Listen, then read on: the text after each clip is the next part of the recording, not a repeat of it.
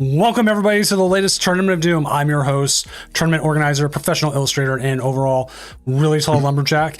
Coming live to you from the flooded plains of Seattle, because yes, there's a lot of flooding out here because we got an atmospheric river or something like that, and it dropped like 12 inches of rain in like an hour. It was like really bad. A lot of flooding, but hey, I'm safe. That's why I'm here. And after saying all that, I had some sort of better transition to this, but I am really bad tonight because I'm tired. And my brain's half frozen, but here's Shining Espeon. Shining Espeon, introduce yourself, please. Thank you for the elegant introduction there, Doom. Hello, everybody. My name is Kara Quarren, aka Shining Espeon.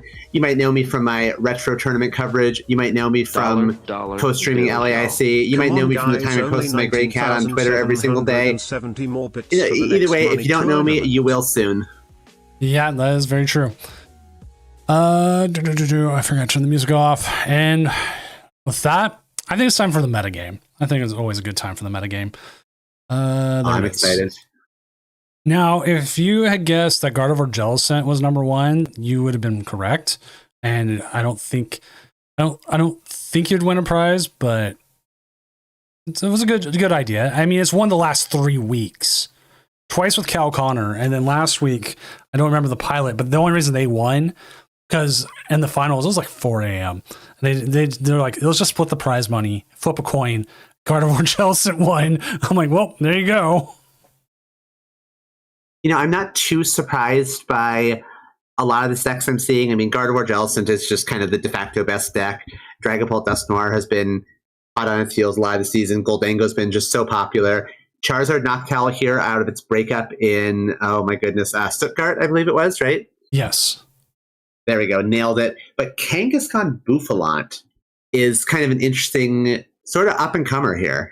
Right. We've seen it a few times on the online scene. We had 3 of them make cut like 2.5 weeks ago. 2 or 3 weeks ago.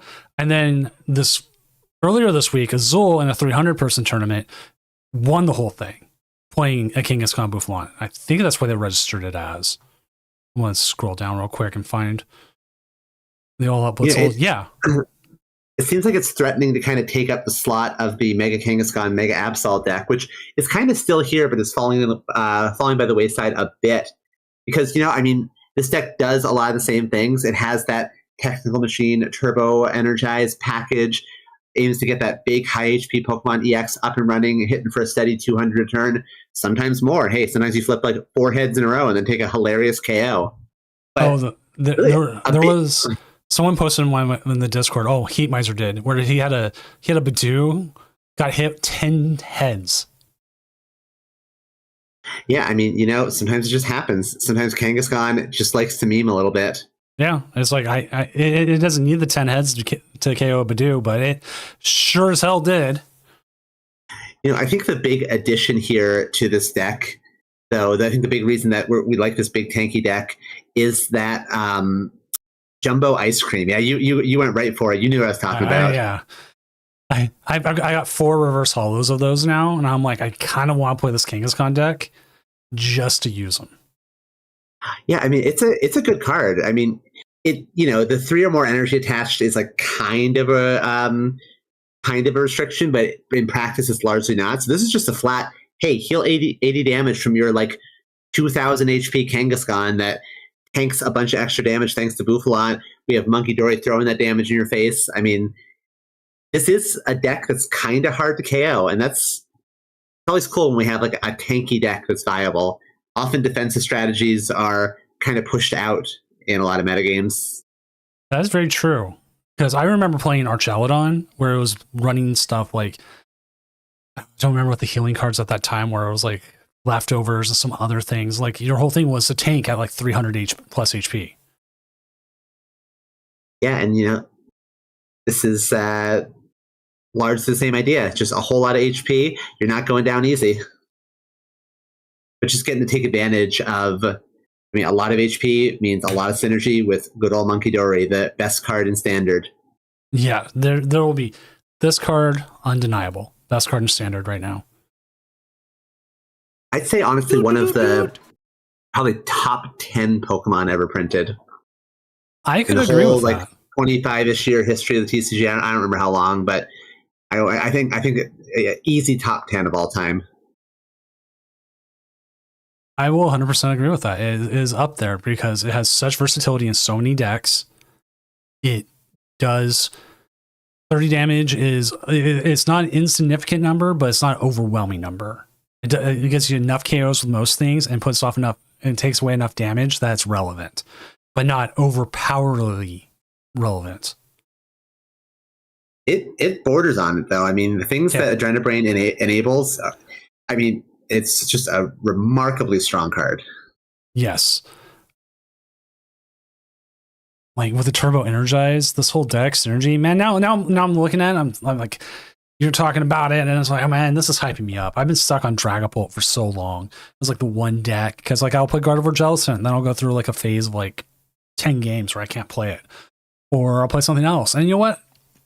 I'm going to take the Heatmeister route. I'm going to go and put into coin flips. I want to see how coin flips treat me. Plus it plays my favorite all-time ace spec. Yeah, I mean, Arven for Precious Trolley plus Technical Machine Turbo Energize just feels great. I mean, that's really all there's to say. It just feels so good. Yes, when you can load that bench up with everything you need without having to worry, like, oh, do I have a nest ball? Do I find the Poffins? It's just like, boom, here we go. You can get the Latios down. It's Latios or Latios? This one. Oh, this one doesn't even play Latios. Yeah. Very, very streamlined list. There's like one air balloon and a couple of pennies. Not really a lot in the way of pivots. No, but penny is so good with the basics because then you're not losing your energy you're putting out there. Like, okay, you lose the attachment, but you don't lose it to the discard like you do with Turo. Yeah, I mean, it's whenever you can just unconditionally pick up a Pokemon and preserve all cards attached. I mean, that's just remarkably powerful. Turo is already so powerful, but just getting all that stuff back to your hand, getting to redistribute energy attachments sometimes, it's really, really strong. All right, let's see what some of the other interesting decks we're seeing. Let's actually look at the standings a little bit, see which ones are doing well. Oh, look, there's Kangaskhan, Bouffalant. Flareon Noctowl. Oh, well, you know me. I am always down to see some Flareon. Is the deck that if I had the time to put into it to be good, because you need to put the time into it, I would. And yeah, very, very, very difficult deck, but it's becoming.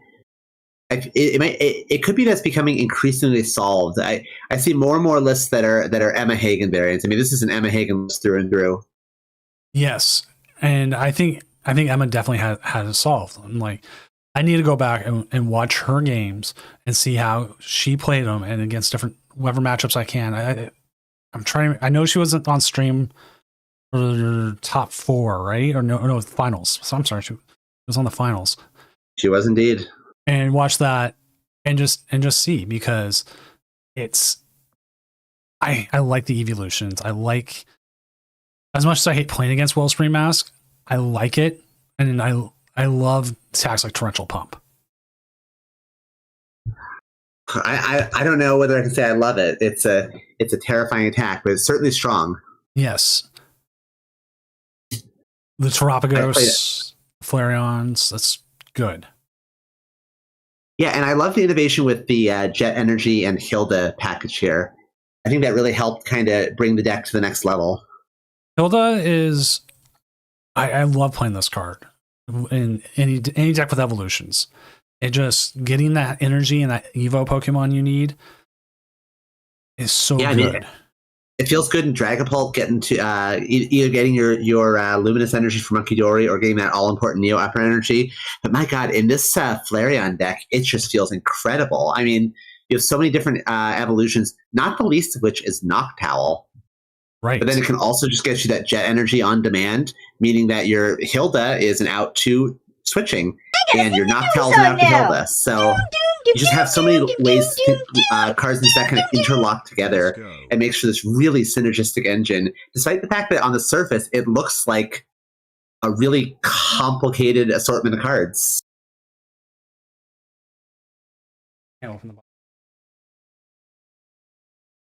Sorry, helping my child with a childproof cap. Well, that's what you're there for. Yeah, they came in. And I'm like, what's up? And they're like, I can't open this. It's a childproof cap, but It's doing its job, I guess, eh? Yeah, well, they're teenagers, so they should learn. But with that, actually, Yes. round 3 is up. So let's go ahead and get this All right. started. I can't wait. All right, let us find a matchup. We have quite a few people already streaming. We've got Pete, who's always here. Lily. Oh, we haven't had Lily on in a while. Paradox only. Let's put Lily's on. Lily's on Zoroark, and they are up against Blaziken. Okay. Let's see who else we got. Paradox the only is on Armor Rouge box. We knew that. Poltnor. Try to dodge that for now because we don't want that every round. Speak for yourself. I want it every single round. Poltnor. Oh yeah, I'm all about Dragapult. Let's see, Marin Code. That's cool. Goldingo Mirror. Ugh. Oh, Mysterious Player. What is Mysterious Player playing? They always bring some sort of spice. They're playing Goldingo. Never mind. I wanted to put Lily on because Lily is one of our longest tenured players, and they haven't been on in a hot minute. They've taken a bit of a break. I think it'd be good to have them on.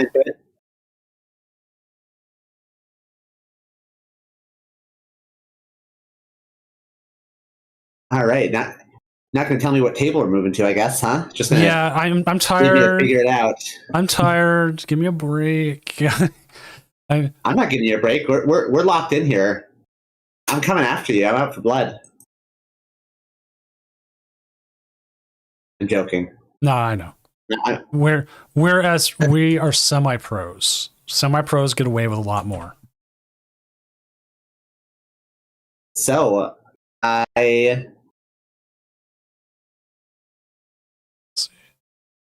Blaziken. I don't have one for Blaziken. Wow.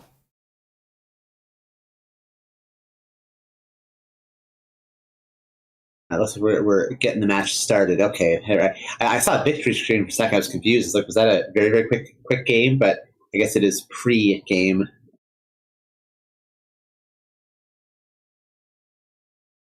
I love this bug where if you check in like right on top of each other, it will not show your opponent checked in. Oh. Yeah, like I figured out what caused it. Like one person did at 23 seconds, the other one at 24. It's a weird bug, but I'm like, cool.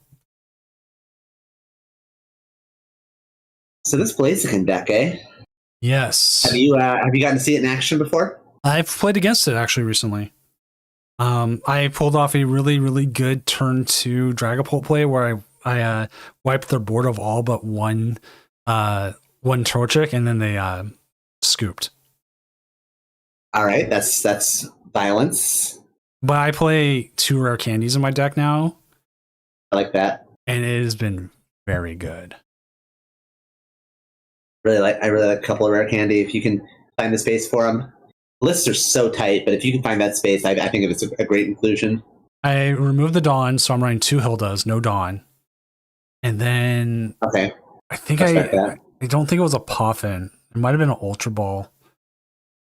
I don't remember off the top of my head. I'd have to look. It was very close. I was like, because I didn't want to remove the jamming towers.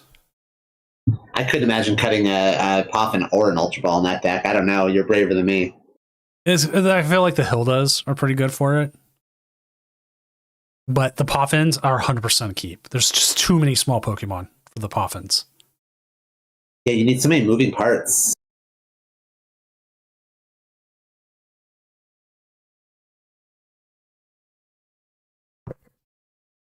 We're just waiting on the game here, chat. We'll get it going.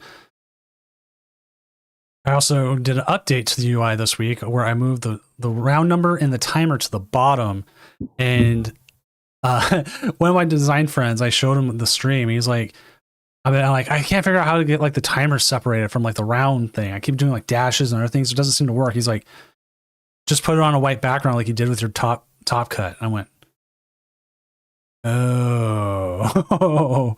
Well, that's why we pay them the big bucks, huh? Yeah. Oh my gosh, this is the round. This is the round everyone has to have a problem. Yeah, as soon as we go live on stream, it is officially problem central.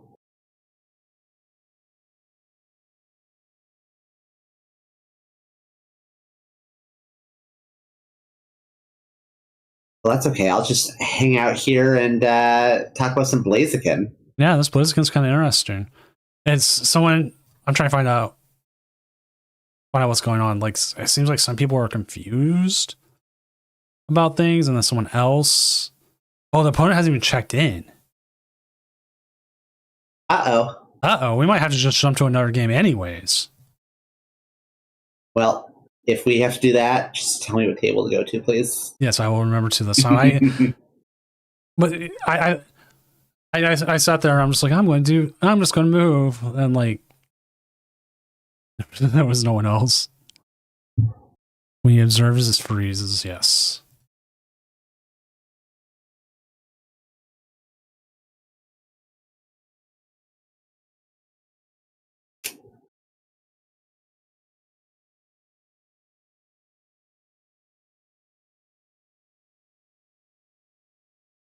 This Blaziken deck is kind of like a little bit of a throwback to way back in the day when we had Ruby Sapphire Blaziken.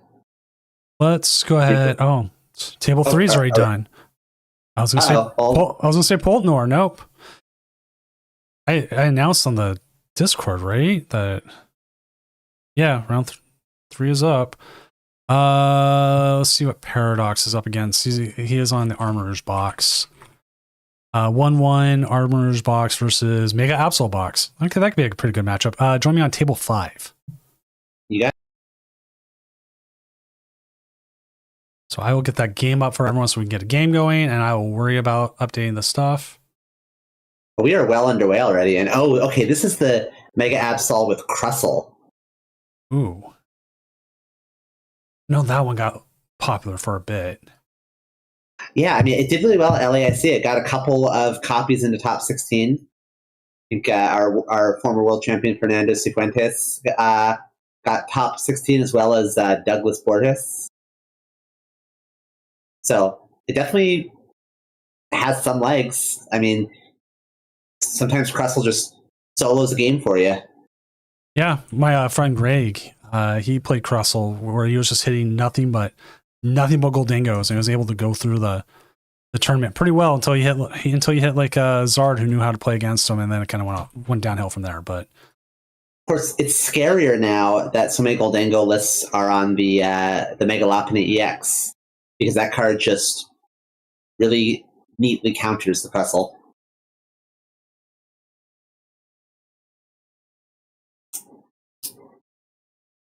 So that's the big reason I've been a little bit like hesitant to build this deck with a potential popularity Megalopony running around. But if it doesn't prove to be here to stay, then it could be a good time to bring it back. Hey, we're talking. Lily, your opponent just called Judge and just showed up. If you want to, you can play it out, but that is up to you.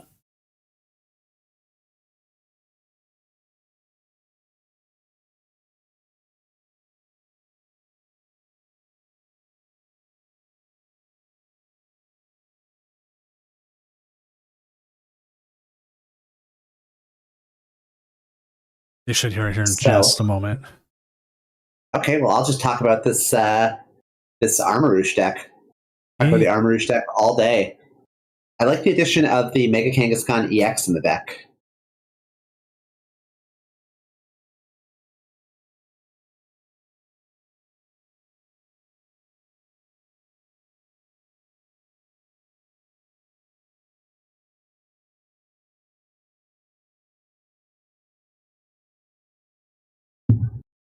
Right.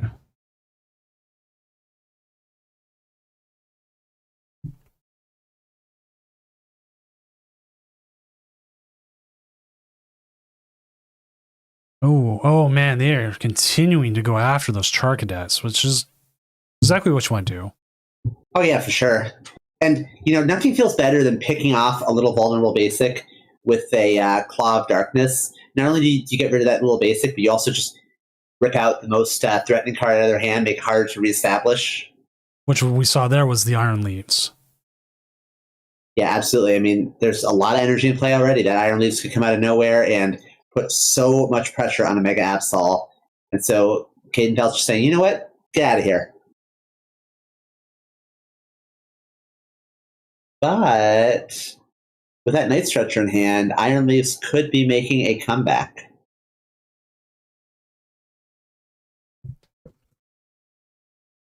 So let's see how this works out. We're going to get to see, I don't know the name of our Armarouge player, but our Armarouge player sure is drawing a whole lot of cards here.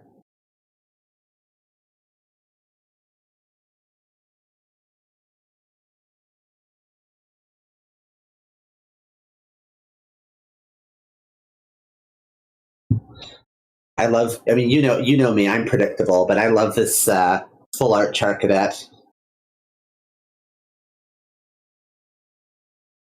So we are deciding exactly how to handle this 330 HP Mega Absol EX threat.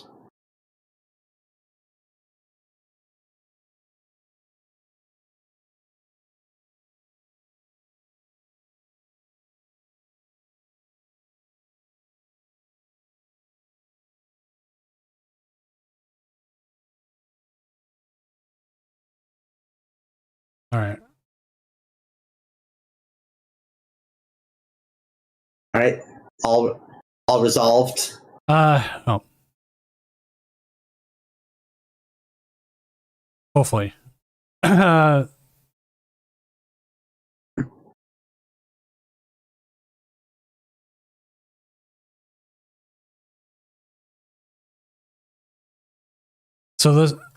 X2NN showed up 2 minutes late and missed check-in. Uh-oh. They are asking me to reset the match, but I need their opponent here to reset the match. Which Professor Poke in chat is it. They do not have to agree to reset the match.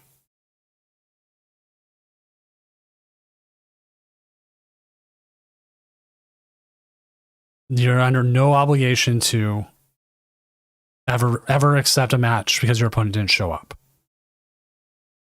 And like, it sucks that they showed up late, but again, you're responsible for showing up to your matches. So yeah, I mean, same as any tournament, you got to be there.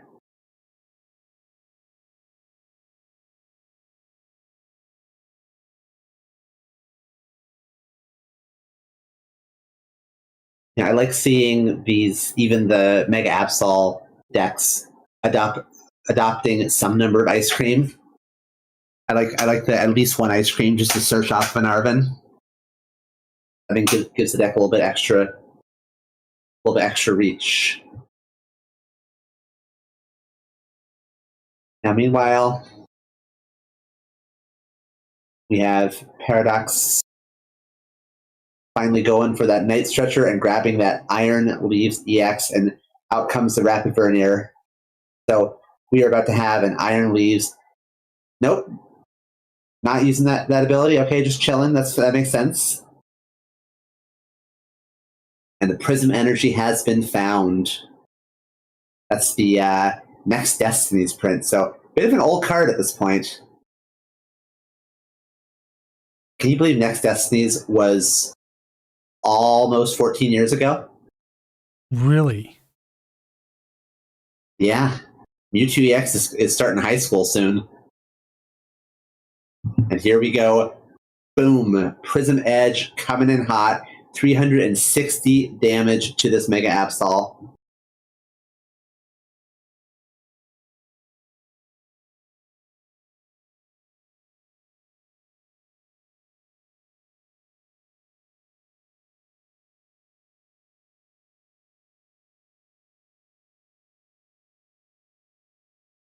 All right.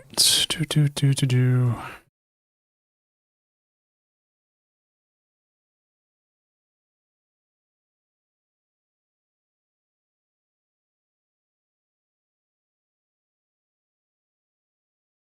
All right, we just had a player accidentally drop themselves, which has happened. All right. So if you do accidentally drop yourself, just call judge and we can put you right back in. It is no issue to put you right back in. We do reserve the right to laugh, though, right? Yeah. Do we reserve that? Okay. A whole hearty laugh. Go, oh! The two of us together, we'll laugh in chorus. Ready? 1, 2, 3. Oh, right now? There we go. Good times. All right, so over to Caden now. They have to deal with losing their Mega Absol like that. But, they have some energy at a Kangaskhan, so we could see some rapid-fire combos coming out. I guess we are not, as we're going to see the retreat here into the Dweeble. Oh. So Dweeble's out. I guess they have decided that it is perhaps real Crustle hours. Now, if you're Paradox, how do you take out the Kangaskhan? Do you just attack with your own, hope you flip? What exactly does the Reshiram do? Well, a question is not how do you take out the Kangaskhan, but do you take out the Kangaskhan?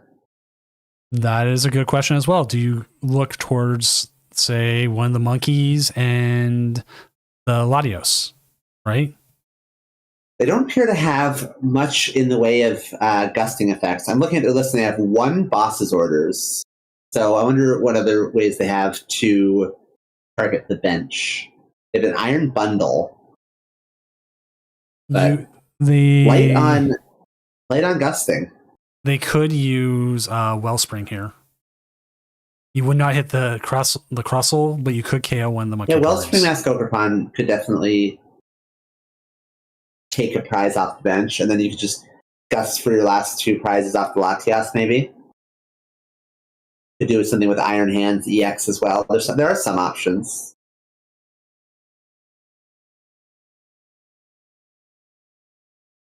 It looks like we're actually eyeing up that Wellspring Mask Ogerpon play, so gonna grab those energy off of the Iron Leaves and shuffle them back into the deck. Oh, actually, gonna maybe shuffle some fire energy into the deck, and you preserve the Prism. Maybe you shuffle the Prism back with the fire energy, because if you do get KO'd by the Kangaskhan, that's gone. No, they're determined to try to preserve it. Okay, there it is, Torrential Pump. The Crustle is protected by the mysterious Rockin' ability. I almost said Poke Power because I'm old. But down goes that Monkey Dory on the bench, and Paradox goes down to 2 prize cards remaining. And this Latias is now looking like a juicy, juicy target. Down comes the Town Store. I love this stadium.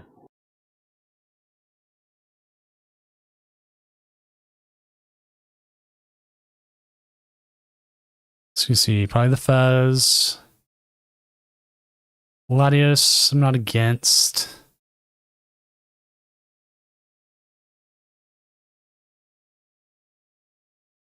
You obviously got to keep Armorers out there.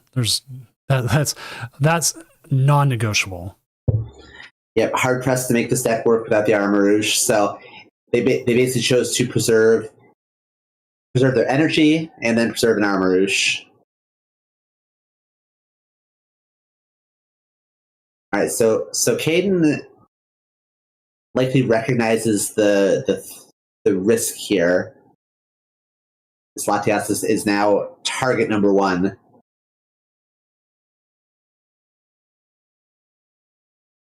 We are going to see an attack here with the Crustle.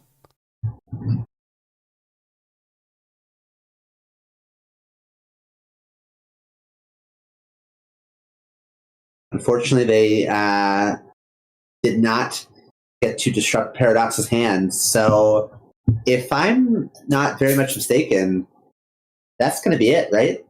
That's Right. game on board. Right. I don't see anything else because they're going to be able to bring up that Latias, and they have enough attackers. They should be able to just KO the access. Well, okay, we do see a bring up of the Reshi, but that's still. So it's going to attack Latias. Yeah. I think we are in a checkmate. Yeah, I think just boss the Latias, and that's going to be it. We're about to see a blazing burst for just so much damage.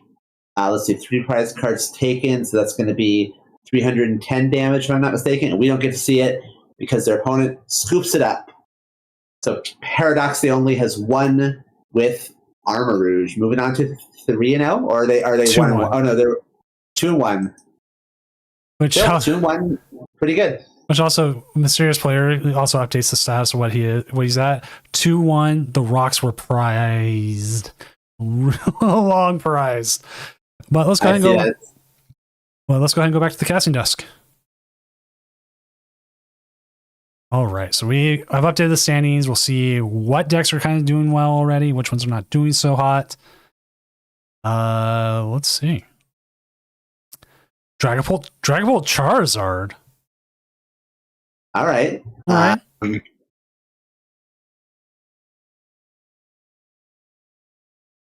Let's roll that. Yeah, every time I see that deck doing well, I'm like, huh, really? And then every time I watch it play, it's like, oh, okay, well, I kind of see it. Yeah, I mean, this doesn't look anything different from what it's been forever. Which I do think Charizards will sometimes, having an air balloon in your deck, it just increases the plays you have. Oh, yeah, absolutely. I mean, Air Balloon's a fantastic card. All these decks are heavy on Arven, so just having that available to grab is really, really useful. Only 2 candies. Obviously no Pidgeots. You're using the Dracloaks as your draw engine and your Dragapult as an extra attacker. I've seen the flip on the Lilies and Iono where it's like 2 Ionos, 4 Lilies, but hand disruption though, still really good. I mean, you also play the unfair stamp, so you have that gives you 5 hand disruptions. Plus, in a deck like this, you have a lot of kind of a lot of moving parts that don't always line up so well together. Like maybe you have multiple Dreepy on the field and a handful of Charizard stuff you can't do much with. In those situations, shuffling all those cards back in the deck doesn't necessarily guarantee you as many fresh cards. Maybe you could draw some of those same like less useful cards. So sometimes just shipping everything to the bottom and drawing a fresh 6 off the top is just a little bit better for smoothing out the draws in a deck like this. Yeah, I agree with that. Like you look at your scenario and think, okay, this is a bunch of cards that like you're saying, I don't want. So gone, bottom, works. Which I am slightly surprised they're playing the Switch over Turo.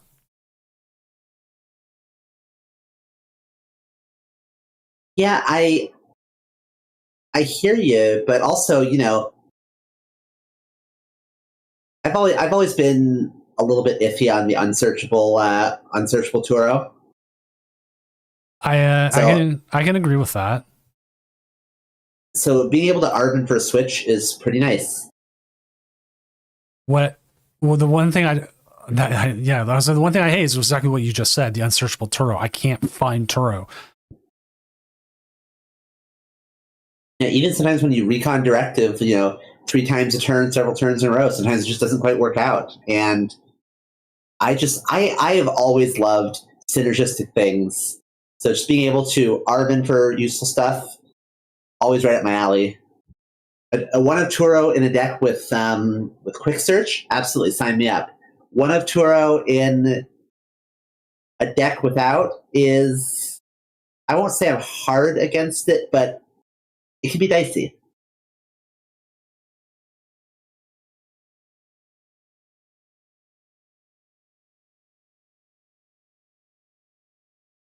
So how are we looking this round?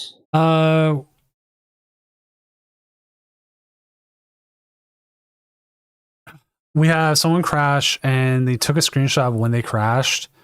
And if they have an obvious win con in hand, this is one of those situations where if they do, we'll grant them the win.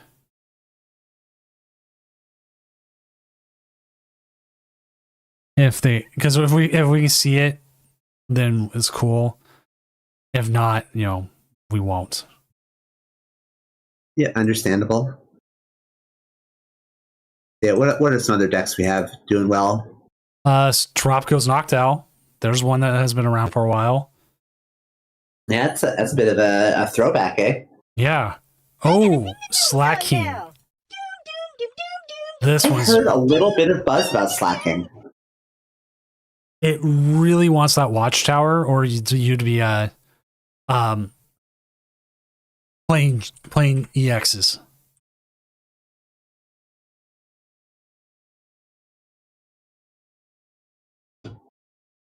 Interesting deck though. Heavy on the one of stadiums, relying heavily on that Colress to find the right stadiums at the right time. Okay, there we go.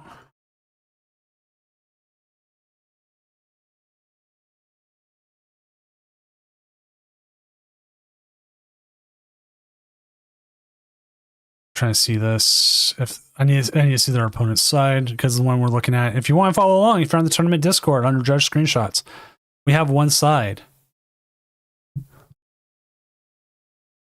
Okay, here's the other side. We had the 3 prizes.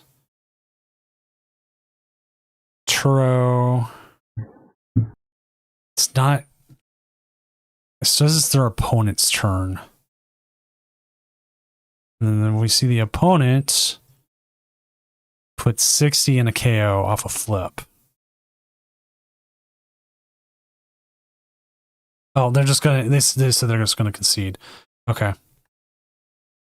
Like I can see the win con. Looking at it, because the opponent KOs move 60. They have 2 Monkey Dories.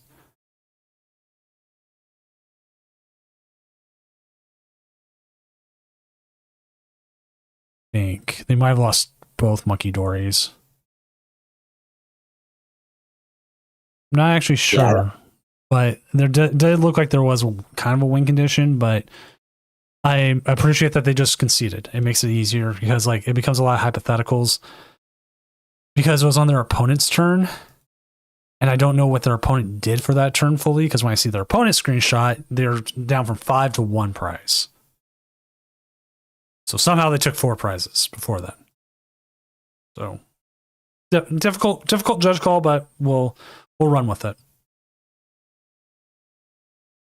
Yeah, this Slacking, Born to Slack, EX or V. I do like that they added the V into it. Yeah, a little bit of I guess the opposite future proofing. That's kind of past compatibility. Yes. But not GX, though. Well, nothing's perfect. I'm surprised that it seems like they've abandoned the rulebox language. Have they used that in a while? I don't know, but that is actually something we can check. Let me pull up Pokemon cards, because we can search by text. So I'll just grab the... Yeah, this is such a fantastic site. I love the site. Card text. I probably pull the site up 10 times a day, every single day. Easily. I'm always on here. Oh, okay, yeah, Shaman, of course. Yeah. Shaman, Iron Thorns, Neutralization Zone. Right, yeah. Okay, so, and Brave Bangle. Okay, so they're still using some. That's good. I think it's a... Oh, go ahead. Well, thank you, Lucario Stan, for the tier 1 sub, and also Marin Cocode with the Prime sub as well. Welcome to Doomco. At Doomco, if you have a rule box, is your day to bring tacos. I can eat some tacos. Oh man, tacos. Actually, tacos sound kind of good. I actually had some tacos already tonight, but I kind of want more. made some chicken quesadillas a couple days ago, and I'm trying. I'm trying to get the Taco Bell sauce down, the one they put in it. Not there yet. So there's a couple recipes. I think you actually just straight up buy it, but it's just not there yet. But I've got the panini press. I get it like all down, so good. I get like a Costco rotisserie chicken and cut that up because I mean $5 for rotisserie chicken. That's free real estate, man. Yeah, no, Costco rotisserie chickens are the deal of the century, rivaled only by the Costco hot dog. Exactly. I need to go pick up prescriptions from Costco, but I cannot take my youngest son because he's either going to want a hot dog or he's going to want one of their strawberry sundaes. I mean, give him a hot dog. It's $1.50. You can't beat that deal. I know, but he'll have also, by the time I get there, of eating like a bag of blueberries and whatever else for lunch, and he doesn't need any more. The kid's like 5'8", and he's like built like a tank. Like if he was able to play football, he would play football. Not that I'd probably let him play football, but that's probably a good call. I think that's a solid parenting choice there. Let's go ahead and update the standings because that always helps.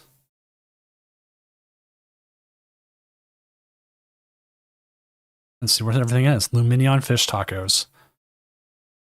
Oh, R2D2 Rec, Slow King. This is all he plays. Nothing else. Only 3-0. Slow King is always such a scary deck to see in action. What was the Slow King V? What was that one's ability? It had a similar ability. It was on, or not Slow King V, Slacking. Oh, yeah, I do vaguely remember Slacking V. Oh, if you have 2, 4, 6 price cards, okay. But no, Slow King, not Slacking. Way too many of these. Too much royalty in the Pokemon TCG. Yeah, apparently. This is scary if you're playing a lot of one prizers, because it's the only. Oh, this one. Oh yeah, it's the only deck playing Kyurem right now. Yeah, I mean, we saw Regidrago terrorize Standard for what, 9 months, in no small part because Kyurem is really good, and so any deck that can still fire off a Trifrost is really, really scary. All right, we have about 3-ish minutes left, and we have about 3 matches left. So we're moving, but we're not moving as fast as I would hope. But I mean, sometimes that's the way it is. Yeah, we gotta get things going. If things take too long, we're just gonna have to cancel the rest of the tournament and go to bed. Yeah, sorry. It's almost Christmas. And we're not young people anymore, Doom. No, I'm turning 40. I'm old. I got teenagers. I've got kids, man. Yeah, and I'm not too far behind you. Like I realize I'm taking like supplements now, like vitamin supplements. I'm like, when did this happen? Oh, that's just good sensible idea. I love me a good supplement. My doctor's like, you should take more fiber. I'm like, what? What do you mean? That's an old person's med. Yeah, like Cloud Age, and like, have you looked in the mirror lately? Did you see that big streak of white in your beard? I'm like, that's just like my eyebrow. It's just a streak of white. Because I've had like a white eyebrow since I was like 26.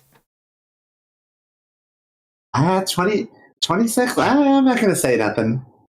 We both know. Doom doesn't play Final Fantasy. Yeah, I found a couple of white hairs as of late, and I was like, oh, look at that. Mrs. Doom found a few gray hairs, and I told her that I liked it, and she's like, I'm going to go dye my hair. Or was that a reaction? Or was that the oldest's reaction saying to go dye their hair? I don't know, because I'm old and I forget things now. I do think that a little bit of gray is a good look. I did enjoy having gray come in. We have a 3-0 Garchomp.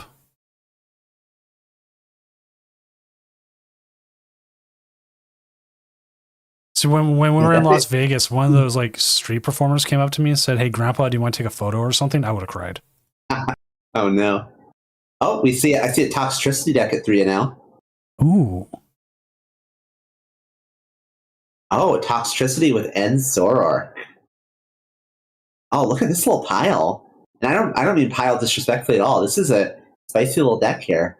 You got the Reshiram for the extra attack with the Rage or the 170 attack. You've got the Brute Bonnet here coming with the Relentless Punches. But I also see my good friend Roaring Moon. Ah, yes.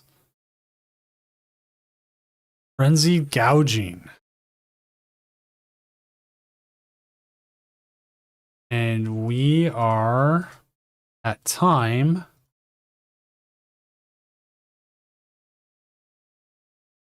And they are in the 2-minute window.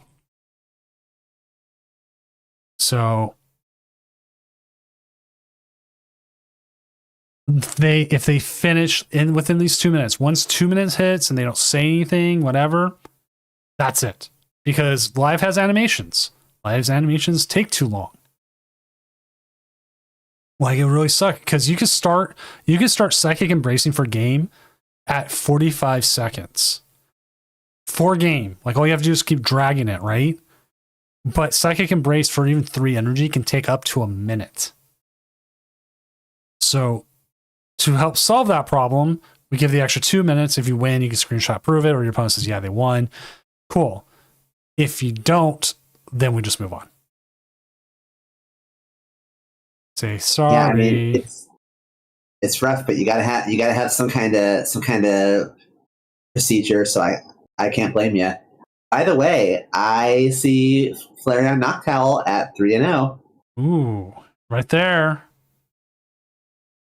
Oh, I want to see them on stream so bad. We'll see who they pair up against, and then I will see. Oh, they beat up on the poor United Wings. I bet that Cornerstone Mask Ogerpon EX went so. Wellspring Mask Ogerpon EX went so hard. Yes. I played against one recently.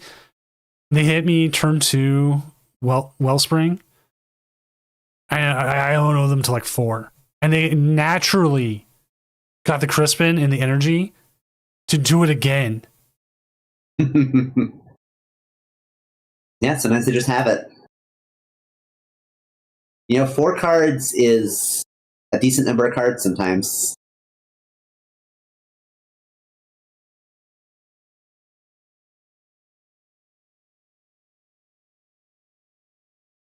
All right. So one of them did say they won in the window, and I'm trying to verify everything.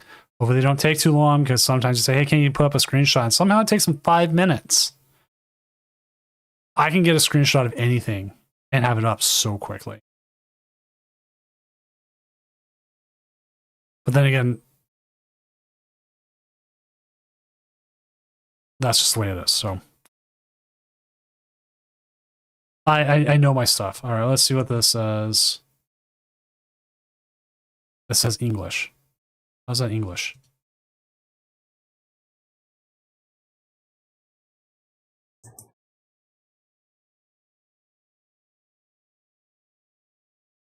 Oh, I'm here. Okay, that's what.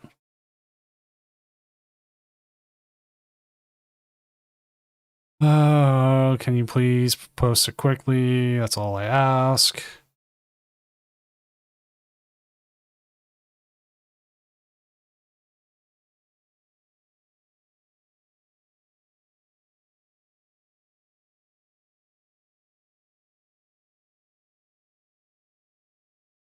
Here, okay, here's the worst part. Like if they hold this up, it's a pair of O2s, which I hate to be like, please don't be the ones that hold this up. It's like a regional. Okay. Opponent conceded.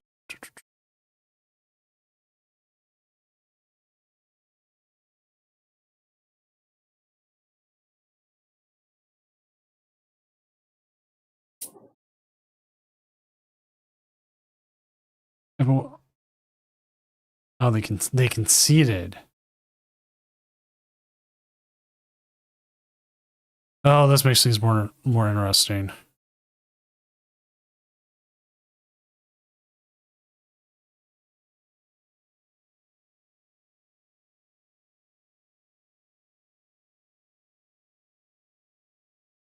What's up, Only Game Show? I hate this. Like, a part of me wants to just say it's a tie and move on.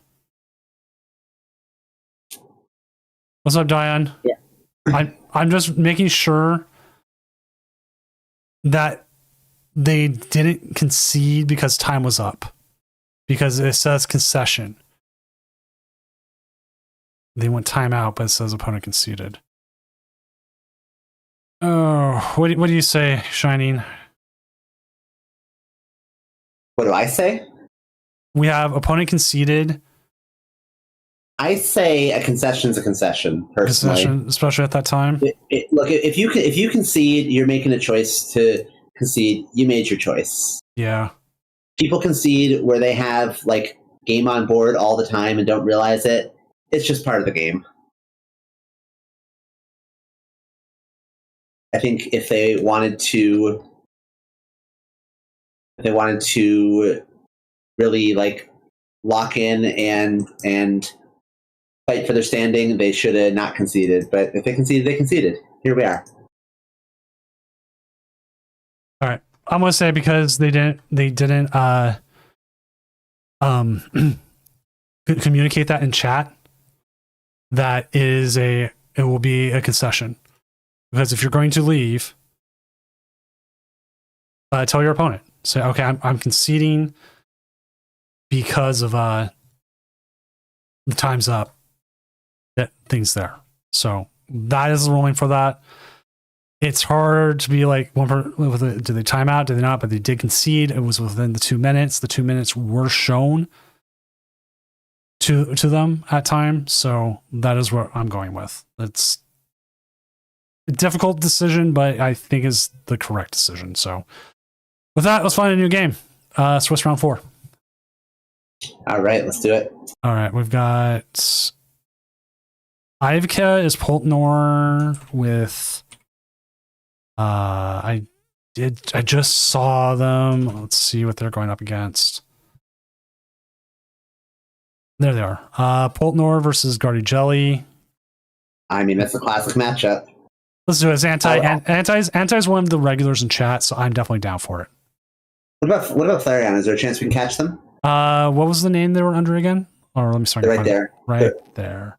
Solo Leo versus Cinder Jace. I can ask, but there's no guarantee. Yeah, if we don't cream, we die, right?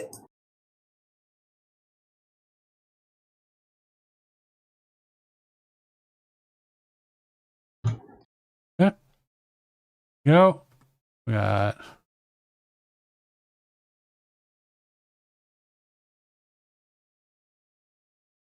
Should show off if we get the chance. We should show off a bit of that Charizard Noctowl deck at some point too.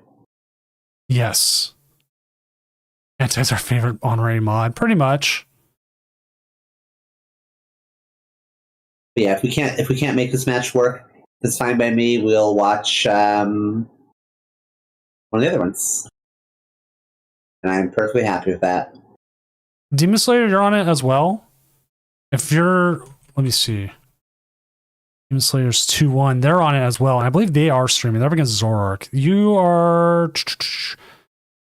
Genetheus. Demon Slayer, if you can.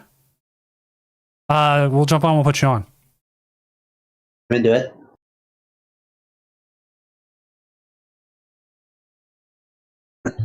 Because I thought I saw you on earlier, but I would definitely get the Flareon Noctowl versus Zoroark. It's a different matchup. It's not something we see a lot of.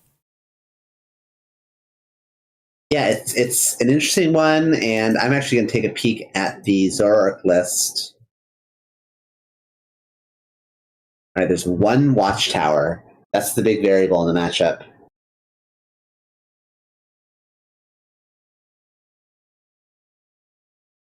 Well, I will go ahead and cross my fingers that we can watch this game, because... Table 1? Oh, he's at Table 1. Oh, that's where... Oh, yeah, join me at Table 1. There we go. I was like, I saw them. I know I saw them. So there we go. We got Flareon Noctowl on. We'll get that on. All right. I mean, anytime I get to watch Flareon is a happy time for me. And I'm going to go ahead and take a peek at this list. And oh my goodness, Demon Slayer is playing a list a little bit different from the Emma Hagen standard. They have a double Sylveon EX in their list. You know, the popular trend has been cutting Sylveon altogether, but Demon Slayer says, you know what? No, I believe in Sylveon. Also, 202 Pidgeot and 2 Rare Candy. So really taking the list in some unconventional directions, and we'll see how that pays off here today. Or Dawn, okay. Well, a different take on the Evolutions deck, but I am eager to see how it works.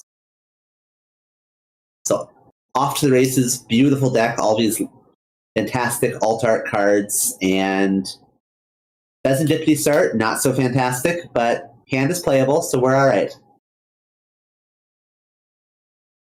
Got the Dawn.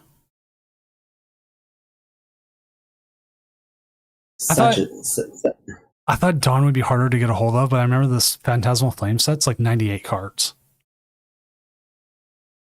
Yeah, nothing in that set is really too hard to get or too pricey, and I like that.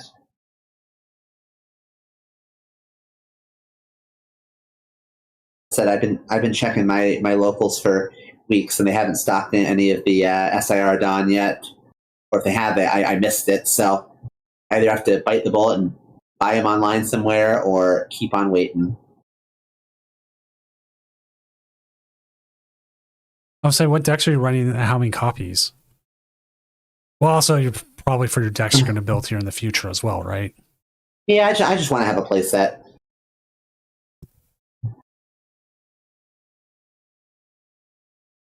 Argos did the Briar go away. And it is a little bit fuzzy, chat. I get it. It happens. It's not the worst. Hey, we still get to see some Pokemon, and that's the important thing. So getting that good start with the Fan Rotom, only grabbing a single Hoot. Since we have such a heavy count of Pidgeot, there's less pressure on Jewel Seeker. So maybe in this list, it's just kind of banking on getting that first Jewel Seeker off to find Rare Candy plus Pidgeot, however it may happen, and then rely more heavily on Quick Search, which is an interesting way to approach this.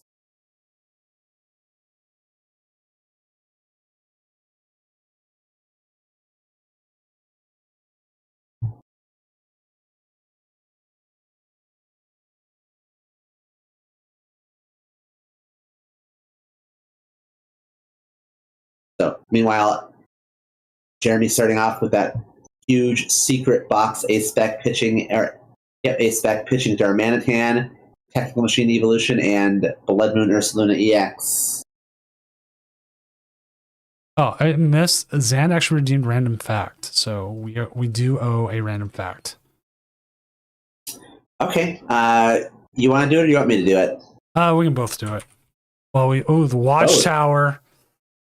Yeah, all important. It's going to be a huge card here, especially because Demon does not have any real way to play through a Watchtower right now. I mean, they can get some stuff with Dawn, but being cut off of Jewel Seeker is going to make establishment of the Pidgeot very, very difficult. The one saving grace is that they will be able to... Oh, no, actually, they won't be able to attack because they can't retreat their Pheasantipity. I guess they could Dawn... No, but they didn't run Latias EX. Huh. Interesting. All right.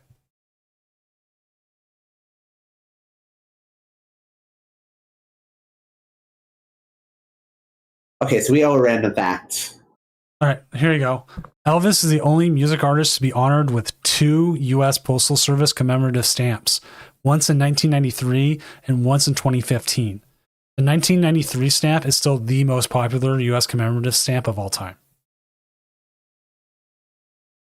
All right, that's a fact right there if ever I heard one.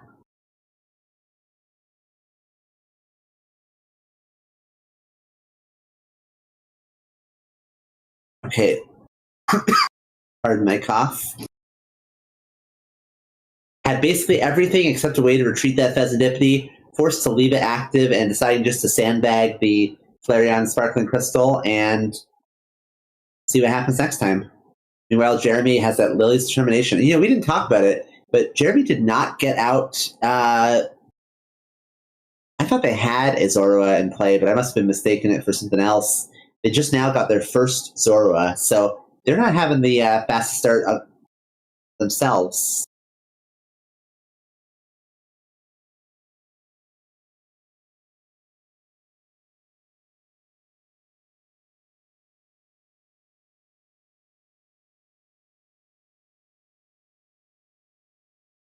Okay, and that was,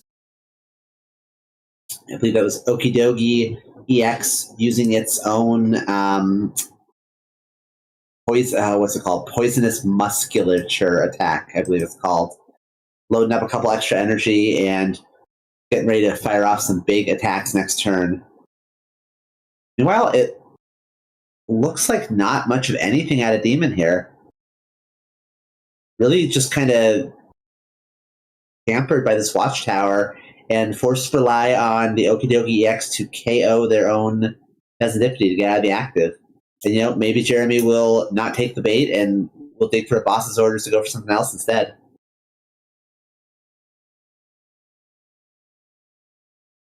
Lily's Determination instead of a boss's orders, probably a minor sigh of relief for a Demon who does not want to lose their EVEX.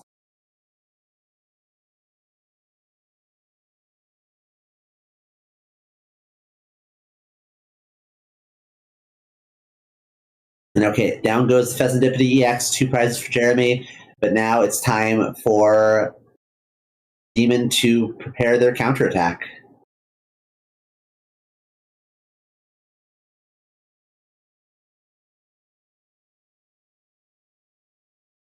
It looks like they're actually going to be eyeing up an assault landing just to soften up this Okidogi EX. They had access to the Flareon line. Oh no, they don't have access to the Flareon line. No, I'm mistaken.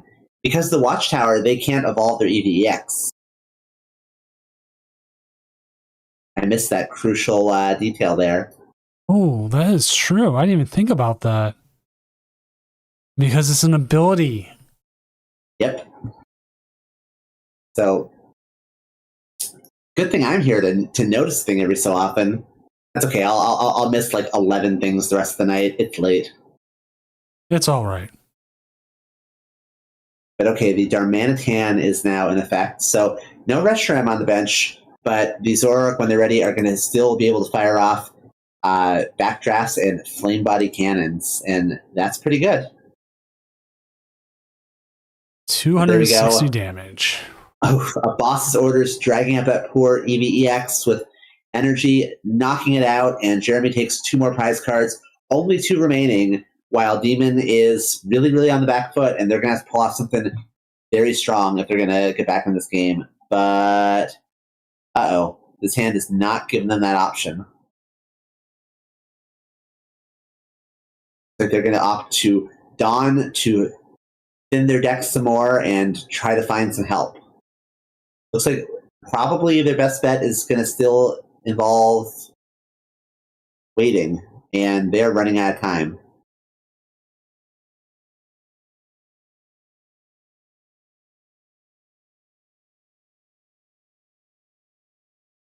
Looks like they're putting all their hopes on a Leafeon EX play. I mean, Leafeon's good if they can manage to get a Leafeon up and running and go after this Okidogi EX. I mean, it's a very, very strong attack against everything the Zoroark deck has to offer. But I don't know. Could see just another boss's orders found out of Jeremy, and they could target down that EV on the bench and be right back to square one. That Watchtower is 100% carrying Jeremy this game. Oh yeah, absolutely. They have the one Watchtower, and that secret box was there at a crucial time to find it right away, and it's stuck, and that's been the whole game defined by it. Now, My question is, how many decks are you seeing play Watchtower right now? I don't know. I remember it was more popular in Zoroark a little bit before. I think when Liam Halliburton won whichever regional that was, I think there were 2 Watchtower in that list. GG game right here. Darmanitan. Yep, Darmanitan will do it. As a flame body cannon for 2 more prizes, and Jeremy takes the game in a clean 6-0 sweep. Not how you wanted this to end, but I mean, you know what? Sometimes it is. Let's go ahead and jump to let's see table 3 real quick, see where they're at. They are interesting spot. I don't think the game's over. So let's go ahead and pop this one up for now. Okay, they are in danger, it looks like. Frillish is frillishing. Big Lily's Clefairy EX on the bench.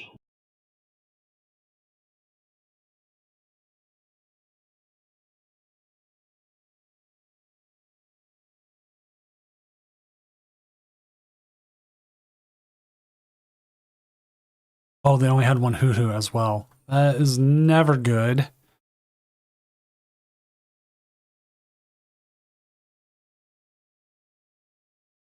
Oh, they prize 2 Hoothoot? Yeah. And also, they never drew out of the... As we saw, they never drew out of the Watchtower. Yeah, of course. I mean, the one Hoothoot was the least of their worries there. I gotta sing the Doom song now. Decent cup of coffee. Thank you. Senor Doom, we ran out. And thank you for the tier 1 sub, and that's totally fine. Fine using all my secret illustrator rares as filters and use white monsters instead of water. I think everyone needs the caffeine, and the secret illustrator rares gives an extra boost to that caffeine. So again, thank you as our CEO of coffee. I didn't drink it personally because I don't drink coffee, but I hope everyone else who did had that good boost. I also don't drink coffee, so look at 2 of us. Mrs. Doom makes her own copy. She's very peculiar about it. I mean, are we talking like a coffee maker, or are we going to talk something fancy? She has a very specific French press she likes. Oh, okay. She gets new filters for it constantly. Gets the water to a temp, and she makes it all like with a certain brand, certain time. But then she like refrigerates it, and she has even the timing down for how much to. But is she doing like a homemade cold brews and whatnot? Kinda in some ways. Sometimes cold brews, sometimes hot. And she also, once she gets it all together, she'll refrigerate it, and then she knows exactly how long it is in the microwave to get it to where she wants it to be, the temp and everything. I'm just gonna say it. Mrs. Doom sounds cool. Oh, she's amazing. There's a reason why I married her, and we've been together for 16 years. Yeah, it makes sense.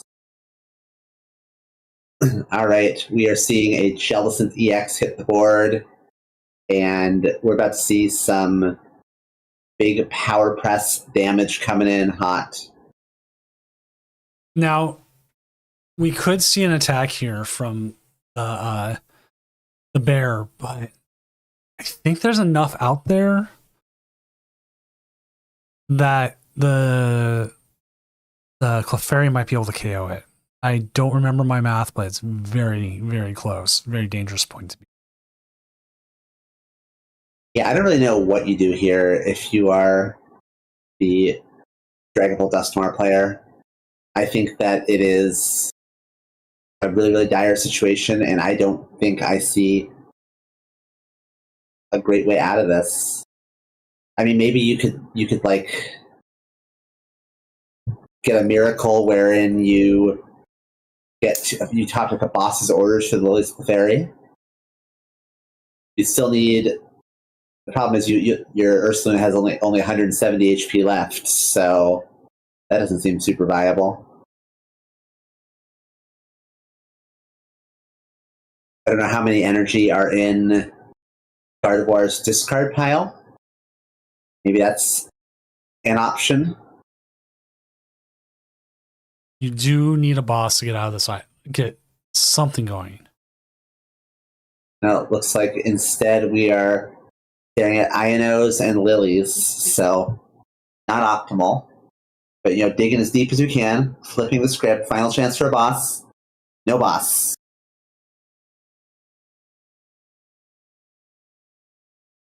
Is there a chance that there aren't enough energy for the Lilies of Clefairy EX to attack?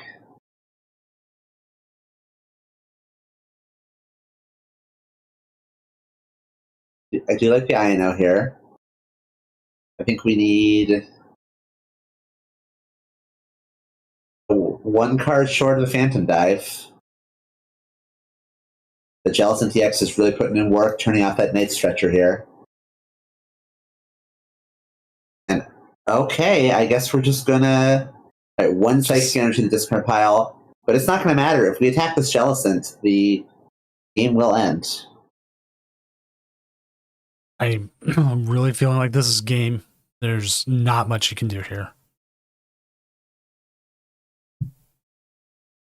Yeah, I mean, you can take a couple prizes just for fun.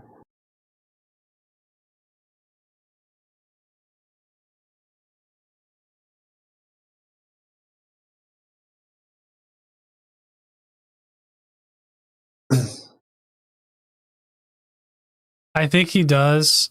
And I feel like the player is just now at a point where they're just like, I'll take the KO. Cardi just wins.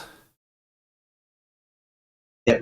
All we need is a couple more energy and a Miracle Force, and that'll be it.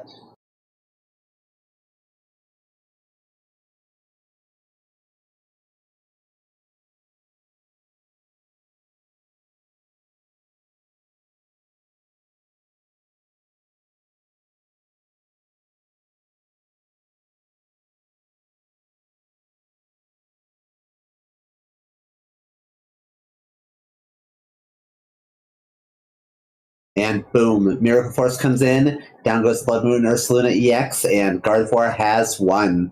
So we have a Gardevoir Jellicent comfortably at 4-0 so far. Let's see, anybody else going? We have an 03 Swirl Edge.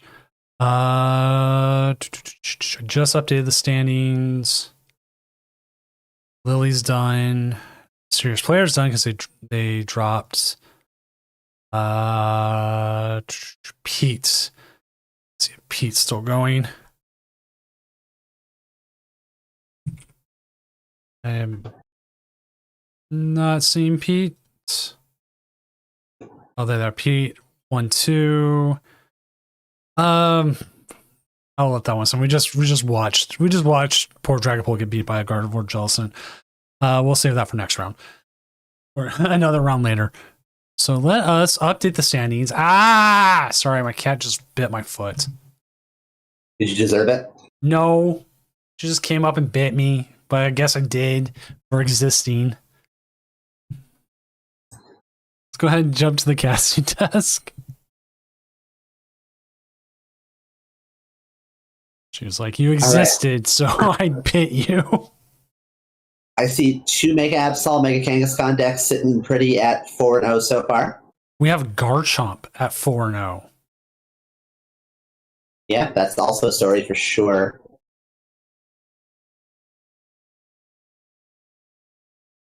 See, we did see, there they are. Mega Absol box, Slacking 4-0. Dragapult Charizard 4-0.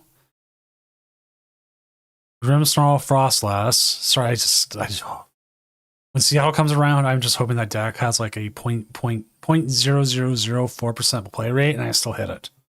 Because that's just what happens to me.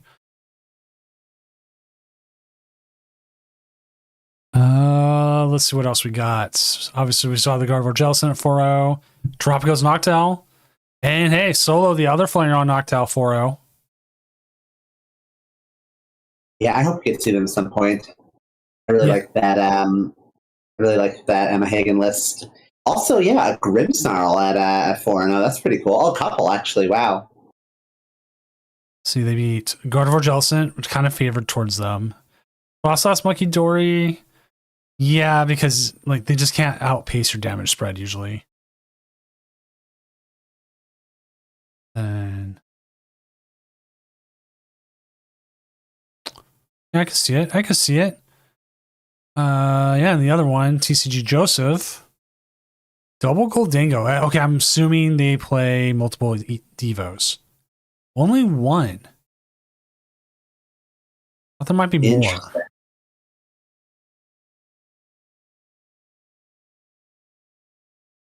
But you know what? It just takes one good Devo. You could wipe the board of all their Goldingos in time. You just gotta have it at the right time and use it well. Straight Gardevoir, Charizard Noctowl. So some of the 3-1 decks coming in. We got Zoroark, more of the Kangaskhan Bouffalont. Charizard Pidgeot. Slowking to 3-1. Other. Okay. You don't see a substitute up there that often. Oh, this is just... It's like I'm going to item lock you and you can't do anything about it. Oh, look at that! That's like a classic like Trevenant Break era deck. Right? Like they even got the Deluxe Bomb, Ignition Energy, League Headquarters on top of that, Battle Cage, Hammers. Like what did it lose to? Zoroark. Oh, you know what? I can see Zoroark winning that matchup. Yeah, I can see that as well. But I can see 100% why it beat Raging Bolt. Because, like, Raging Bolt could probably take 2 KOs before you lock it out completely of being able to grab energy back. I have not even seen Mega Charizard X yet. Like, I'm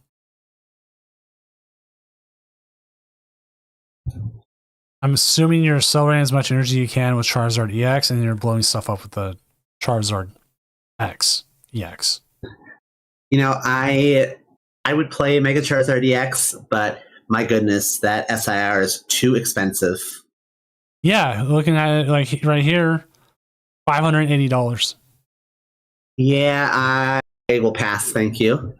Because I have the full art here, but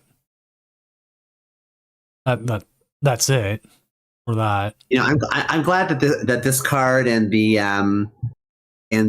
Mega or the Rockets Mewtwo EX. I'm glad that those SIRs they're expensive, but they're not like amazing cards. So it's not like you absolutely have to get it, like kind of thing. Yep. Yeah, because I have a problem. If I want to play a deck, I want to play the pretty cards. It's like Gardevoir for me. I really, really want the last secret rare, the Paldean Fates. Oh, I got a couple of those. I'm not at the point yet to pay him $115, but it's the only Gardevoir art I'm missing. See, here's the problem, though. I'm really picky about how I do my decks. I don't like ever using a shiny Pokemon unless the entire evolution line is shiny, because it doesn't make sense weird, otherwise, right? Right. And now the optimal Ralts and Curlia don't come shiny anymore. So this Gardevoir EX, the Paldean Fates one, to me, you just can't run anymore. You're not allowed to run it. No. You got to run the Scarlet and Violet SIR instead, which I adore. We need this McDonald's badged one so bad now. I want this in America.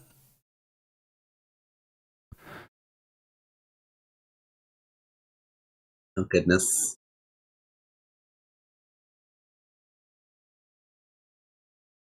Mega Diancie. I can't not wait for the Illustrator rare of this. You and me both, buddy. You and me both. You know me. Yeah. What was the one thing I complained about for months? Mega Marnie's Grimmsnarl. You can exclamation point shiny Espeon in chat. And it is a chat command. I think I changed it to now saying there's one coming, like in caps. That's so funny. I need to check that myself. I'm gonna check that right now. Yeah. There's now a full art Marty Screamsnarl. I love that. Do all of your casters have a chat command? No, you, I believe, are the only one. I am honored, Doom. I'm honored. I should make one for Frodo. It just says really short. I'm into it. I'll pull up the chat commands right now. But yeah, I would love to run. I would love to run Gardevoir Jellicent. I love the deck. I mean, it's obviously a fantastic deck. But you know what? That Mega Diancie EX, until we have the SAR, I just can't do it. I'm not strong enough. I mean, it's fair. It's okay. I'm messing with Mega Kangaskhan, Mega Absol variants right now. I'm having fun with that.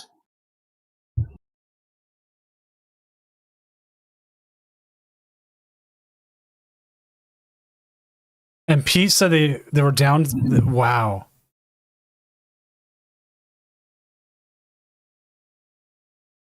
Maybe we should have watched that game if that's what happened. All right, let's see. Exclamation point Frodo. There you go. No, I feel a little less special, but I'll take it. Frodo deserves it. I think between you and Frodo, both of you are on the most right now. Good. Keep that going. I don't even remember what I have booked for later in the month and January, but I know I got more stuff booked coming down the line. Yeah. Oh man, I realized it's a month and a half before the regional. I gotta start actually putting people for that. So probably expect me to come and say hey at some point once I remember to. Please do, my friend. I am ready.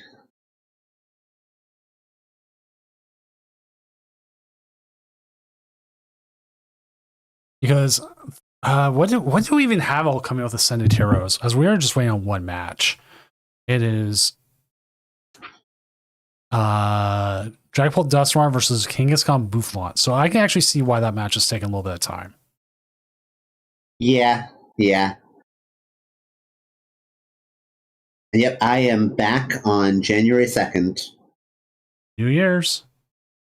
Yep, ringing in the new year with another long night of Pokemon. See, I kind of wanted to run it on New Year's Eve. I think I did that once. I would do it. I don't celebrate New Year's Eve. I don't either. I've gone to bed early like every time. It's just what I do. Except for when I run a tournament that night. It might have been a challenge. Okay, so we do have the Mega Emboar coming out. New bosses orders, the Psyduck, the Team Rocket's Giovanni. That was like the coffee crossover. I don't know that one. Here, I'll pop them up. I am sharing the screen. Correct. Yes. This one right here. It was like a promo card from a coffee company in Japan. It had a badge for it, and now it's getting an American print without the badge, but he's still drinking the coffee. Dude doesn't believe in the calendar. All right, match is done. Let's go ahead and get this going. All right. We'll close the Ascended Heroes page and get down to business. There we go. And round. Go ahead and announce in the tournament Discord that round 5 is up. Make up some of that lost time for the tie game. And let's go. All right, so we've got Streaming Soul. Got the Polnor we just watched. Marin Code. Trying to see if we can find that one. Okay. 2-2 Goldango. Let's go up here. We just saw Demon Slayer. Who are they playing against? The Marianne Code? Yeah. Lemon 11 with Gardevoir. I mean, I don't mind watching it if they're here and they're 2-2. You know, that's they made a point to show up and stream themselves. So I don't mind putting them on stream. So we just watched Ivik because we watched that in that. Oh, they're up against Paradox. That we just had them on earlier. Lily is up against Synapse and the Dragapult Dusknoir with Zoroark. I'm just seeing who else I know who can stream, and there's always people who can ask. Any other? I kind of want to see the Slack King, but Gardevoir. Well, actually, you know what? Depending on the Gardevoir, let me see, because I kind of wanted to see Slack King on stream. That was Meowth. And neither one's checked in yet.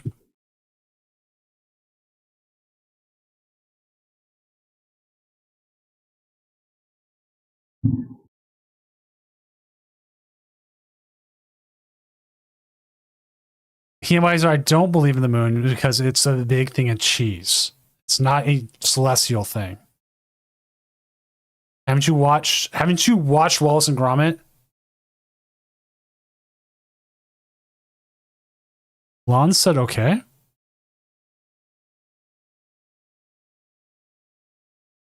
So we're in business. I think we're in business. Who are we watching? We'll see from the lawn side versus with Gardevoir versus Meowth Jr. and whatever it's called. Slacking. Sure. I will get those ready to go, and I'm into it. Like, if it wasn't regular Gardevoir and it was like item lock, I would be a little bit more like, but this isn't item lock, so I kind of want to see how it works. But table 6.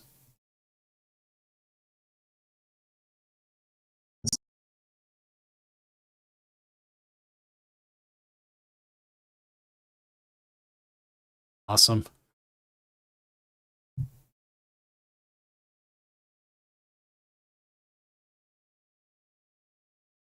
Awesome. Let's get this going. And like, part of me wants to assume Gardevoir's going to do Gardevoir stuff. But it's one thing you can rely on Gardevoir to do. It's Gardevoir stuff. But I want to see Slacking here. It hits some really good numbers. It ends up hitting Slacking itself, ends up hitting 280. And with the Ghost package and the Baniri, like there's some numbers you can hit. The big issue though is that Grand Tree. You let that stay out there for too long, Gardevoir's going to use it against you.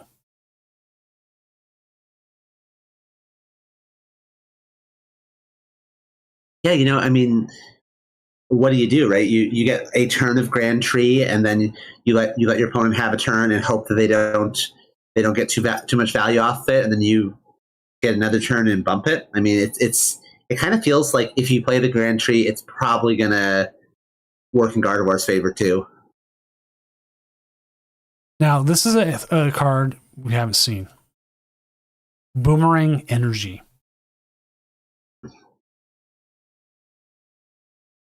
Yeah. Boomerang Energy is an interesting one. I had to actually take a minute to read it. I didn't realize it was been around for a while. Twilight Masquerade, but yeah, it reminds me of the old Burning Energy from, I think it was Primal Clash back in the day, which did the same thing but only on fire Pokemon. I remember that.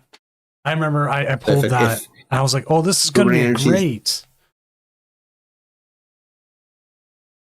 Yeah, Burning Energy plus Mega Camera DX was the hype. But yeah, Boomerang Energy, if it's attached to a Pokemon and discarded by the effect of an attack from that Pokemon, it reattaches itself right away. Which is what you're using it with the Slacking to make sure you're attacking in multiple turns.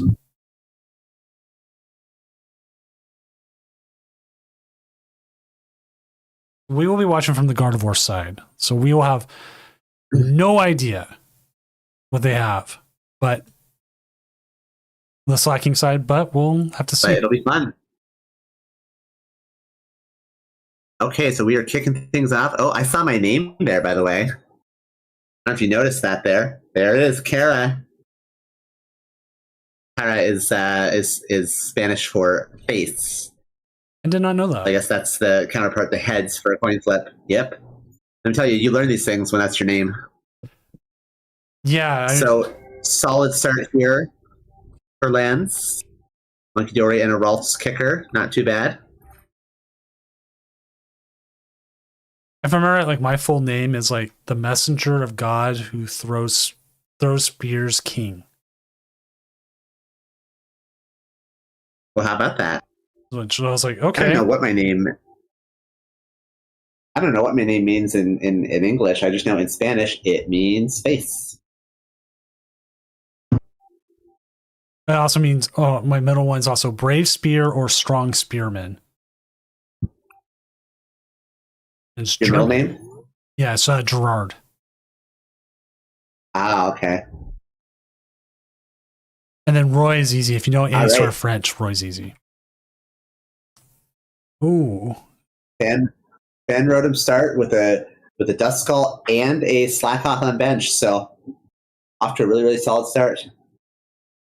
Now, if you're looking at this list, someone's going to look at this list and go, why do they play the one-off Raucous Watchtower, especially with all these colorless Pokemon? It is for one Pokemon only, and it is the Slacking. Yep, exactly. You use the fan rotom, you use your quick search, you use all those colorless abilities, and then you say, okay, I've used my colorless abilities, now I want to turn off my colorless abilities. Plus, you could do the fancy trick and turn off Blood Moon Ursaluna's ability sometimes, which is niche but occasionally useful. Mm-hmm.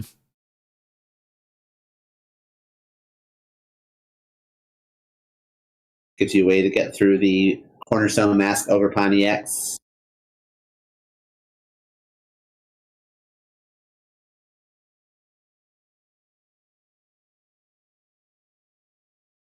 Okay, back on over to lands. And, well, they are going to actually have a really good turn. We're about to see a Rare Candy Gardevoir pitching double Psychic and then drawing a fresh hand of 8. My goodness, this is the dream scenario for the Gardevoir player. Are they going to grab a second Ralts instead? They seem like they may be trying to hold back as long as they can to keep an EX Pokemon from coming into play. But okay. It does look like their opponent is setting up the Baniri, the Lopunny attack first before setting up the Slacking.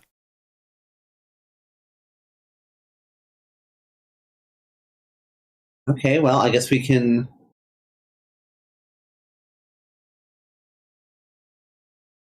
get a Curlia down. No? Am I missing something? That's only their turn 1. They can't evolve yet. Oh, of course. No wonder they couldn't Rare Candy. I thought that they had a turn, but no, turn 1. Yeah, that makes sense. Oh, still solid turn 1. Double Ralts, Monkey Dory, a couple Psychic Energy in discard pile, and a great hand to follow up. Now let's see what Muni has to show us here. A Mega Lopunny coming out and applying some quick pressure would definitely be a strong way to kick things off.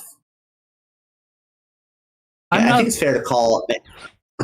I say I can't be the only one who thinks Mega Lopunny needed an attack like Rapid Strike Urshifu. Oh, you want a G-Max Rapid Flow in that thing? Yes, I got so used to it because like Lesiopod was good and his second attack was still good, and I get Mega Lopunny's second attack is still good. It's essentially a shred attack. But man, G-Max Rapid Flow was just was my favorite. So I want that back, please. You just want violence here. You just want to watch the world burn. Oh yeah. Okay, well, that Grand Tree Ace spec has been bound. Quick Search is officially online. So it looks like Muni is deciding, you know what? I'm going to get enough value out of this Grand Tree right now that Oh. Okay. Wait. Yeah, Rare Candy Dusknoir.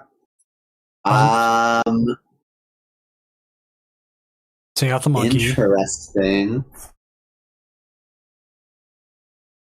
I think taking out the monkey was the correct call. Because now you can attach the Rotom. Yeah, and then we can take out a Ralts with an Assault Landing. Yeah, I like it. We don't get to lock the opponent out of Gardevoir, but get to take 2 prize cards and get an all important Darkness Energy out of play. So I like this a lot, actually. A little 2 prize turn from Muni here, and Back to see what Lance has to show us. Now they are going to have access to Gardevoir thanks to the Grand Tree. I'm going to double check because if they only play the one Ralts, I believe. I see. They have 2 Curlia, but I wonder if they prized it. The other one. That'd be good to check. Okay. There we go. We got the Curlia, we got the Gardevoir, and we are officially cooking. And you know what? I see another Earth and Vessel in play. We could get several more Psychic Energy in the discard pile this turn, should we be so inclined. And you do also have access to the counter catcher here. What would be your target? Well, I mean, is there a way we could cook some math to KO the Pidgeot EX? Because that'd be pretty good. You have... All right, you have the charm. You have Screamtail in the deck. Yeah, we could do. Thus far, we're threatening a 5 energy Screamtail.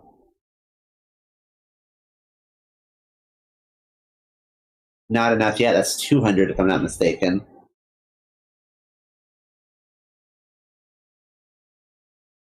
So, what they got here.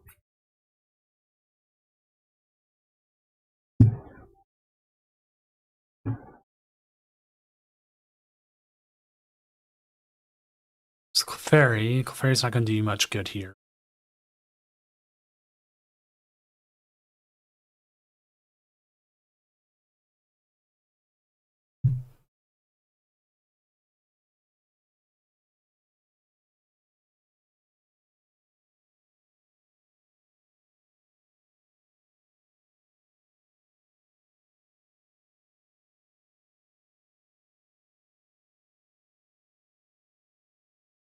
I guess we could Roaring Scream the Slakoth or the Baneri. Those are both reasonable enough. I mean, which one which one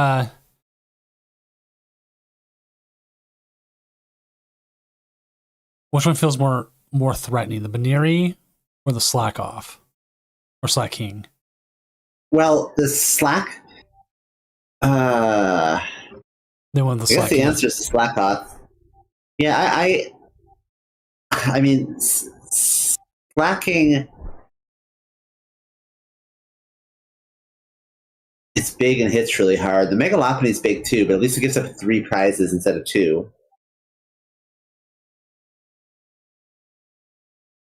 I think no matter what, there's no perfect play. You just have to settle for what's something pretty good that we can do, and then pull together a game plan from there. Could be that Hunt the Duskull is the name of the game here.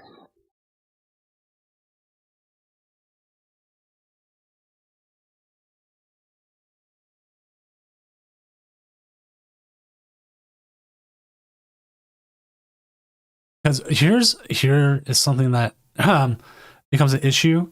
They cannot KO the Screamtail with the Rotom. The math is not there. No, you're right. 100 HP left in that Screamtail, and there's not really a way to fix that. Gonna have to Jet Energy the Mega Lopunny up and put this big 330 HP Mega Evolution in harm's way. But okay, instead, gonna go for the tempo play and say, okay, I'm gonna take 2 more prizes and gonna put you on a clock. I don't hate it. You know, they have a potential game-winning line next turn if they can go Dusknoir onto Gardevoir and then drag it up and smack it with a Slacking. So, or Dusclops onto Gardevoir even. Let's see if Gardevoir can begin doing some serious Gardevoir things. You do have access here to actually to 2 Monkey Dories, and then they could Iono. But with that Pidgeot in play, Iono is nowhere near as effective as you want it to be. Yeah, I mean, the best thing you can do with an Iono is force them to need multiple things and hope that they can only get one of them off a quick search. But yeah, Pidgeot definitely makes Iono definitely dilutes INO's effectiveness. My question is now, talking about Iono real quick. After rotation, how long does it take for them to print a new hand disruption card? Well, Judge is still going to be legal and standard, right? So Okay. we're going to have that at least. Okay. Maybe we'll see more Judge play. But yeah, it's going to be Judge and Unfair Stamp kind of holding it down. You know, I'm a little apprehensive about this. Historically, there's been an INO type effect in a lot of standard formats, and historically formats that have access to an INO or an N or a Rakkath admin frequently are very good because of it. So I'm a little worried going into a format without that powerful hand disruption. We'll have to see how things go. Yeah, because like, I mean, I'll be real. I'm not looking forward to this rotation. I feel like there are way too many kind of like load-bearing cards just for making decks like consistent, for giving some comeback potential. And I feel like rotation is going to take away a lot of those useful tools when we don't have anything good to replace them with. And it makes me worry for the stability of the game for a couple of sets after rotation. yeah, I mean, we have one more set after Ascended Heroes that we barely know anything about. So no idea what's going to happen. Yeah, we could get something helpful. Okay, meanwhile, we are going to hit this Megalopony for 240 damage. And also, I think, knock out the Dust Skull as well, right? Yes. Yeah, all right, here we go. Gardevoir doing Gardevoir things. Lance correctly identifying that any line that would lead Muni to winning the game next turn would almost surely go through a Dusclops line. So, get out of that, and then fire off a, was it Brilliant Ray? Garland Ray. Garland Ray, 240 onto the Megalopony. And now, scary spot. This Megalopony is comfortably in the Screamtail zone.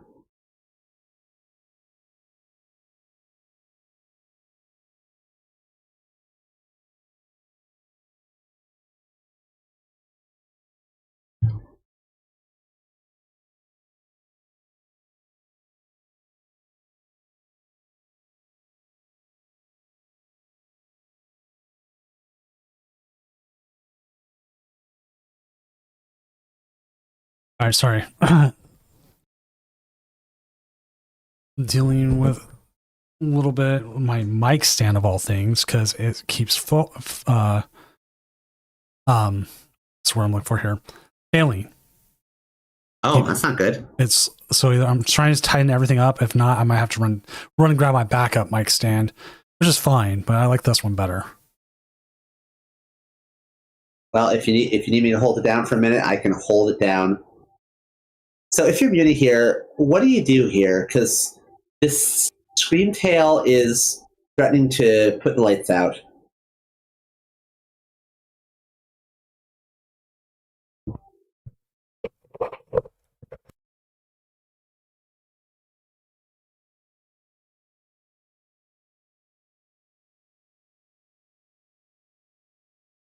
Well, it looks like they're thinking.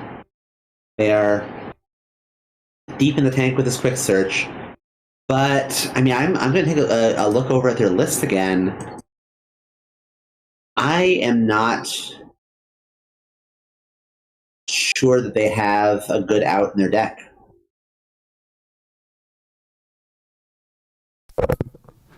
I'm not finding it out, so Yeah, they have no way to heal or remove this Megalopony, and so I guess their best bet might involve some kind of play to boss KO the Screamtail. But if you do that, what do you KO with? You can't do it with the Rotom.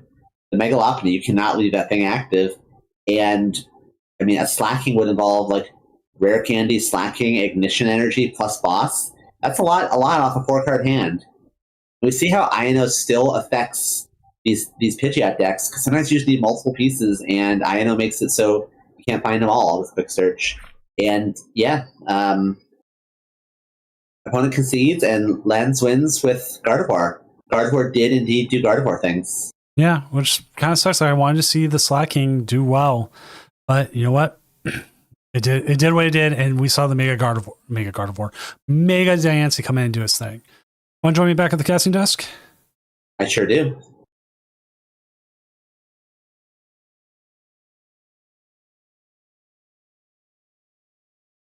And then my whole Discord crashed for a second.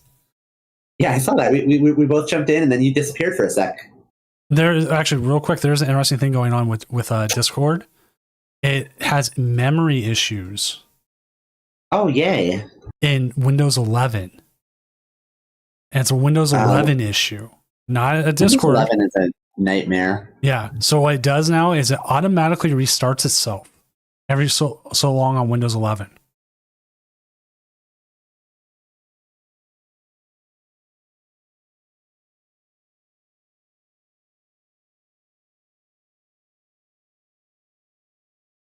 So I want to bring this up because there's this game happened where we had a result. It was judged one way, and it was one of my judges did it, and it was meant to go the other way. If your opponent is sitting there not doing anything, but the timer never runs out, so you can wait the full 15 minutes and your opponent does nothing,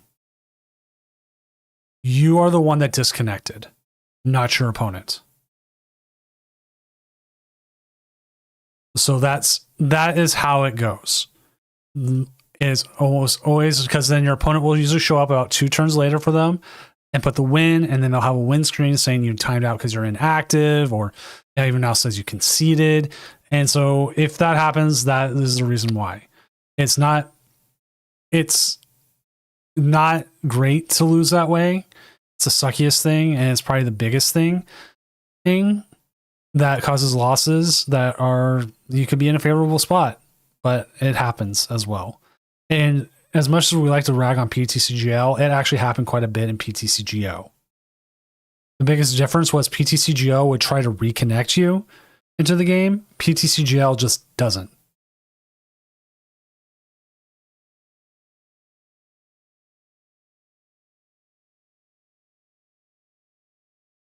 Sometimes the online clients are just imperfect. I love playing Fortnite where it just doesn't want to load for me, and then all of a sudden I'm dropped from the battle bus, like at the edge of the map. I'm like, oh great, I don't get to choose now. But Honestly, I have never played Fortnite. It's, if you like third person like battle royales, it's pretty good. There's also a couple other games modes on there, like essentially Guitar Hero. So you can find something you want, maybe a lot of licensed characters. Like I was playing as Marty McFly, and in the same game I ended up shooting Sabrina Carpenter and then Scooby Doo in the face. Every time I hear anything about Fortnite, it doesn't seem like a real game. No, it doesn't. It's like a fever dream. And there was at one point Samus was supposed to be in the game. Surely that would never happen, right? I mean, there's no way Nintendo does that. The Nintendo wanted it to be exclusive and only shown on Switch consoles. That sounds like Nintendo. Yeah. I mean, I guess Link was in Soul Calibur 2, so I guess things like that could happen. Yeah, but when Link was in Soul Calibur 2, it was an exclusive to the GameCube version. Just like, was it Vader was on the Xbox and Spawn was on PlayStation? Sounds about right, yeah. I remember Vader being one of them. Trash Bro, no worries. I think it's Vader just what it is. Soul Calibur 2, though, I don't think. I think Vader was a different Soul Calibur. Might have been Soul Calibur 3. Yeah. 4. I think Yoda was in a different one. If Heat Miser's on, he could tell us. I don't know a lot about Soul Calibur. I just played Soul Calibur 2 in the GameCube back in the day. That was so much fun. Our poor Garchomp 4-1. What did it lose to? I could see Cyril Edge beating it, yeah. The 5-0 Flareon knocked out. I mean, I still believe. We got the Kangaskhan Buffalon at 5-0. Tropico's knocked out at 5-0. Charizard knocked out. We have another Slacking, a different Slacking at 5-0. Is Slacking like kind of real? I have no idea. 3 people played it. One went 0-2. One's 4-1. One's 5-0. I don't know. I feel like maybe you gotta keep an eye on Slacking. All right, funny enough, it lost to Iron Thorns, but it should win that matchup considering Iron Thorns turns off its ability. That's really funny. I'm guessing it was a no-show. Because if Awesome Guy lost these 2 and then dropped, most of the time an 0-2 drop is a double no-show. Most of the time. There's actually players who go 0-2 drop all the time because they did legit lose 2 games. As we are just waiting on this last matchup. What is this last matchup we're waiting on? Wait. Goldango. It's been versus Gardevoir? Yeah, that's been a hot minute since I've seen that. Oh, they run the Galvantula EX. I like that. Oh, I just finished. Don't run. I'll be honest, I like Galvantula EX because it has a beautiful SIR. Yes.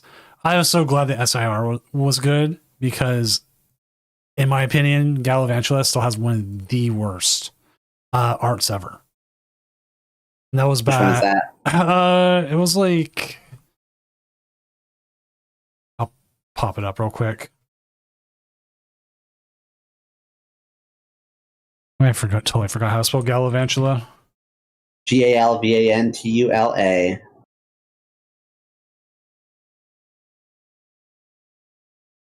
Let's give me all the Galarians.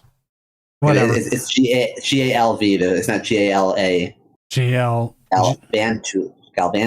So Galv. V. Okay, that should be enough to get it. There it is. This one right here. I think that one's cute. I like it. It screams middle school to me, but that's me. Everyone has art that they don't like. That's the one for me. Round 6 is up. We need to find a match. Let's do it. No, I don't want to put anti back on. I want to try to keep Gardevoir off this round. Uh-oh, Raggy.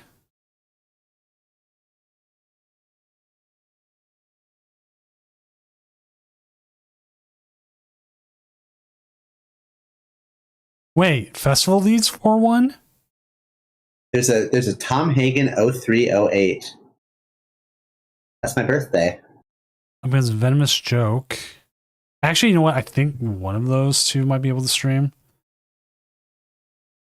You could get that one.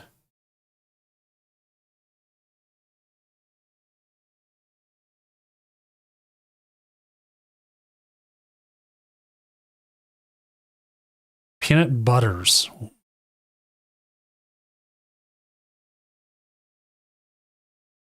They are on Mega Kangaskhan versus Zingagal. Let me... that's another Gardevoir. We said no Gardevoirs. Gardevoirs can wait. Yeah, we'll see more Gardevoir later. Joshua. Okay. Oh my god, it's Gardevoir. Uh-oh. We want an interesting matchup, and they're all like, yeah, I'm just going to play Gardevoir. I mean, good decks are good, right? Yeah. Slow King. Uh-oh. Lily's not streaming, though. There's someone called Chumpy. Who is Chumpy? Chumpy, 4-1 with Festival lead. There you go. Against Kangaskhan Buffalon. I want to see if it can even get through. All right. Table 10.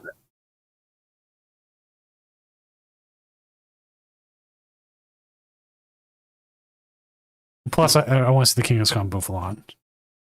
Yeah, I do too. I not against Festival lead necessarily, but I guess beggars can't be choosers, eh? Yeah, they beat Kangaskhan Fortress earlier and Sorrel Edge, so we'll have to see. They get a big old, good old other.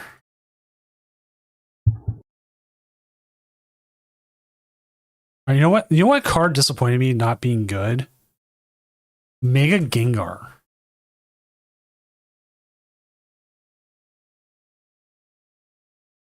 Yeah.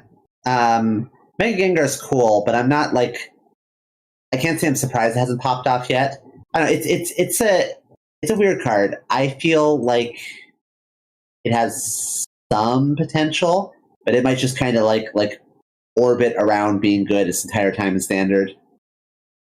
Yeah, like it feels like it should have something. Like I remember seeing it and be like, oh yeah, let's cook, let's get in the kitchen with it. And then it just never materialized.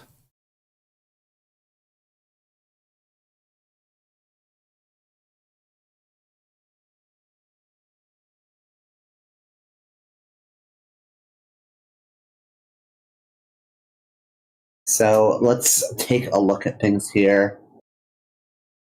We've got a decent festival lead start here, but Milo is popping off now with a Crispin onto a Cornerstone, and that's kind of scary because festival lead it looks like they are risking it all on a 1/1 Mega Lockany line, and so if Milo can successfully like boss the Baneri when it hits the bench, this could be a real problem for Chumpy to deal with.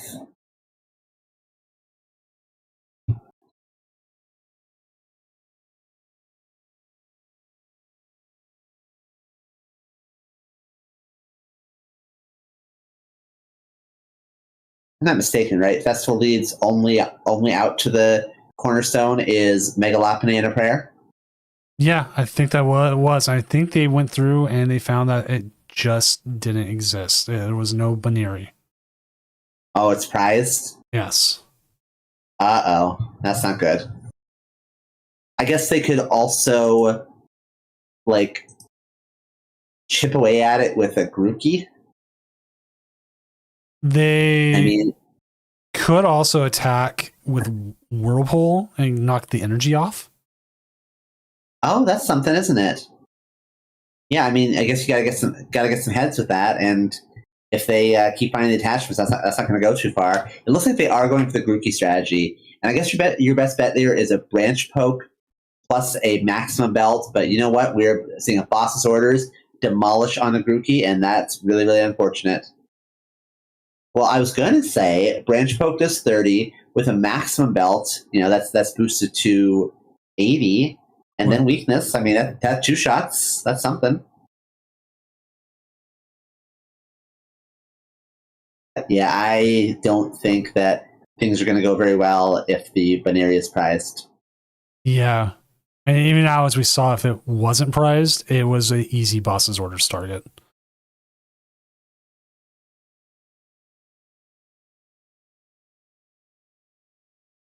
There's the belt. There's a pair of Grookies. Just no attacks. Because you can hit with belt, and then if you can get the bangle, you could 2-shot this with 2 Grookies.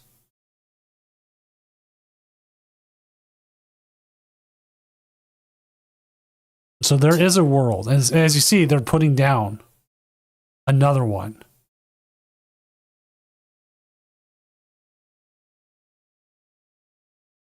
I mean, you know, if we don't dream, we die, right? So, but yeah, I think here Milo's just so established. All they really need to do is stockpile Boss's Orders if they can, and keep clicking demolish, and things are probably going to go well for them.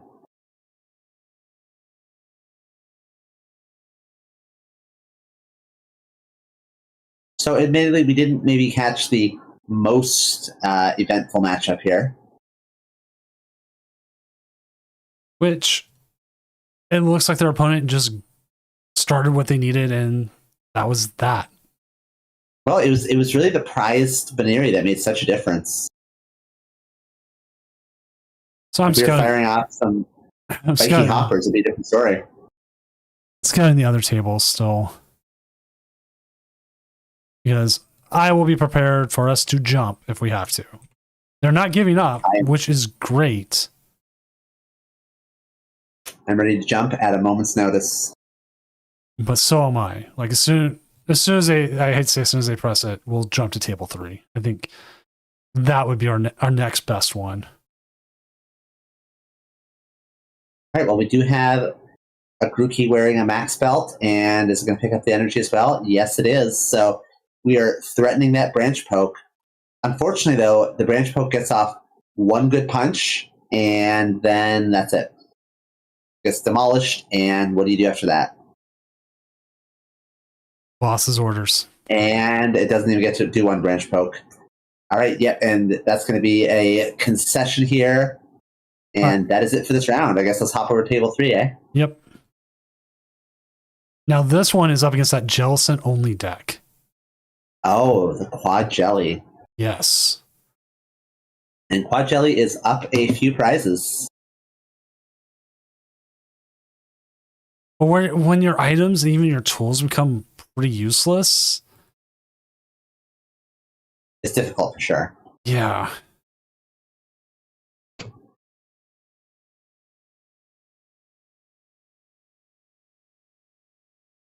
But they're not hitting you for weakness.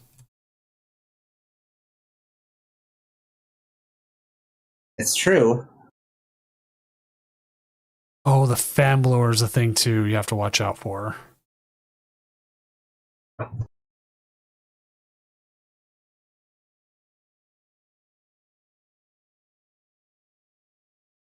taking a peek at this list here. I love... Oh, you mean a handheld fan? Yes. Yeah, handheld fan's a real problem. I forgot there is a fan blower card right now.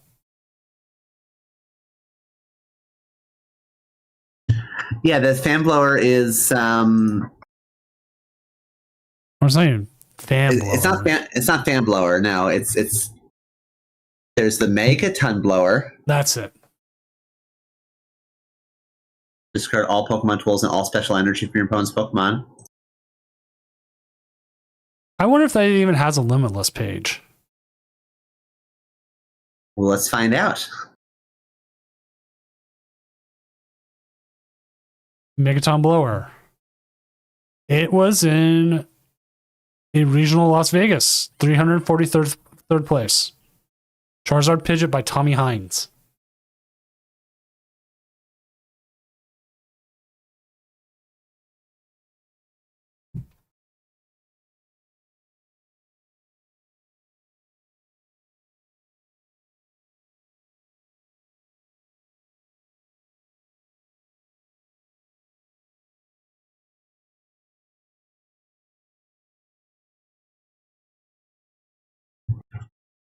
All right. We have just an army of jelly going. I guess we did knock out the jelly. No, we did not knock out the Jellicent with the Deluxe Bomb. We just triggered the Deluxe Bomb and it got discarded.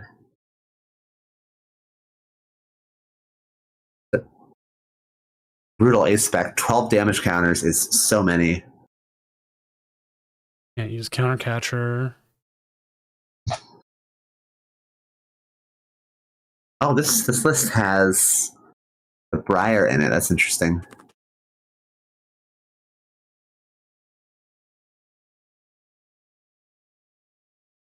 You know, they're kind of in a good position here with this super disciplined bench, though, because the handheld fan isn't going to mess them up all that badly.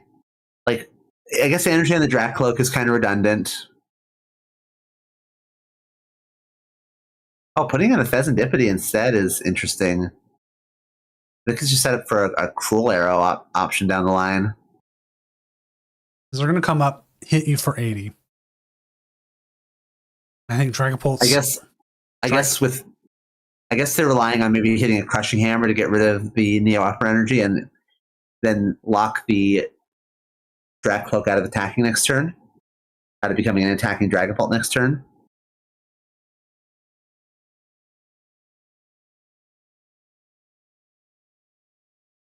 Fortunately, the Battle Cage just neutralized all those damage counters off This game. Phantom Dive. Oh, it sure is. Okay, well, Quad Jellicent takes down Dragapult Dusknoir. Well, Jellicent having a pretty good night for itself. Let's just go ahead and jump down to table 9 and see what they're at. Just keep the games going. And that's it. Well, you just walked into... Okay, let's go ahead and jump to table 2. How's Pizza Game going?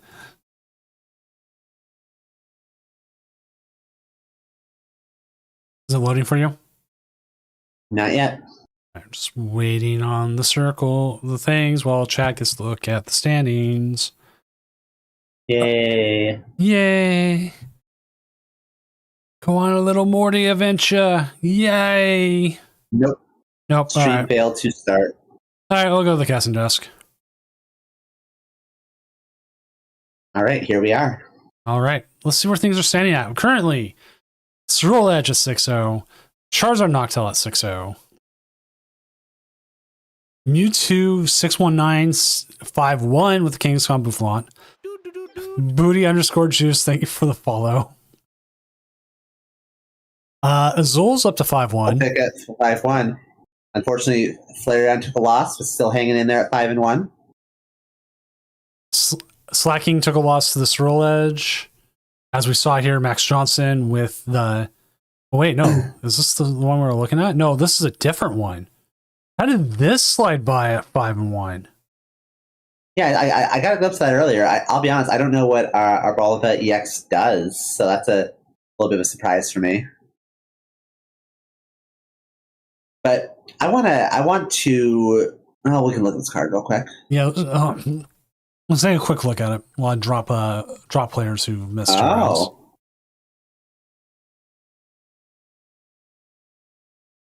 Funny names, anytime I have to say like thank you for the follow will always make me chuckle.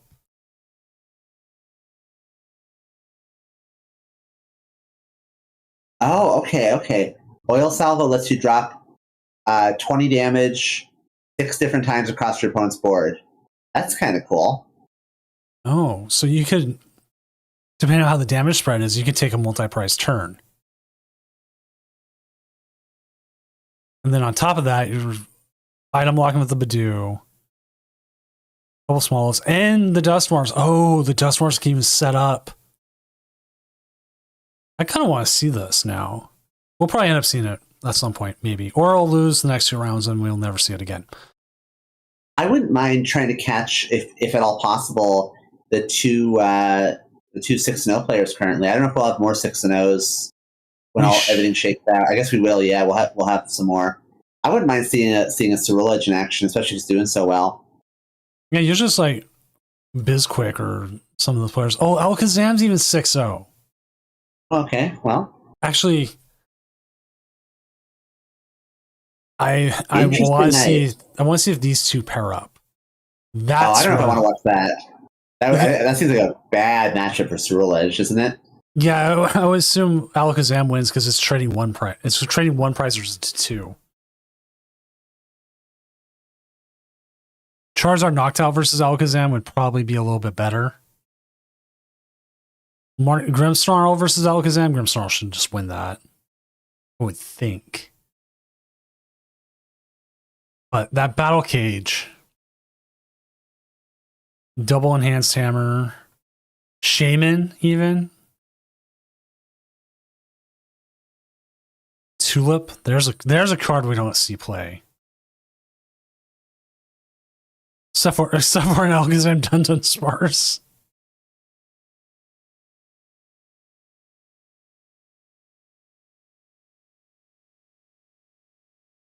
Wow.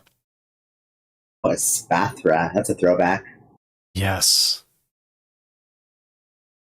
See, when I first saw like Espathra, I didn't realize Flittle was so small compared to it. Yeah, this Little's teeny tiny. Well, we had a different festival lead. It's currently 5-1. We're about halfway through our matches, if not more. Let's go, players. Let's get things wrapped up. We got miles to go before we sleep. No sleep till Brooklyn. That's not what I was channeling, but that's fine too. That's a classic in its own right. Eggs Benedict 737 playing the Noctowl.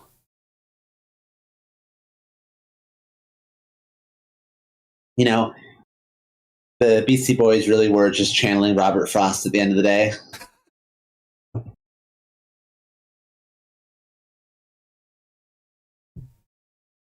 They about to win here?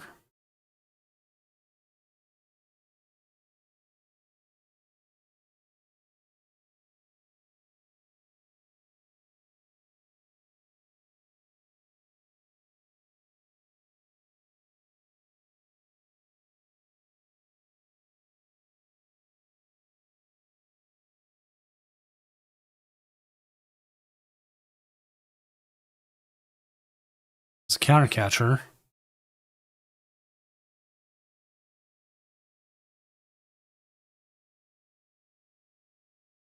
Exactly 210. That's clean. That's what you want to see.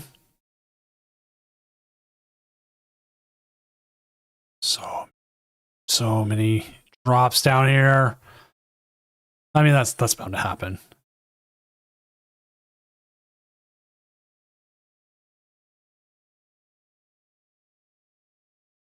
All right, so our other 6-0s. Currently, Kangaskhan Bouffalants. With the Crustle package.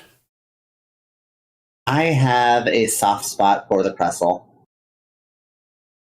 I mean, I wouldn't mind seeing that deck in action.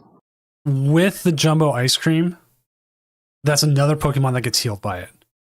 So if you do run into something that can hit into it, you can use the Ice Cream and keep yourself alive. And this one's playing the Shaman package as well. So trying to protect those Bouffalants on the bench from being like sniped by like Screamtail.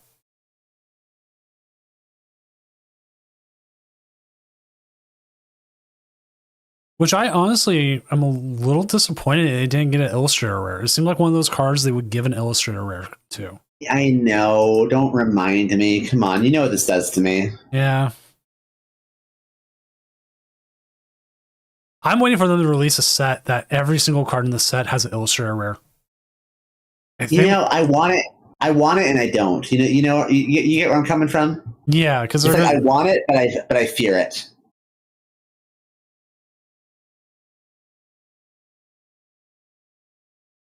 Let's see, Charizard Pidgeots, some more.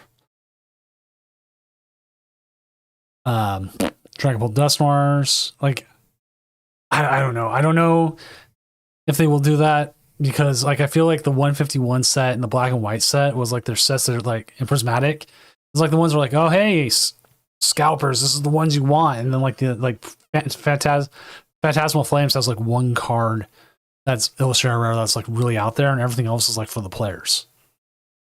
They're like, here you can have Dawn and Mega Lopunny.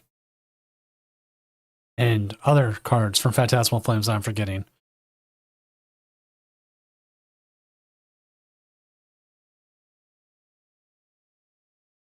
All right, I am seeing more Charizards. Or just run the X as a one-off.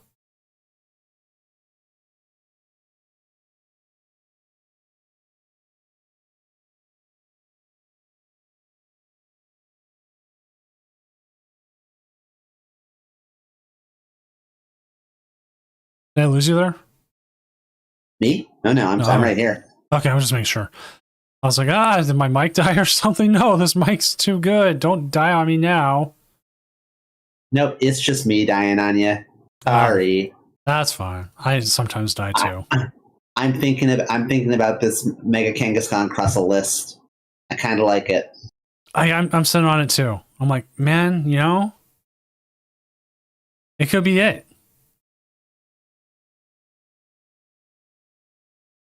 Like, it seems like instead of running the as we saw against Festival Lead, the Cornerstone, they're going with the Crustle. And, you know what?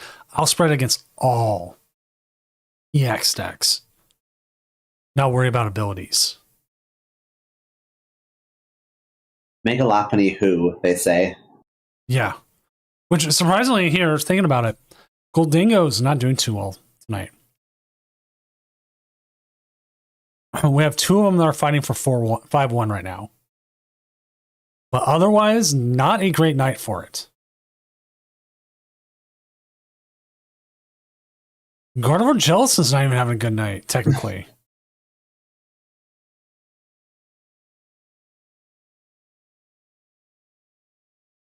Feral Gator 1-0 dropped. Iconic. Got the win. United wins. I've definitely done like 2-0 drops before. That's a lot of fun. Yeah, Heatmiser said they did that today. Not only in in-person tournaments for me. Oh wow, that's a flex then.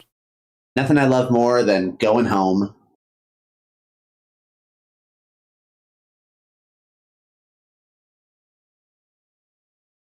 I like the end of a cup because then I gotta go like Taco Bell. Oh, you're talking about food again. I'm hungry. I'm a fat guy. I never stop talking about food.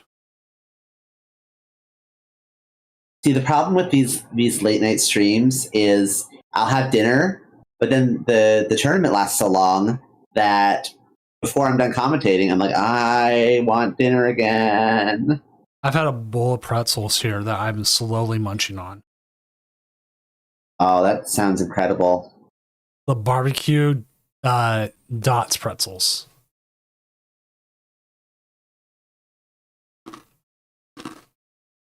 Well, maybe I will go and grab myself a snack too. This will be the time to do it.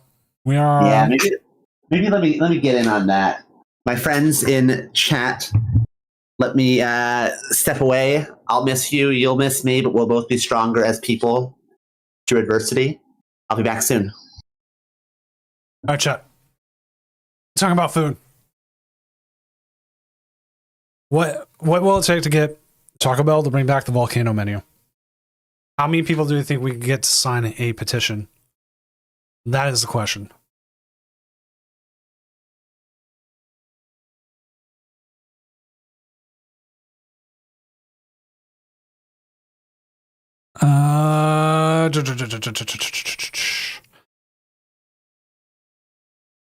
Checking the list, man. Like, we got some surprises, but like Max Johnson here, like we're looking at that with the our bowl, blah, blah, blah, blah, blah, the olive thing. Destined Rivals. Like, this is a card like I forgot existed, much less at all. Smolive's got a good art though. Is that? Yeah, that's Yukamori. She's so good.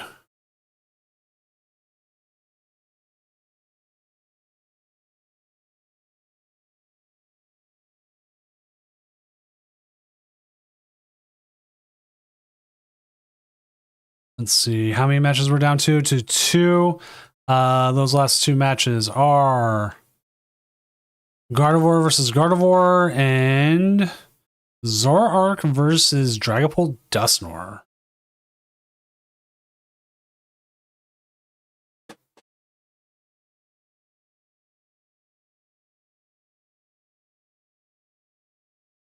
This is...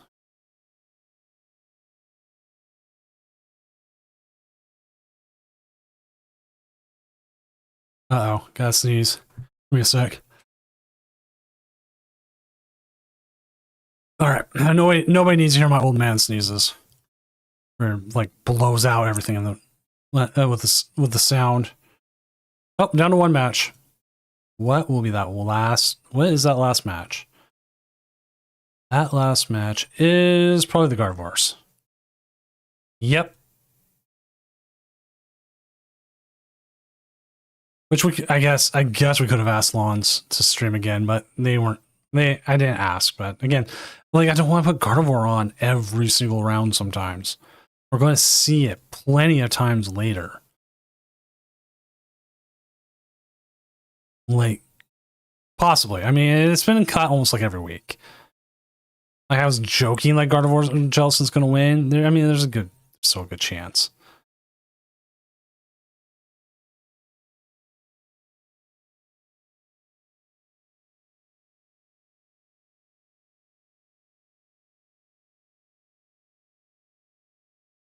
There's only two things guaranteed in life right now. I wouldn't even say taxes anymore. Gardevoir and death.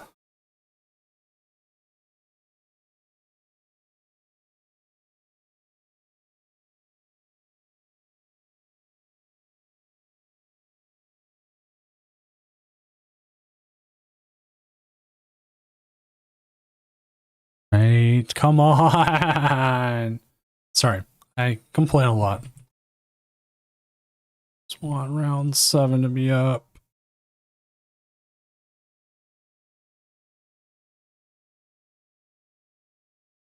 We saw lawns. Not lilies.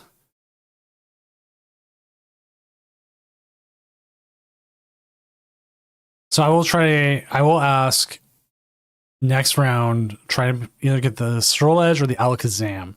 Maybe the Kangaskhan Buffalon. So I will go and be asking them. So those are the matches I'm kind of looking at. Maybe Monza plays with the Garchomp. Well, my fingers are crossed for the Kangaskhan Buffalon. I'd really like to see that deck in action. Yes. Which I will start. This is the one with the crossover we were talking about earlier. So I'll reach out to. We should have those. And we currently might have another 6-0 here. It all depends on the last matchup. And that last matchup is Lawns versus Sahil here, which is Gardevoir versus Gardevoir Jellicent. Which, if the Gardevoir Jellicent gets set up, it usually wins this matchup. And by setup, I mean it gets like the Jellicent out there. It becomes very difficult for the Gardevoir to work around. Which, this one's running the Turbo Energize package.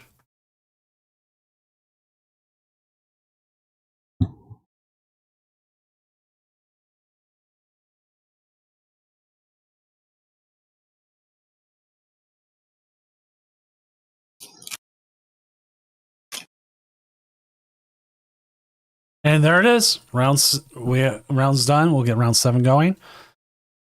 Because we are not going to wait around. No, we got places to be, like bed. Bed is for the weak. And I am weak. That's me. I'm weak. All right. Donovan Yarbo versus Grimmsnarl. Let me see. Oh, that'd be a great match to watch. I'm into that. All right. I'm asking them. And then backup matchup. Lawns is versus Charizard Noctowl with Gardevoir. Alakazam versus Sterilage. I don't want to watch Alakazam versus Sterilage. Any of those like 2 prize or turbo decks versus the 1 prize decks, they're often so tiresome. Looks like TCG Joseph is. They said sure, why not? Awesome. Let's see. I mean, if you got your name as TCG, I feel like you should.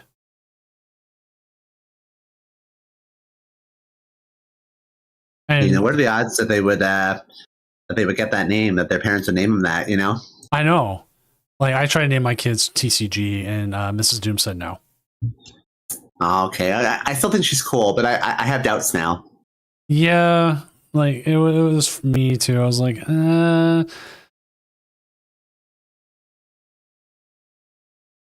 Still a net positive, though, I think. yeah.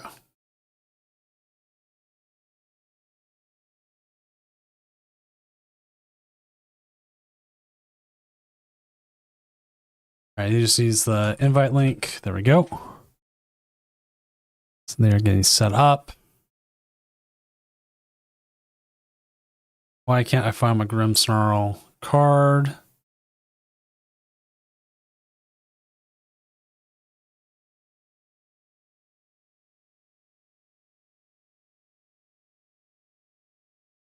Oh, Donovan says they can too. So we will find out which one here in a second. All right, well, then we are going to have us an interesting match.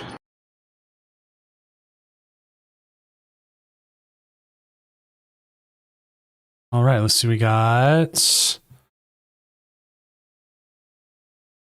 table 1.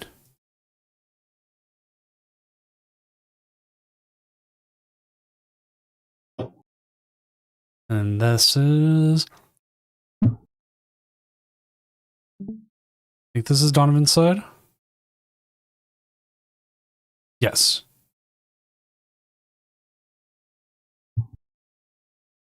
Cool. So we got Donovan's side then.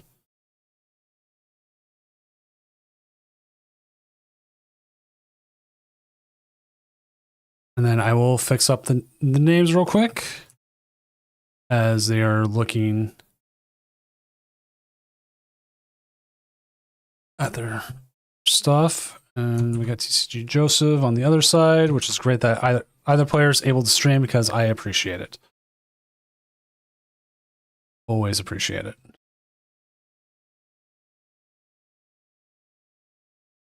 And also helps when people are able to stream in case like your opponent's slow playing. That comes up a lot. Or you're you have like a bug going or various other things. That just absolute help.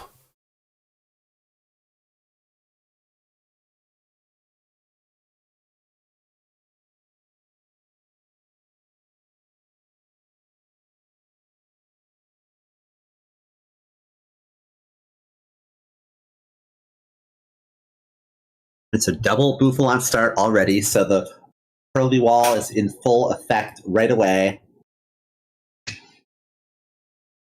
We do start easy buddy pop in here, getting the Snow Runt and the Impidimp and the Spikemuth Gym.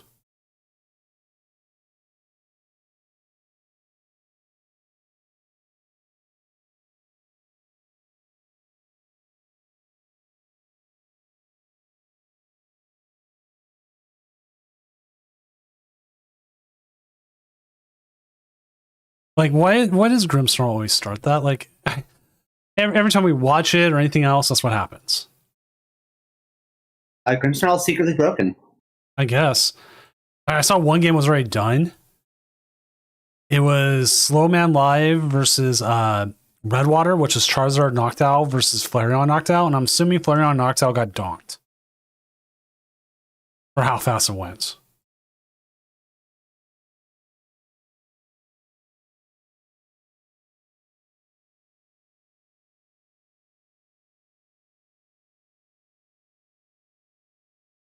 All right, so now that Frostlass, I think, is going to be extremely important in this matchup. Yeah, definitely being able to spread those damage counters onto basically everything is a great way to bypass the Curly Wall, but also, of course, loading up the Monkey Dory and other Pokemon to get some Adrenabrain damage. I mean, I think that the name of the game here is going to be ability-based damage in this matchup. Slow build up, move it with the Monkey Dory, and going from there. And as you might have seen, because of the way they're sharing their screen, they were going and they look back at the chat. They're looking at their opponent's deck. That's something you get with open deck lists, not something that you see elsewhere. And like, we don't know if regionals will ever have open deck lists.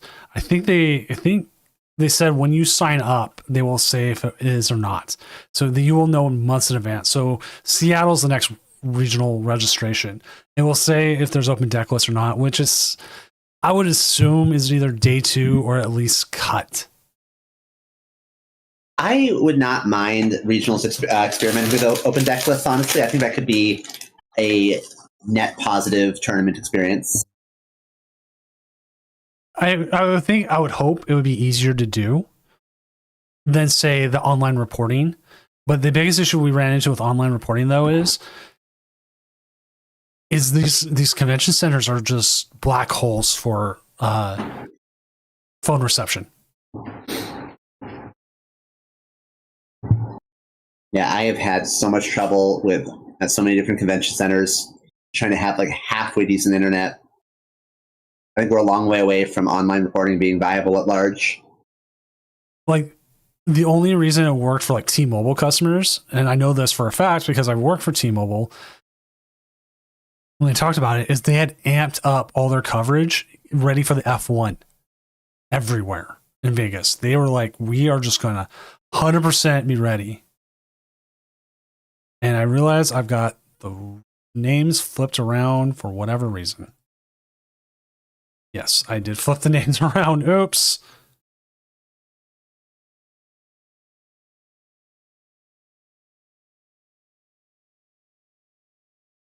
I got the whole thing flipped around. So there we go. Maybe looking at it going, wow, that Kangaskhan's playing a Grimmsnarl. Yeah, it's a hot new deck. Yeah. Mega Kangaskhan, Grimmsnarl, Absol. It's good, question mark. But you know what is good? Secret Box.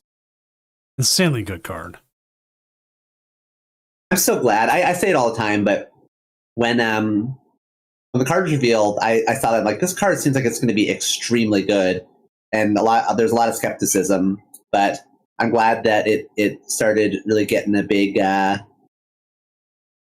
People figure out how to play it well, and it got a good niche, and then it's got a lot more than niche.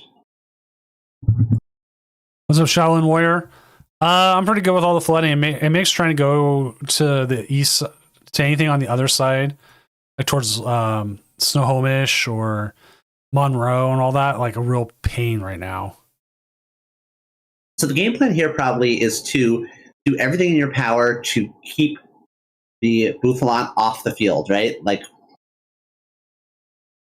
stick as many damage counters on the bench Bouffalant as you can. So if they establish the curly wall again, you can maybe eventually shoot it down with Adrenabrain, and then now your Shadow Bullets are doing full damage.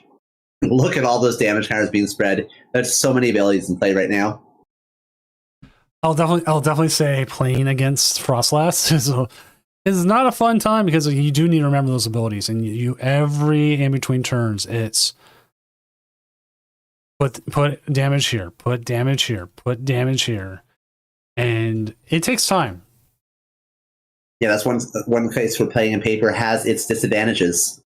One of the things I've done now is I used to use the counters that had like 100, 120 damage and all that. I went back to just using the 6-sided die. I never left. I think that 6-sided die, sure, it gets a little bit cumbersome when you have to have like 4 or 5 of them, but it's so versatile. Yes. And like there's nothing wrong with using the 100s and stuff. If you know what you're doing with them, it's great. I just didn't like them. It wasn't for me. And so I just didn't use them.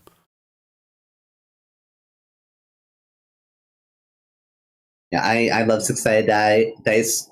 It's not just because I have a custom set with Espeon engraved onto them. I've 100% looked into doing a custom dice run.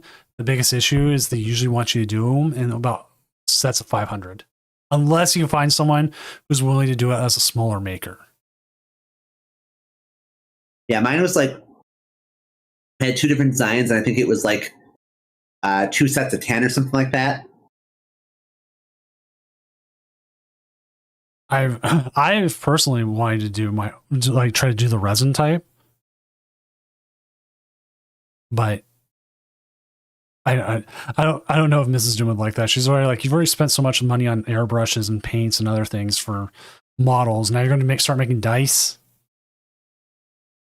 Yeah, you can sell them though. Oh, yeah, no. I'm waiting for my acrylic tokens to come in from my new producer. I think they're stuck up in customs right now, which sucks, but yeah, Seattle registration is the 17th of this month. All right, and so meanwhile, we've kind of been talking through it, but Jay has been doing their thing here and just targeting down Boufflant after Boufflant, and it's paying off so far. 3 prize lead.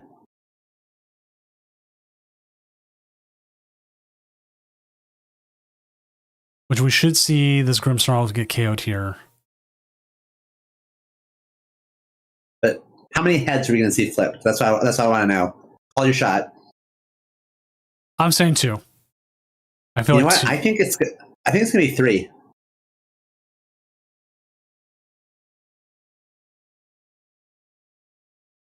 3's a lot, but I'm feeling it. I'm feeling overkill here.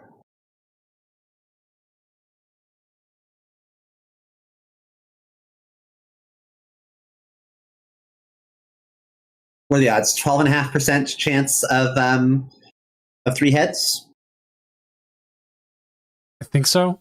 I'm really bad with like percentages. I just usually go, man, there's no way this is the right percentage, and it is. I've been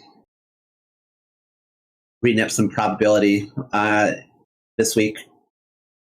I mentioned I was thinking about going back to school and finishing my degree. Mm-hmm. I've been reading some math for fun. Here we go. 1, 2. Aww.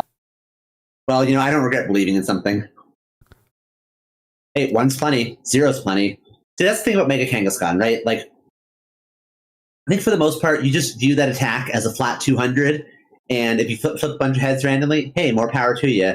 But flat 200 is kind of what you think of it as. Yeah, you come in flat 200. You don't bank on like, oh yeah, I'm going to get this. But if you do, oh yeah, great. I'm going to sit here and like fist bump, like yeah. But otherwise, it's no.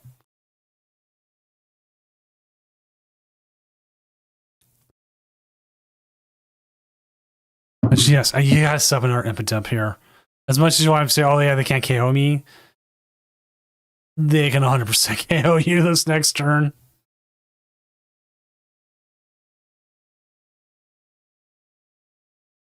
Let's see now. You can take a prize off of the Boufflant. Are they lining up like? Are they trying to see if they can win the game this turn?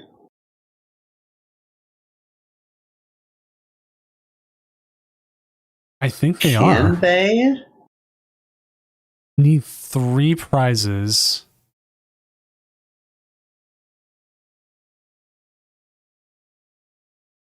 I don't think they can do it right away. Only it. But they could conceivably set up for like kind of a checkmate situation with the Frostlass. You can boss here. Oh, hold up. Yeah, you can boss here. Hold up.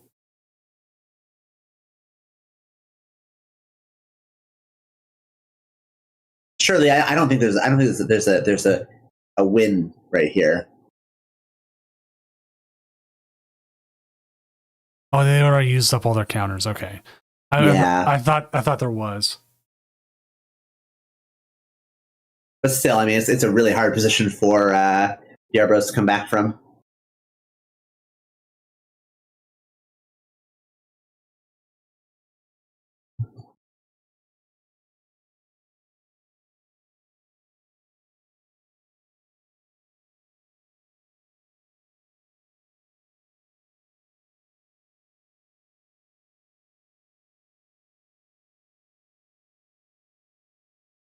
See a penny. Okay. All right, there's one liability off the bench. That's a start. And rapid fire combo. Let's see. 2. 1, 2, 2. All right. Just Casual enough. 300. Just enough for KO. All right. Well, is it going to matter? 6 damage counters can be thrown onto the Monkey Dory. That'll bring it up to 120. I think that you maybe just throw 6 damage counters onto the Monkey Dory, INL Yarbrough to 1, and could still be rough for them. Of course, you could just establish another Grimmsnarl right here if there's a rare candy available. Yeah. Okay, so rare candy Grimmsnarl, and then that's going to be 6 damage counters up to 130 plus Shadow Bullet's going to close us out. So we are going to see the deciding Shadow Bullet in just a moment.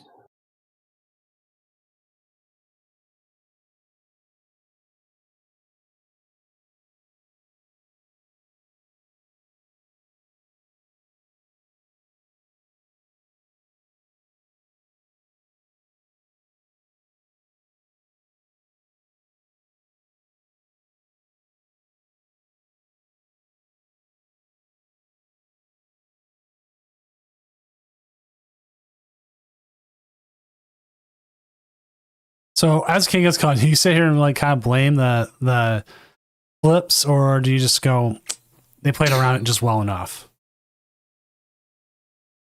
I mean, they just put on so much pressure so fast. They were always consistently targeting down the Bouffalant, making it hard to keep the curly wall established.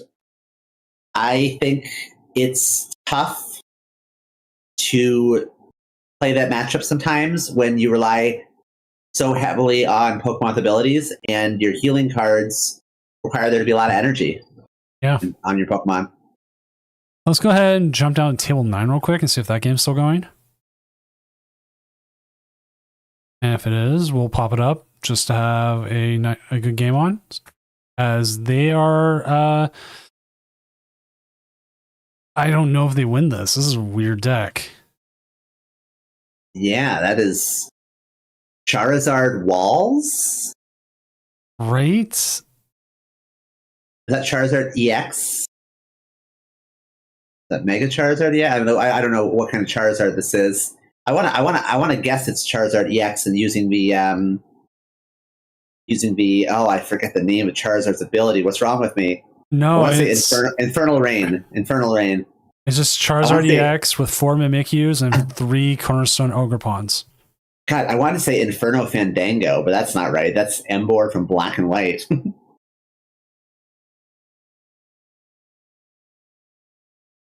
Like, I can kind of see why this Charizard deck is. These are 2-4 decks. I'm not going to sugarcoat it. It's like we ran and watched the bottom tables real quick. That's okay. I mean, I'm excited that we get to see a deck like this. I thought it would be a fun thing at some point for a regional, like feature like some bottom tables, people who played out the whole day, who were like 2 and 5 at that moment, and just have like a featured game. Let's try it out. I've had tournaments where I was like there with a friend, and so I didn't really have anything else to do, even after I was out of contention. So I was out of contention, but I didn't drop. I stuck around, and I'm in the middle to low table still playing because I'm bored. And I've had some really fun games in the Vibes brackets. Sometimes you get players who just really into it for the love of the game, and you have a great time playing those games. Yeah. I mean, I had some really great games I played with some people, even when I was like fighting for my life, fighting to stay in, and it was great. Like, it was just fun vibes. And I got to remember, actually, one of my opponents gave me a Illustrator Rare Venusaur, which he had a whole bunch of them for some reason. He's like, I'm just giving this to all my opponents, win or loss. I'm like, cool. That's fun. Thank you. Even though he had knocked me out of day 2, it was still nice. I was like, you know what? You can have some stickers I made. I've never had an opponent give me anything in a card game except for one time I was at Yu-Gi-Oh! Locals. My first Yu-Gi-Oh! Locals in almost a decade. And my opponent was playing a different version of the deck that I brought with me, and I didn't know a lot of their cards because I hadn't played in a decade. And I was asking questions about it, and they said, "Oh, sure, I'll show you my deck." And they fan out their deck and show me all this stuff. I'm like, "Oh, that package looks really interesting." And they just said, "Oh, you know what? Here, I have more copies. Just take them." And they handed me cards out of their deck. They were like unsleeving their cards in the middle of the table, handing me their cards. That was a fun experience. You meet some good people sometimes in the TCG scenes. Yep. I'm trying to figure out how they win this game. All right, this was an interesting. Perhaps Oh, they go do ahead. not win this game. No, I don't think so either. Interesting question just popped up. Do we allow IDs? Yes, we do. I know some tournaments don't. This one does.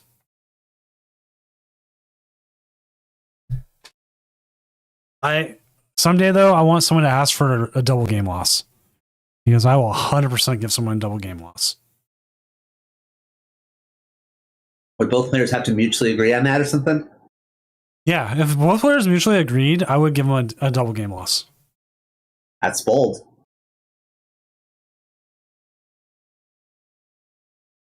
I haven't had a judge reason to give anyone a double game loss though yet.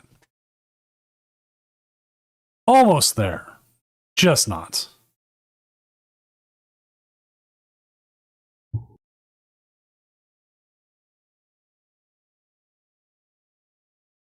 You know, I'm sitting here, I'm doing getting ready for the announcements, to get the next round set up. I remember there was a time when I was not even running these, only getting like 6 rounds in, and now I'm up to 9. And it's like a nice, pleasant surprise. Yeah, 9 rounds of Pokemon on a Friday night is pretty wild. This has really become something.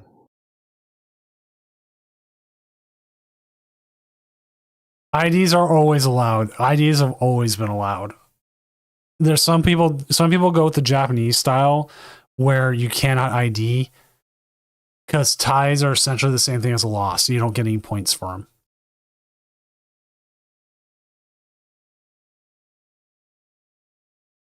Actually, I think it is just a loss, isn't it?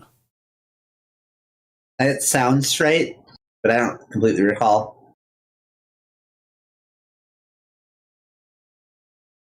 But yeah, you can ID all day.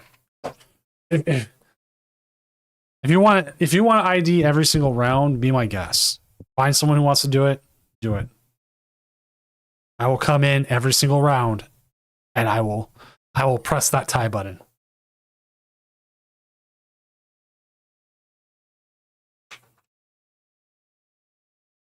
Get that perfect 009 record. Undefeated.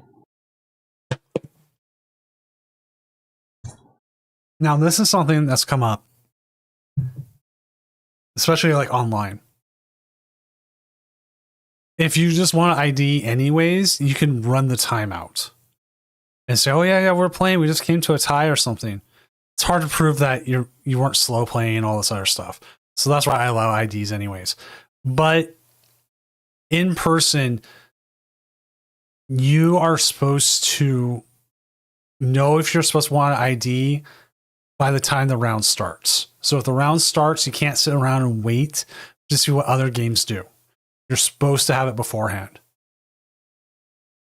And it's an actual rule saying like if you're not doing that, then that's just what it is.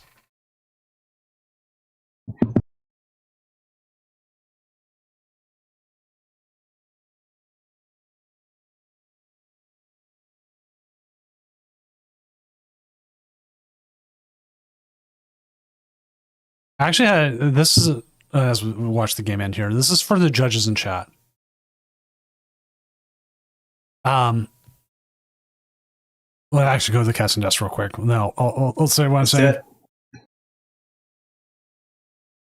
If you pop Dusclops for game, or not for game, not to create a tie. This is where it's come up. Some people have said the way it goes is you KO first. Because as you KO the Dusclops, you lose. And it's like a judgment thing. And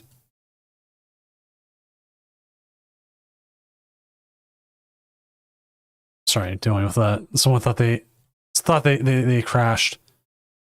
So like the judge was saying, because you pop the Dusclops, your opponent takes a prize before like your damage takes the prize, and so you lose, kind of thing, which is not right. Right? Like if you pop a Dusclops at one prize, you take a KO, you both take your prizes at the same time. It's a draw, and you go into sudden death.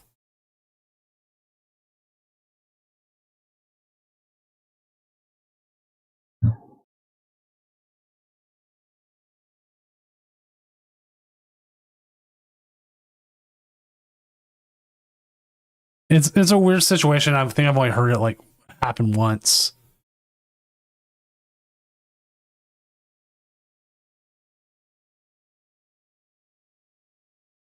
It goes to sudden death. Okay. Because that's what I thought. And that's the way like it plays out on live. But you get some weird judge calls like what was it? Like there was one once where like power plant didn't affect the Dene for some reason.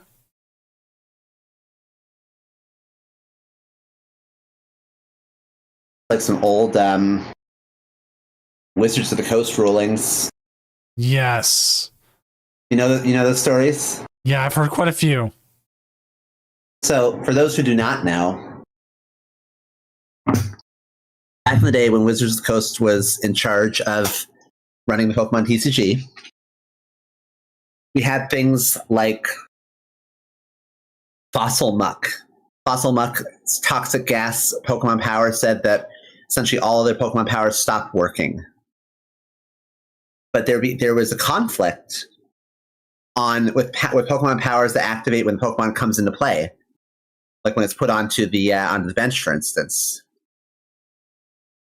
And the Wizards of the Coast ruling was really deeply nonsensical and antithetical to the Pokemon TCG, because their ruling was essentially, okay, well, think about the stack. You know, the stack from Magic the Gathering, a different card game. They said, okay, well, because the Muck is already in play, its ability by default goes first on the stack, and then its power goes first in the stack, then the other power goes on top of it in the stack. The stack resolves backwards, so Muck's power would quote unquote resolve after the other power resolves, and that's like, you know, very clearly against the spirit of the cards.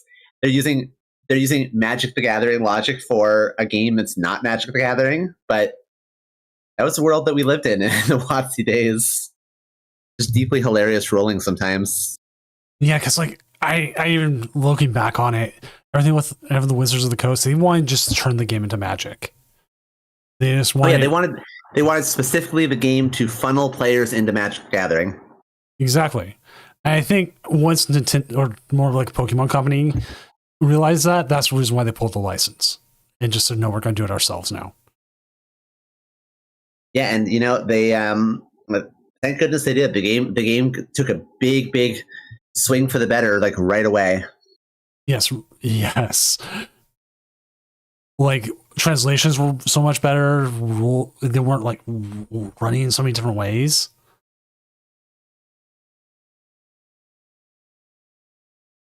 Just not a fun time.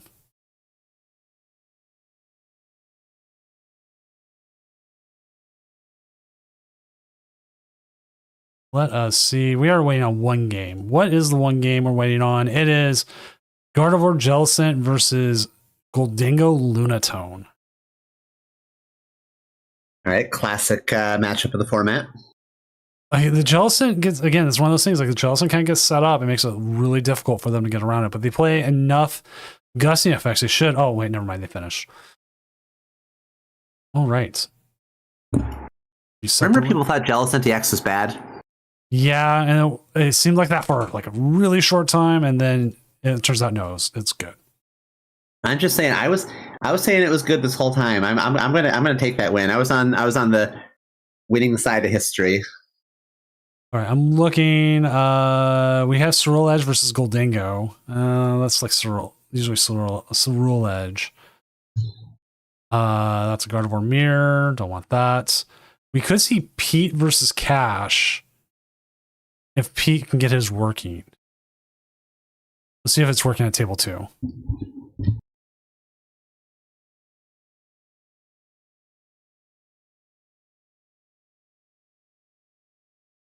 I go. You know what? I can always go in there and tell him to re-up it because they look like they're the top of the 5-2s right now. And who continues to not work? It looks like.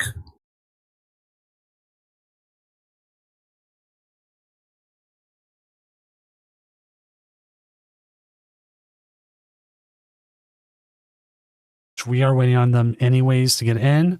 So this will be your classic Charizard knocked out versus Dragapult Dusknoir, which and the other reason, like, okay, dude, why are you putting these people on? Yes, we did cover the Cody and Quad Jellies. We actually saw the end of that game, right? The ends of one of them. Yeah, we saw like maybe the back half of it, maybe a little bit less. Yeah, because we started up against Dragapult, and it was just brutal. I think is the best way to put it. Yeah, it was some violence.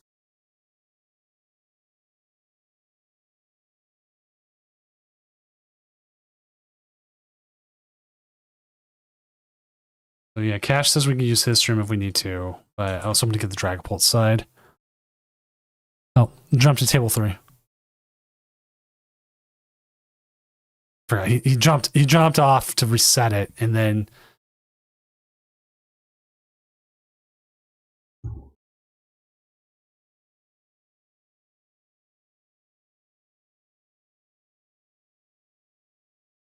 because looking at the standings, real quick. Updated. There's going to be a lot of 6-2s going into the next round. And at least maybe 1 8-0.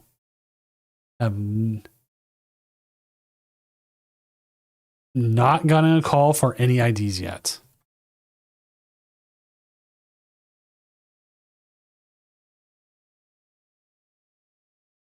Nope. No IDs. So we're going to have a 180, 171, and a possibility of another 80 or another 71 or 271. So it's gonna be interesting.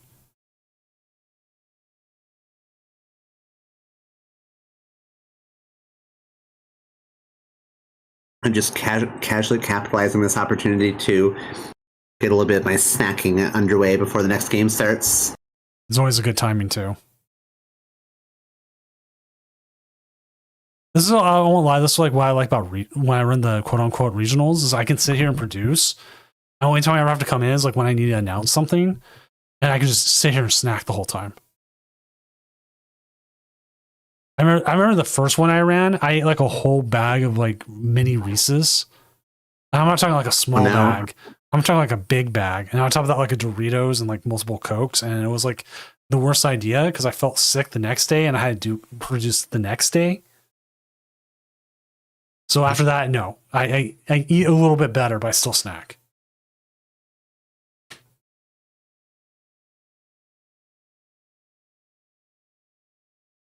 And we're off. I do start, but a pretty unremarkable hand short of the Lily. I wonder who's starting us off, Pete or Cash. Yes, I did not catch that. Nor I. Oh, Cash is starting with the Klefki. So, despite the Klefki, I'm sure that Pete is very, very relieved that they get to like actually get some basics established if they get a good Lily. But oh my goodness. Terapagos is already getting ready.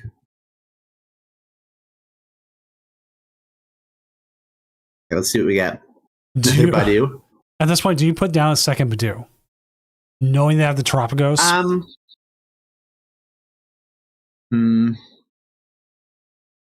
I don't think you do. I don't think so. I think you just. I don't even know necessarily that I would bench. I mean, you could maybe bench the Latias. Depends on how much you feel like risking it, right? But I feel like I would just play the Lily here and just hope I find a Pokemon. Odds are pretty good. Yeah, plenty of Pokemon.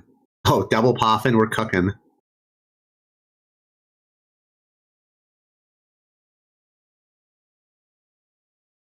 I had a hand today, and I actually ended up getting donked, where I went first, and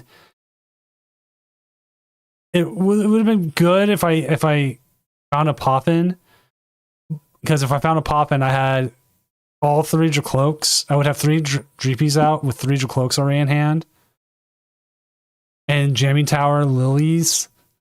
And instead, I went first against a Fan Rotom who attached energy, put Stadium down, and I lost to the lone Dreepy I had out. I was like, cool.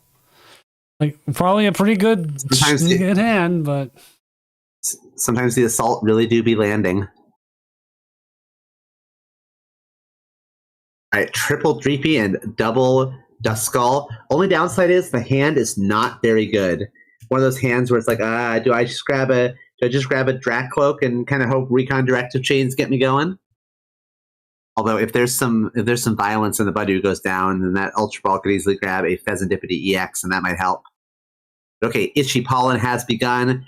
Cash is a 3-card hand and cannot play any of the items that might be in there. Gone. Ooh.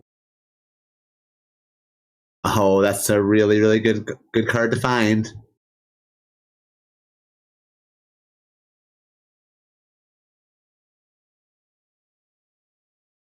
The one thing that Cash did not find, though, was a Hoot Hoot. So they're going to have a little bit of a harder time with their Jewel Seeker engine now.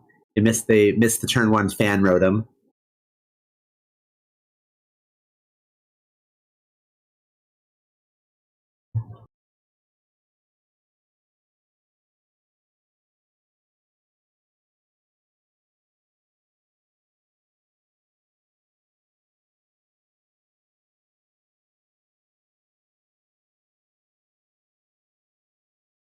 All right, I just had one of those dumb Photoshop ideas.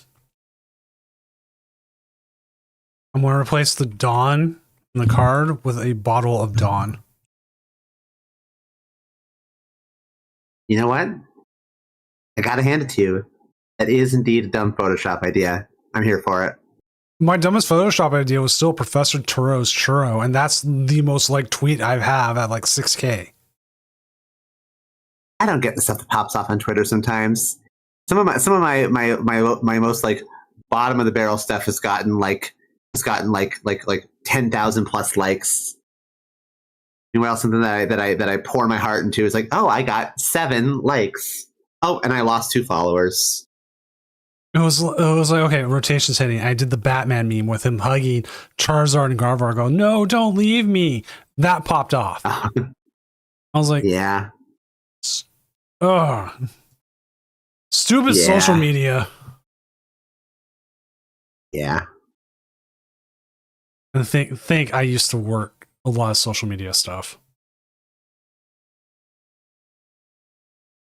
Every time they go back in the deck, that Badu has that little animation.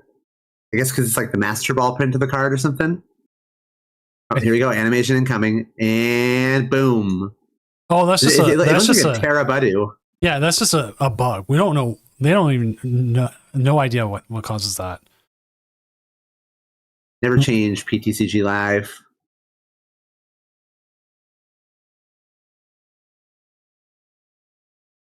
Oh, okay. Easiest recon directive of their life. The big problem here is that there's not a whole lot they can do to avoid falling behind a second prize to a unified beatdown.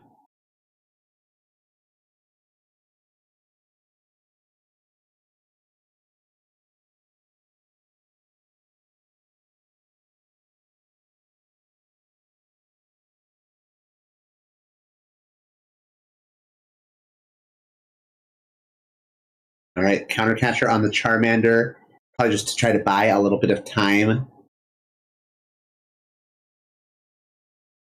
And backing over to Cash.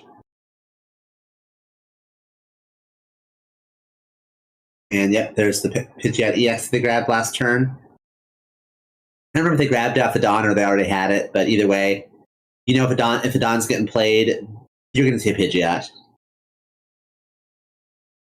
There's plenty of times I played against the deck today. I see the Dawn, here comes the Pidgeot for the next turn, possibly, or the rare candy turn, and then I own them, and it's gone. And it's gone.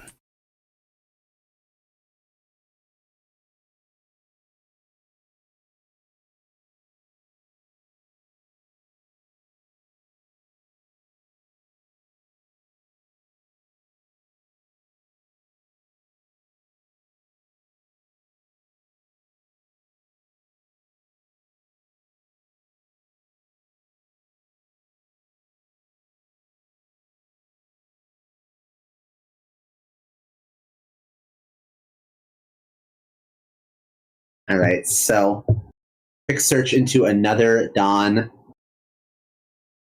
All right, was there a quick search, or was that just a natural Dawn? I actually didn't see if the quick search happened.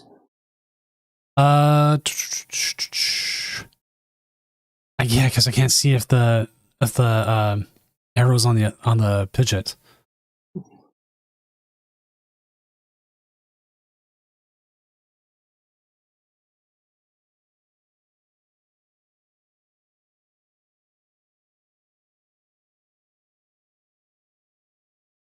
There's indeed an arrow. There's a Charmeleon. Got a Dusclops as well. That'd be pretty good.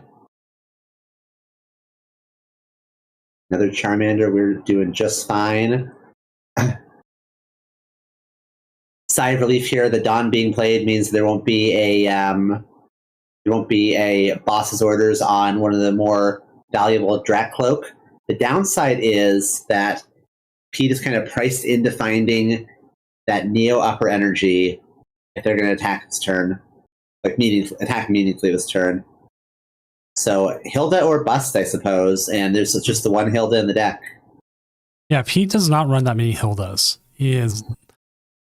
I know he's been working around with kind of a couple different edits to the Dragapult list, like trying to find, like, is there a little bit of extra spice? We can put something here.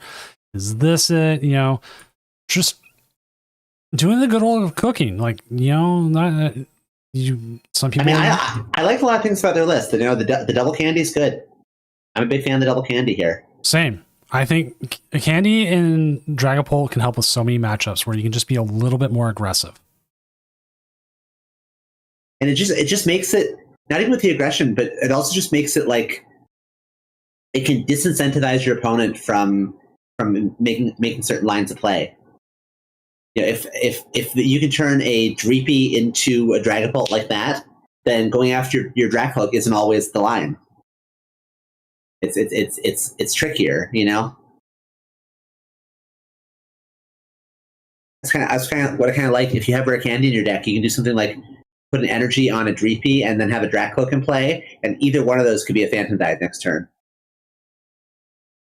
depending on whether you find a rare candy or the Neo Upper Energy. I've had a few times playing the candy builds where I've put the energy on the Dreepy and not the Dracloak, and they still go after the Dracloak, and I'm like, cool, I've already got the Hilda candy or whatever. Well, exactly, and that's why the candy build is strong, because if you don't have the candy, then going for the Dracloak is always the way. Look at that, by the way. Peaches has that plot armor, apparently, because they just do an INO and naturally find the Neo Upper Energy off of it. Here we go. They never don't have it, and we are about to see a big Phantom Dive.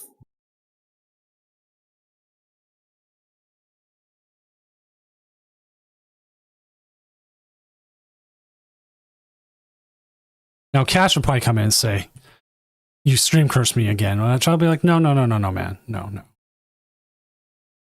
There is no such thing as a stream curse." Nope.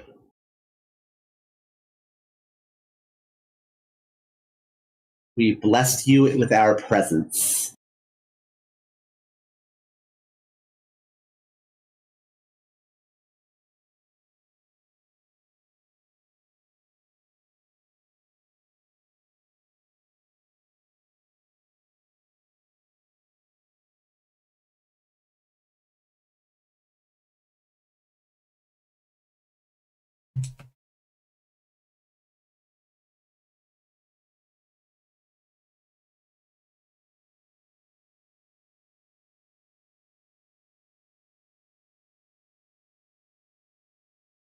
All right, but there's a 3 prize turn after all that.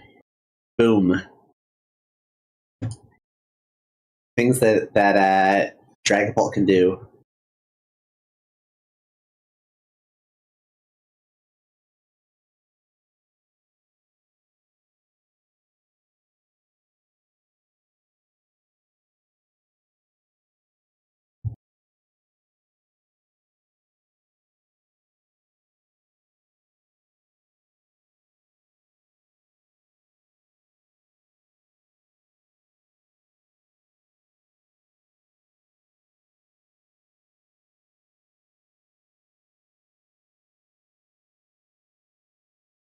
Right, so Cash has some thinking to do.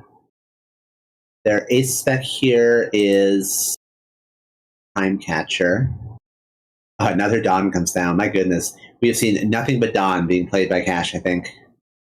I believe he does play 4. Right. But, also plays other supporters.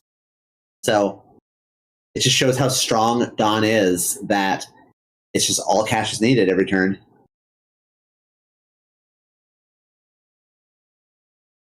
Noctowl, Duskull, and Charizard EX.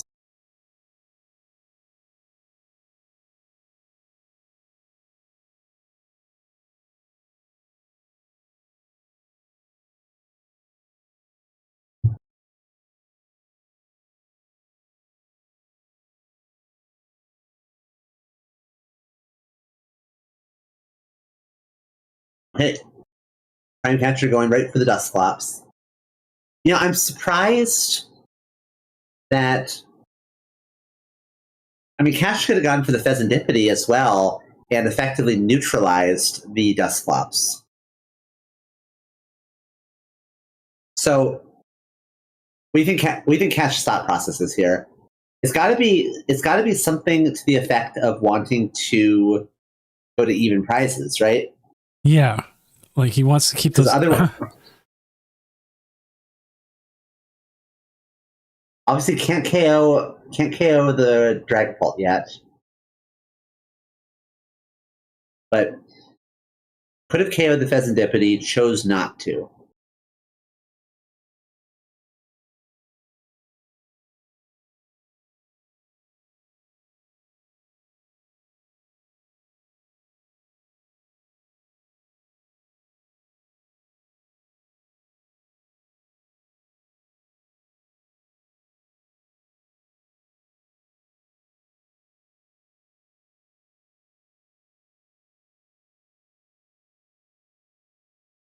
Okay, so back on over to Pete. And Cash does have a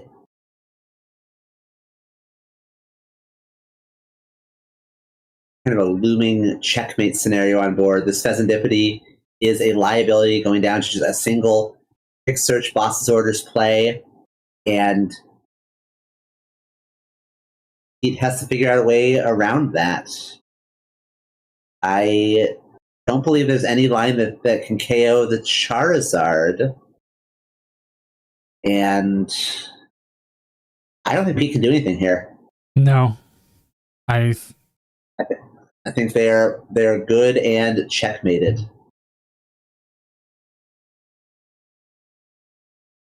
So we have 20 of 35 games done.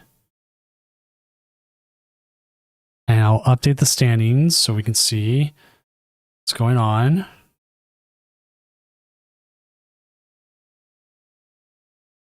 C12 Nation 28 with Alakazam is 8-0. That means we're going to see an Alakazam in top 8, aren't we? Yes, it is 100% guaranteed. We are also going to see Cash taking a win here with a Quick Search for Boss's Orders.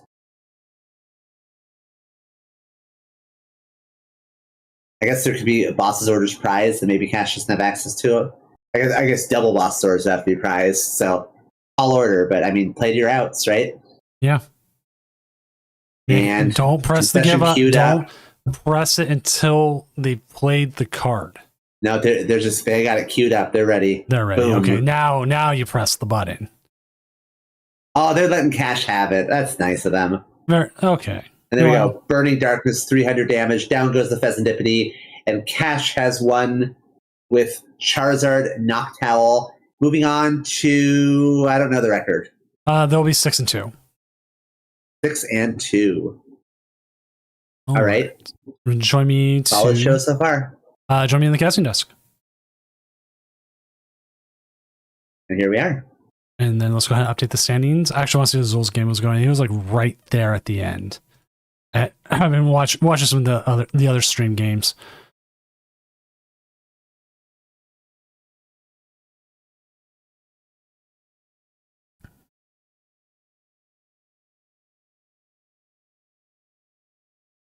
Like I realize he has the boss's orders, but he doesn't have enough to win with the Iron Hands.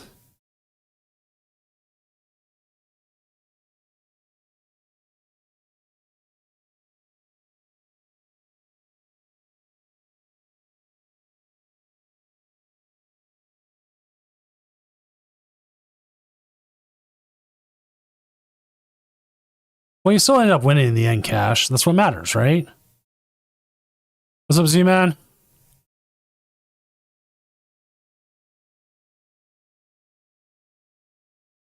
Like watching that peak. Cash. I was wondering about that. I was kind of speculating why you opted to go for the Dusclops instead of the Fez, because Pheasantipity also just neutralizes the Dusclops. But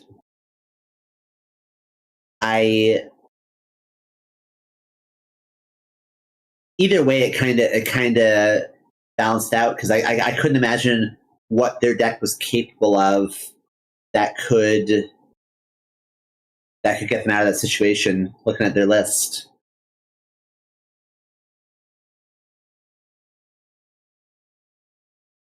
All right, let's see what happens in this game here. They have the Zoroark. I don't know what cards they have in deck. I don't even know what they've used. But we'll see what they got. They're going to Nest Ball for something here.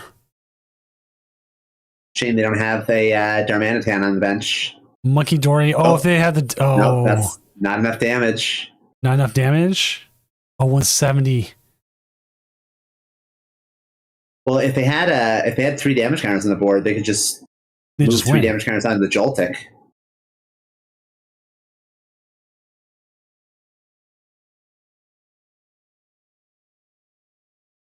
Because they're short against the Pikachu, and now they've just given a way for Zul to win, unless they have double like energy switch. Black Belt's training. Ooh, that'll do it.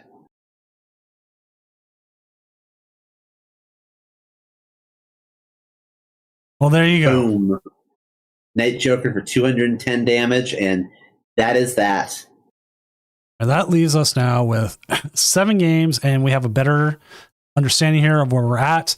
As it is, even if Zuko loses. Oh, no, actually, if Zuko loses, 7-1 will not be enough. We will have a bunch of 7-1s who could possibly bubble and may need to play. Ooh. Which gives us some of these 6-2s an opportunity to sneak in. Well, that's always exciting. I love when a 6-2 is live going into round 9. Because like if you get enough 7-1s, it's like, okay, you got to play, or you can take the risky IDs, and you don't know what's going to happen. And I'll keep it updated because like, who knows? You don't know, because like nobody ID'd this round. I keep pressing the wrong button. There we go. That's why we have an AO. And we're waiting on Zuko versus Arctic.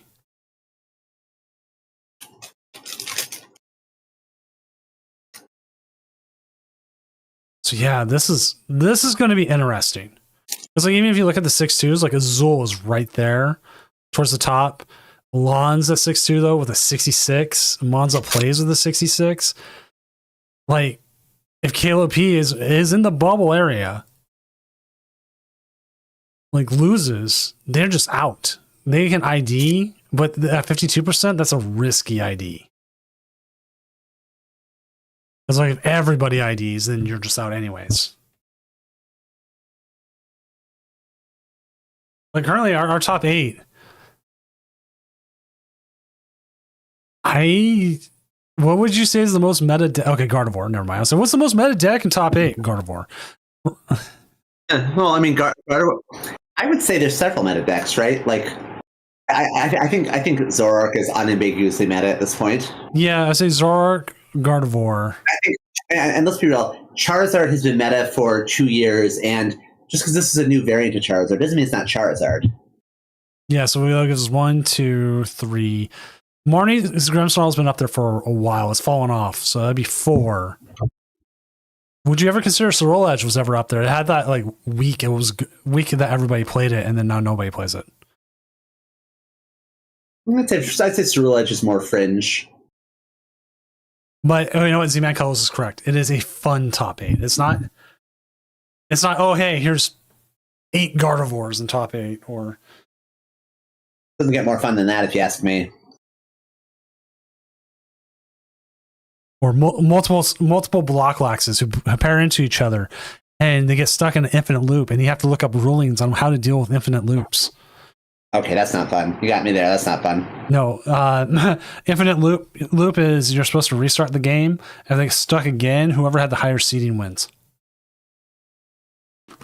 Fun.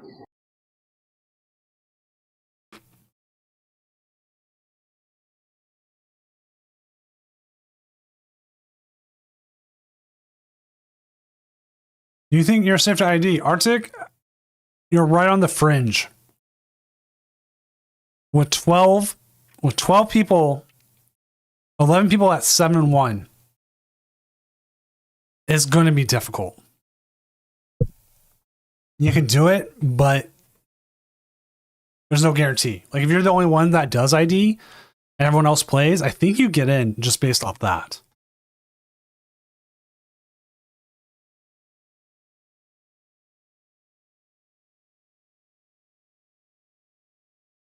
But like the people with the safest IDs is like C12 Nation. They're in no matter what. They could just throw the game. Like Illuma, TCG Joseph, Zuko, all pretty safe. Even Frosty and Mewtwo. But then you start falling off pretty far.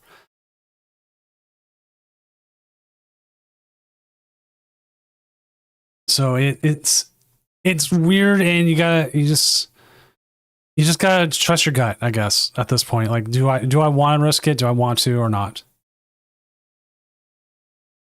All right, round 9 is up for everyone who's playing. There we go. There we go. We got to find a match. Who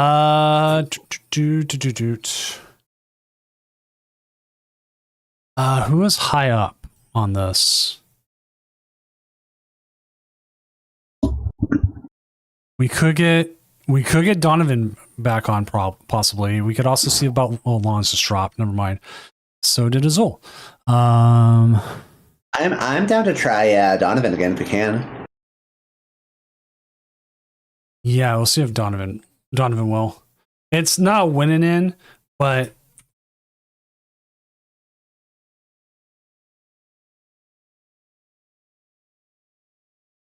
it's close because Donovan is up there, the 6-2s, and a win for them would be pretty good.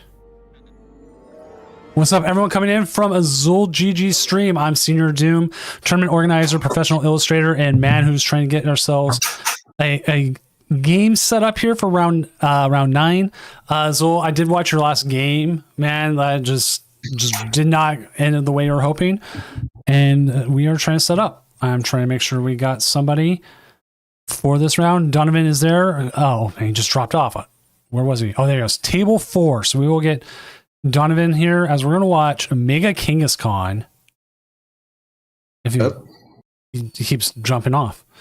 Mega Kangaskhan Buffalo versus Charizard Noctowl. Also, Sapopper 028, thank you for the follow. Have they jumped? Oh my goodness. They keep jumping on and off. Must be having some issues there.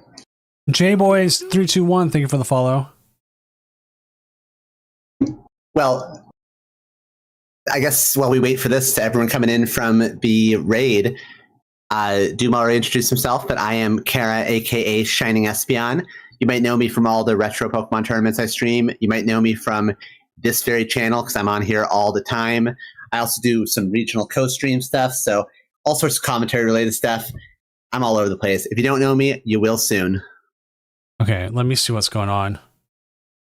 Okay, well, I'll just talk to our 200 new friends.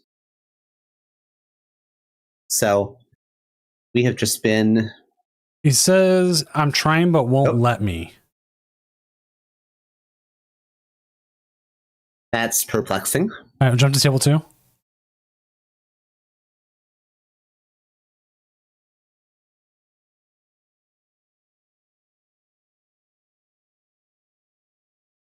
Like, I don't know if they were jumped to a table and because this was one person, because we lock it to one person so people can't just randomly jump in. We've had people harass people that way, and it's not fun. But we are set, and it looks like we are getting an ID, the first ID, 2 IDs, and it looks like it's the people who we wanted to ID. 3 IDs. This is where things are getting interesting. I was trying to lock down that top 8, but it could get spicy. All right, I do not see the game. You see the game. I do not see the game.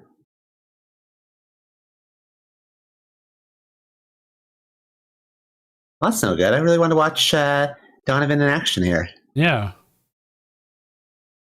Well, give it another second. If it doesn't, we can jump to. We can find another game. There's someone I could grab.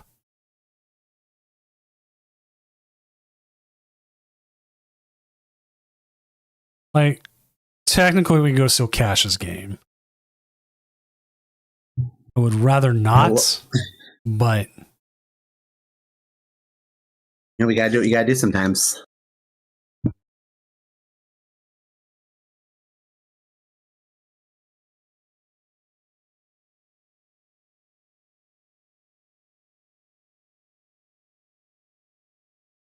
Is this reloading?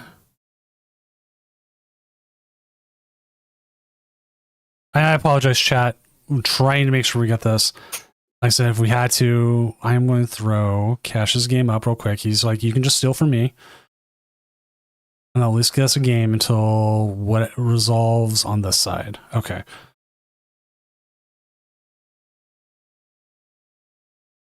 What was Chumpy at?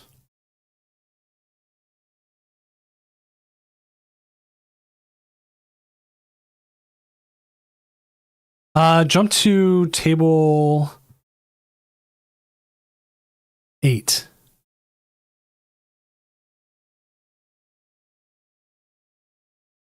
I believe this is the 6-2 festival lead. Yeah, it looks like it. So Chumpy with festival lead up against a Duskull. Dragon Ball Dust. So let's go ahead and set this up. So then everybody at home can see exactly what we have. As we're going to see, this is weird for me to say festival lead, but whatever problem Donovan ran into, I told him don't worry about fixing it. Just focus on your game right now, because otherwise they can end up losing trying to fix it, and I don't want that. I want players to be able to play. I want them to be able to win. And like, if you can stream, great. If you can't, that's fine too. There's worse things. Like there's a good chance you're going to lose to live most of the time. Most of the time, that's scary. It is. It is very scary. All right, let's see. Let's see if we can find any sort of energy here. No sort of energy. A whole lot of evolutions, though.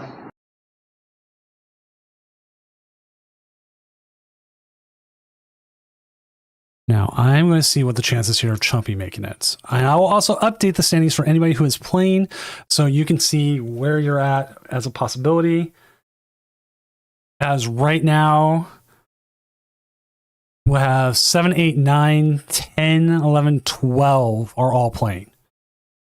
All right. Well, JRR is in the position where you never want to be in as a Dragapult player, where you just have no cards in hand and you have a Dracloak and a prayer. But you know what? Your prayer has been answered with a Lily's Determination. That's a pretty good card to find.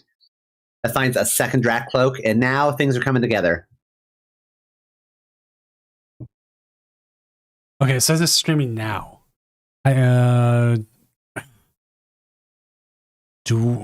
we want to just keep with the festival leave, or do we want to jump back Yeah, to let's stick with it here. We're already here. Yeah, we'll stick with this, but if this game finishes early for whatever reason, we'll jump to Donovan's game. So Donovan, stay on if we need a backup. Because this game, this game can blow up on Festival. Yeah, I mean, they can just blow up on Festival Lead really easily. I just heard your cats. Yeah, she's got things to say. Oh, they're both out there. Oh my goodness. All right, Lily's again. All right, you can both come in. Come on. You can come in. It's fine. We can have two cats in my room. They missed me. I was gone all week. All right, we're actually going to see nice little KO here.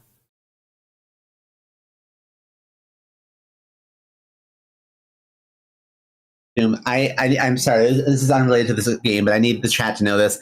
I'm petting two cats at once right now. I'm living the dream. That is. All right, do you ever remember the old Simpsons joke where it was like, I thought a man with two wives would be happy, and then it goes, no, it was a man with two knives, and it cuts to Mo. He's holding two knives, and he goes, this is the happiest I've ever been in my life. I've not heard of that, but it's funny. Yeah, it just ages me. It just makes me old because it's like an old Simpsons joke. I'm old too. I just didn't watch The Simpsons growing up.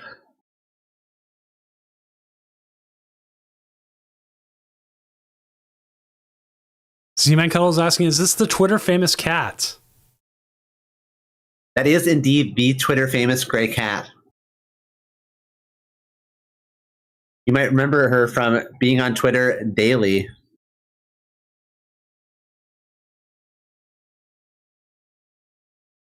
Okay, so back on over to Festival Lead, and got some evolutions established. Got to attack, but I think we were about to see a Dragapult EX in play, and then things will get interesting. Oh, Countercatcher onto the Diplin, and then an INO as well.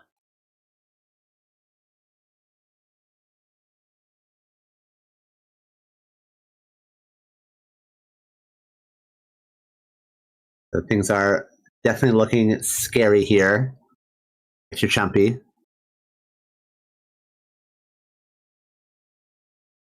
I would definitely say Dragapult's one of the worst matchups for Festival League. There's just so many ways for them to wipe all the prizes off your board, and you hit decently hard. Not all your prizes, all your Pokemon. I mean, technically Pokemon are prizes. The one saving grace is the Psyduck, right? That damp, at least neutralizing the Dusclops for now. But we could definitely see if they're so inclined. JRR, yep, put 6 damage counters right there on the Psyduck. Next turn could drop a Hawlucha, clean that up, and then we could see some serious Cursed Blast violence coming down.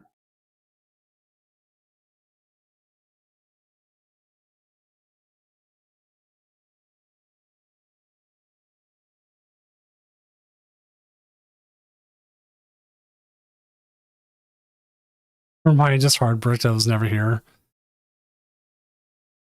I'm sorry. It was the near stream curse that hit you.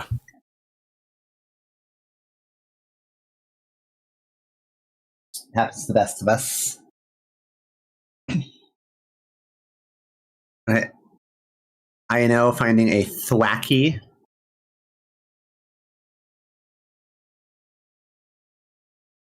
So gonna get to Boom Boom Grove. The Thwackey chain is underway.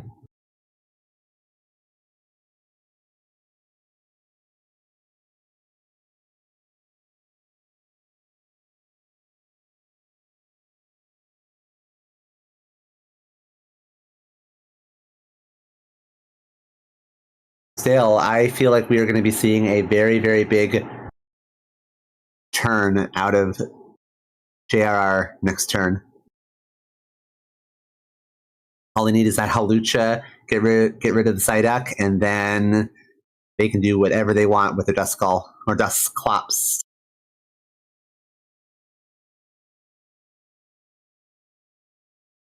There you go. Rapid draw for 60, drawing a couple cards. Sure, that's fine. Another one.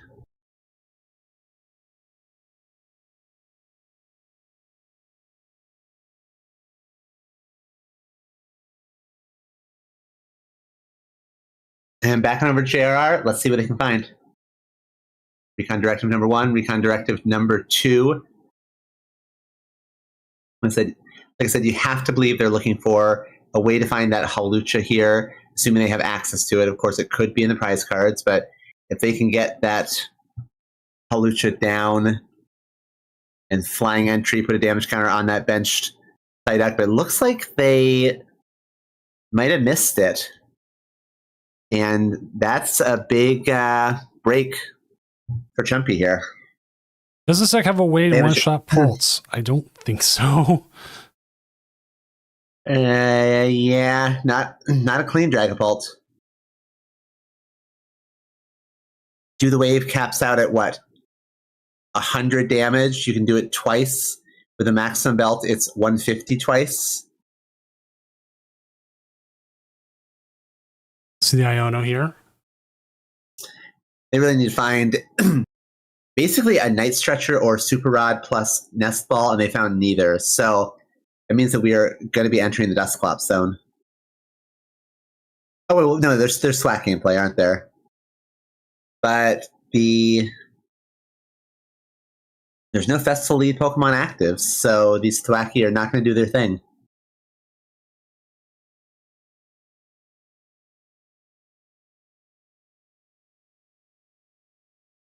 I just don't see a way for Festival lead here to win this. Yeah, it doesn't look good at all. I just want to say, the fun thing about cats is if there's one cat in your room, okay, you got a cat in your room. If there's 2 cats in your room in a closed room, it feels like there's 100 cats in your room. 2 cats are so much cat. And you get what I mean. Yeah. You know the life. So the thing is, our cats want to kill each other. Oh yeah, they just conceded. It's over. That was the game. All right, join me here in the casting desk. All right, so we are starting to see top 8 starting to come around here. We've had all our IDs. We've got about half the matches done, and currently TCG Joseph, who did lose, is still in cut right now with a 70.68% opponent win percentage. For now. The problem is we have all these 7-1s still playing. 7-1-1, I think, is bubbling tonight. This is going to be a wild one. As we look at pairings, so there'll be 2 more 8-1s for sure. Yeah, Mewtwo 619 is at risk of bubbling.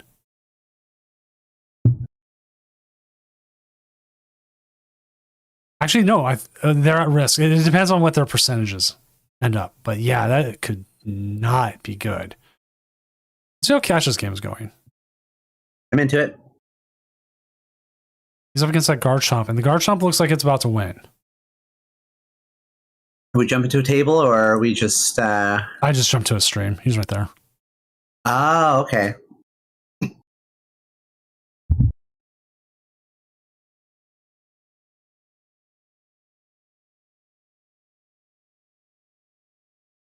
Yeah, Garchomp is really putting in work here. My goodness.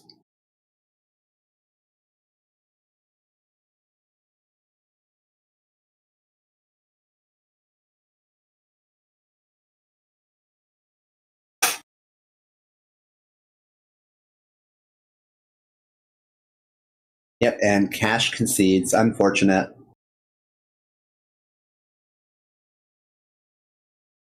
He has been really trying to come back and get another top Doom finish, but sometimes it's just not in the cards.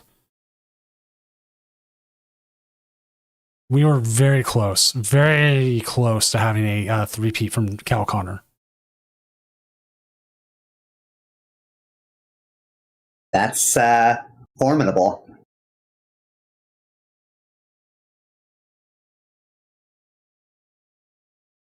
Yeah, what was it? Got to the semifinals, and then I believe it was a bad matchup. I don't exactly remember, but it was close, and then just didn't happen. Which tonight he went 0-2 drop with Goldango. So I was like, man, why did you go off Guardy Jelly? It had been the deck you were playing.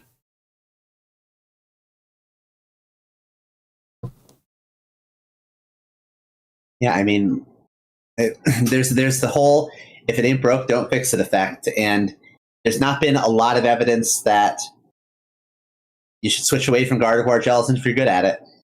Exactly. I think that deck is just consistently so strong. We're about to have Cat Chaos in here. Well, what do you think was going to happen, Ellie? Ellie leapt up onto the bed right next to Nora, and Nora immediately whipped around and hissed at her, and Ellie jumped back off the bed. Cats. Cats. See, my cats don't want to kill each other, but Ellie is definitely a little bit chaotic, and Nora is a little bit nervous around Ellie still. Child. Come here. We have one star. We'll walk by my office where Fizzy, our other cat, hangs out, and we'll just hiss at the doorway, even if Fizzy's not even in the office. If Fizzy could be elsewhere in the whole house, just hisses at the door. You know what? I have to. I'm calling it right here, Doom. I'm sorry. Your cats are silly. They are. Yeah, silly cats. Got a serious case of the silly cats. All right, we are on 18 to 26 matches, so we are just waiting to finish up here. Surprisingly, this is one of the earliest we've been. We've had a lot of round 9s start like 12:10. We actually started slightly before midnight tonight. So we're getting a little bit faster here. We gained, even with the 5-minute delay earlier, still gained time. Hey, I love to see it. Nothing I love more than a brisk tournament and going to bed. So as it stands right now, we do have the Alakazam in. Alakazam is going to pair up against whoever's 8th, which right now, possibly Kangaskhan Buffalant, but it could be Gardevoir. It could even be the Slacking, which, I mean, Slacking made it. Like, now I got to download a Slacking card, and I got to use that for the social media. I'm sorry, I can't vibe with Slacking, and you know why. I know. But, hey, it's up there. You know me well. You know my vibe now. If I had to choose the first game I'd want to watch for Top Cut, it would be the Alakazam. It's like I've held back, and at this point, I want to see them. Not so much see them win. I want to see them play. I want to see what it can do. Like, yeah, they've had a good run tonight. They even beat one of the 7-1-1s and a 7-2 and the Sorrel Edge. I mean, the Sorrel Edge they should beat every time. There's plenty of reasons why you wouldn't, but there's plenty of more than that. The Zoroark has Moltres. I know Moltres has been kind of popular with like the Luminous Energy decks because it's easy. It hits for one. Hits Goldangos for 220, and if you're playing stuff like enough like the Defiance Band against Goldango, then you're just KOing it. And it's a nice, free, easy KO. Which they also play the Mega Lopunny. Looking for that out to Cornerstone. Yeah, it's a great tool when Cornerstone's popular. This deck has a little of everything. I'm really excited to see it in action. I hope we get to. Yeah, I think Tom Hagen in the past has streamed before. As out of most of these players, I don't know who can and who can't. I always ask. In cut, I always ask, and I say, hey, can you not? And part of it also is because, like, in case there's anything that comes up. Plus, if too many players can't stream, we might just run out of games to watch, and the tournament ends early. Yeah. Or rather, the stream ends early. Yeah, stream ends early, and I sit here playing video games until someone needs a judge.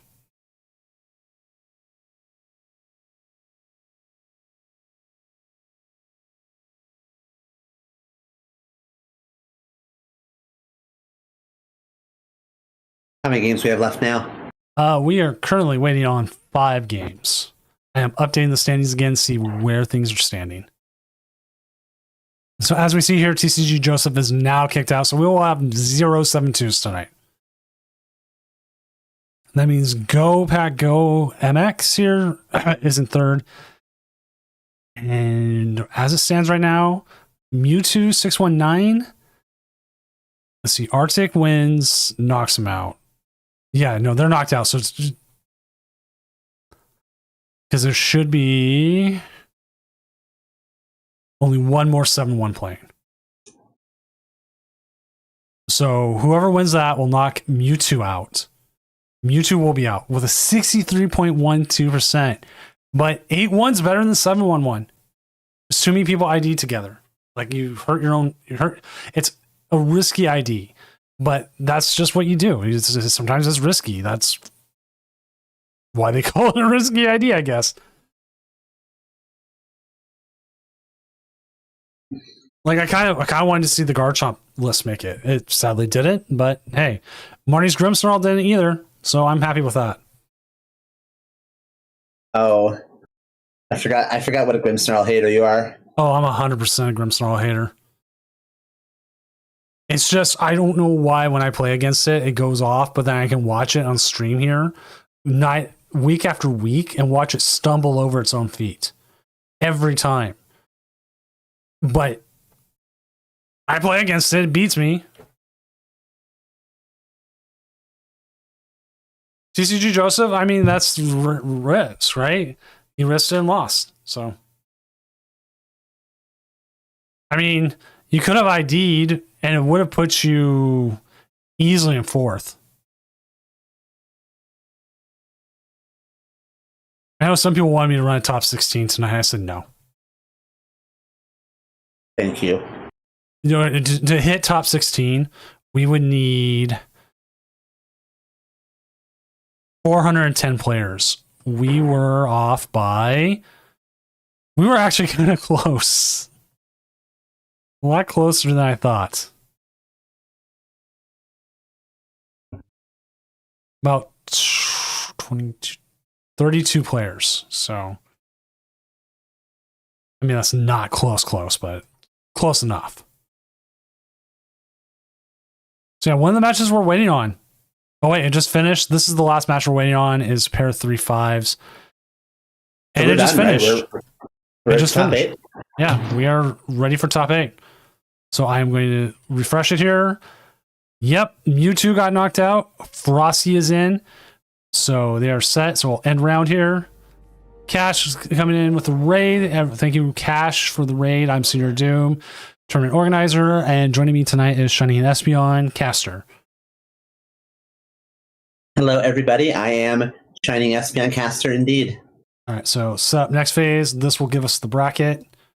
And then we'll pair next round here in just a second. But here is our bracket tonight. So C12 Nation and the Alakazam will be going up against Gardevoir. Jake B with the Charizard Pidgeot going up against Sirolege. Tom Hagen with the Zoroark going up against Muni Jr. with the Slaking. And Go Pack Go with the Bouffalant on Kangaskhan going up against Zuko and Charizard Noctowl. I'll be so real. I want to watch all of these matches. I know. I want to see which ones we can get. But here we go. Let me make sure I got my round timer going. Okay. And I kind of want to see some Sirolege. We've had 0 Sirolege on tonight, and we usually do. Yeah, every time I've been casting, and there's been Cerulean Edge, it has just like flopped. Just hasn't quite gotten there. And so I'd love to see if tonight is Cerulean Edge tonight. All right. Let us see if someone sets up. I've asked every single matchup if someone can. And if they can, we'll assume jump to a table and we'll go from there. Yeah, sounds good to me. Tom Hagen said, okay. So it looks like we at least have Tom Hagen. Okay, one down. That'll be a fun one. Zorak versus Slacking.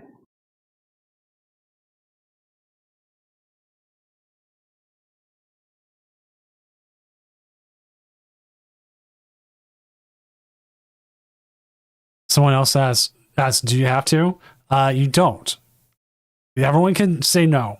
There's no obligation to do it in this tournament. It's just like... But I will cry. Yeah.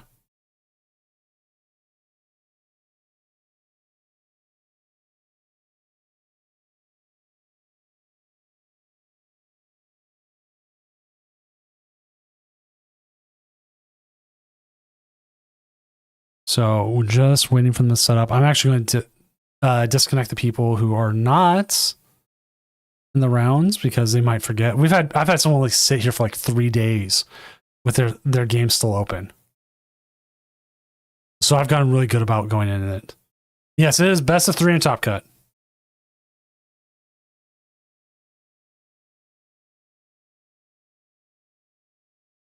All right, so Tom Hagen says they can. I said sweet, so if they could, that'd be great. Squeeze. This would be the This would be the Zorak. Oops. Oh, sorry. It'll be the Zorak versus Slacking. Are they the only yes so far? Yes. Better hope they win then, eh? But there might be someone else. Sometimes people say, Frosty just said yes, is on. So that would be Alakazam versus Gardevoir. Well, I mean, that was the ideal, right? That's what you want to see first and foremost. I think that's what we'll go with. Let's go ahead and jump Sounds there. good to me.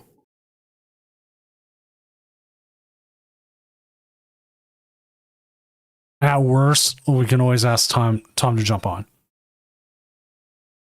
So we've got blue, so we're on the Gardevoir side, and then that is...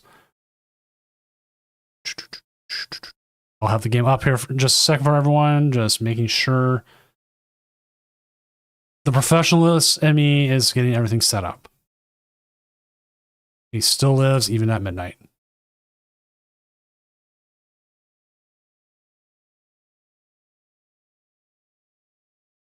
There you go. And Tom Hagen is set up as well. So if we need to, we can jump to table 2 or check out how that game's going as well. So we have that as a backup.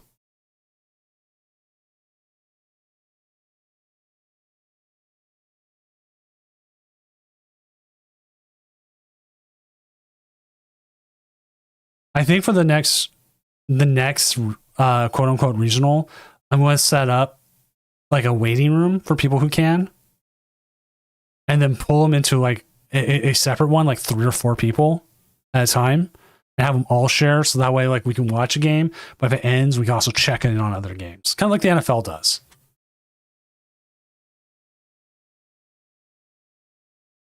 Marin, the next tournament is next Friday at the same time, every Friday.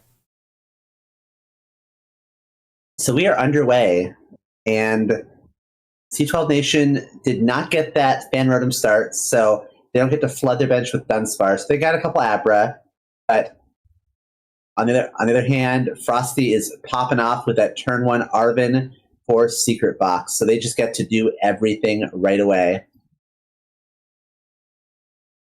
All right, here comes that all-important Secret Box, the most successful ace deck of the last year.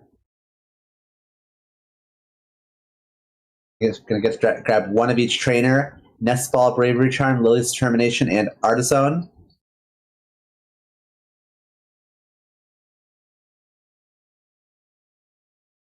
And we're off. course, it always feels better when Secret Box gets to pitch some psychic energy as well, and this wasn't the case this time, but getting a bunch of Ralts into play and getting to get a turn 1 evolution is pretty nice.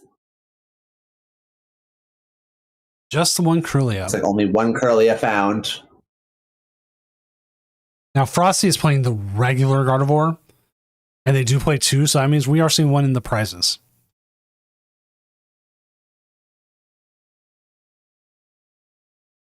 It happens sometimes. That's what Rare Candy's for. But okay, first Kadabra is found, and Psychic Draw.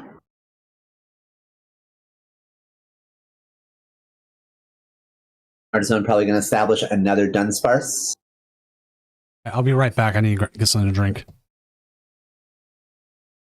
Fan Rotom is an interesting choice. I guess aiming for an Assault Landing to get a quick KO on the Ralts. Of course, it won't be able to use its Fan Call ability since it's not first turn of the game, but Assault Landing is still a good attack. Runaway Draw draws 3 cards, and down goes the Dunsparce into the deck. But that's a Rare Candy Alakazam, another Psychic Draw, another 3 cards. So if C12 Nation has the energy, they'll have some options available to them. Though I have to imagine the most appealing one is still just taking a nice Assault Landing KO with that relatively inconsequential Fan Rotom. Another Dunsparce is found.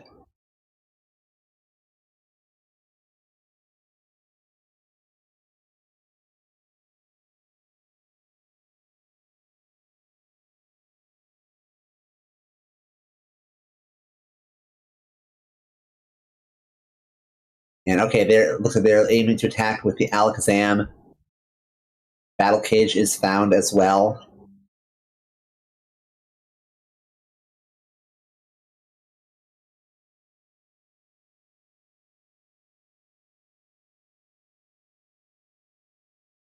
And oh goodness, a boss's orders for that Kirlia. That is a big swing in C12 Nation's favor. It's going to be much, much harder for Frosty to get the Gardevoir EX into play now. Psychic Energy's found, but unfortunately they're just going to have to probably Lily's Determination that whole hand back into their deck and hope that the next hand is a little bit more useful to them. There we go. Fresh hand of 8 cards coming in, and unfortunately that doesn't give them a ton to work with this turn. They could, of course, reestablish a Kirlia thanks to the Night Stretcher, but they're still going to be in a bit of a dicey spot.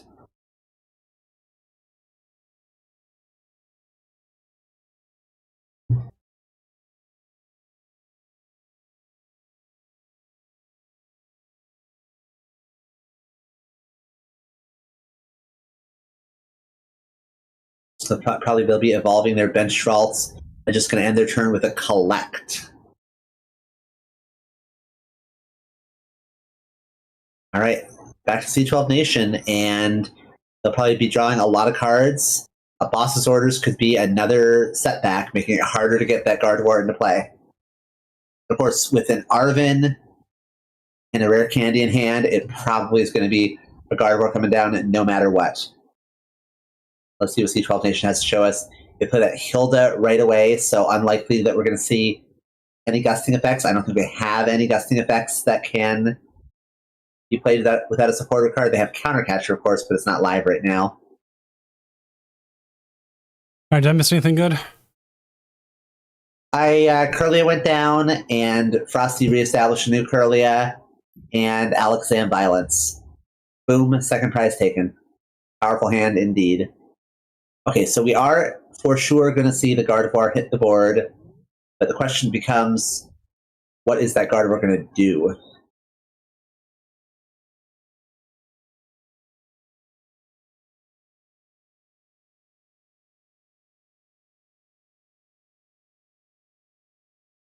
Okay, looks like maybe just eyeing up the professor's research.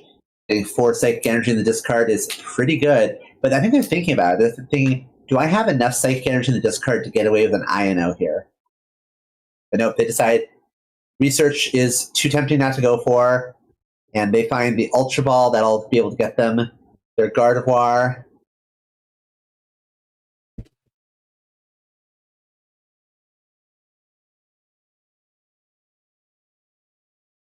I wonder if you discard the Bravery Charm here.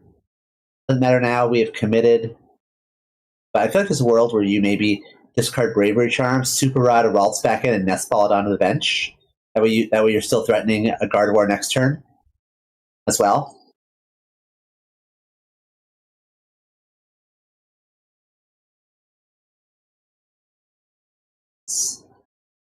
So here, surely. Oh, actually, we could see a Scream Tail attack this turn. That's probably that's the play. I like that. So take a 4 energy Scream Tail to Roaring Scream for 160 damage. That would be enough to KO this Alakazam. Could also maybe do ignore the Alakazam and go for the Dunsparce or the Kadabra and try to choke C12 Nation out of draw options and set it for an INO for later. But no. Oh, well, actually, no. Yes, okay, there we are. Roaring Scream for 120. Oh, okay, they're actually not. They're going for the Kadabra. I kind of like this. I agree with it because the Alakazam, you're going to still move damage to. That's the only place you're moving damage. And if you can get that late Iono. Exactly. They're playing the long game. They're saying, okay, well, I'm not going to win if I'm just trading KOs in the Alakazam. How I might win is running you out of steam. And running them out of steam means cutting off their access draw as much as possible and sticking an INO to like 2 cards or something late game, and maybe they stumble. So not trying to race prizes, just playing the kind of that control game. Of course, the Enriching Energy to Dunsparce package, that is a lot of cards they have access to. And Enriching Energy is a potent top deck. Now, one of the things we do see here, we see the battle cages out there. The battle cage is preventing them, though, from using Artisan and being able to continuously keep those Dunsparces coming out. That's what they want. Well, I mean, they're going to take the KO here. Well, they sure are. Do you need Artisan to keep getting Dunsparce into Dunsparce out? Because when you're drawing a lot of cards, you're going to find a lot of basics. Yeah, at some point you are. Okay, really, really unfortunate. They have basically a Scream Tail and a dead hand here. And this is not looking good for them. And not a lot they can do with these Monkey Dory with a Battle Cage in play.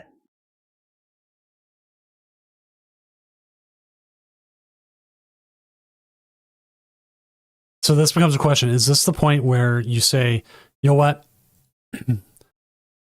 I'm not winning this. Game 2.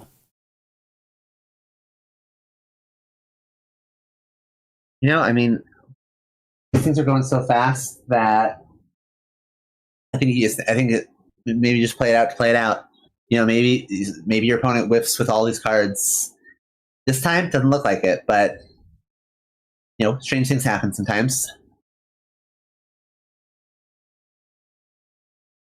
Yeah, I do think that C12 Nation has a lock on this game. I don't really think there's a way out in this situation. This is going to be a massive, powerful hand. The Scream Tail is going to go down, and I think that Process is going to be out of options to respond.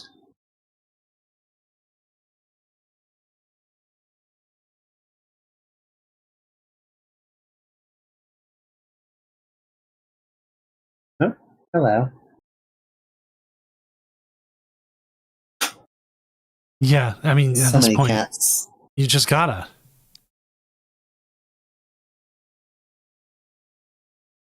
There it is. Yep, there we go. That is it for game 1. Moving on.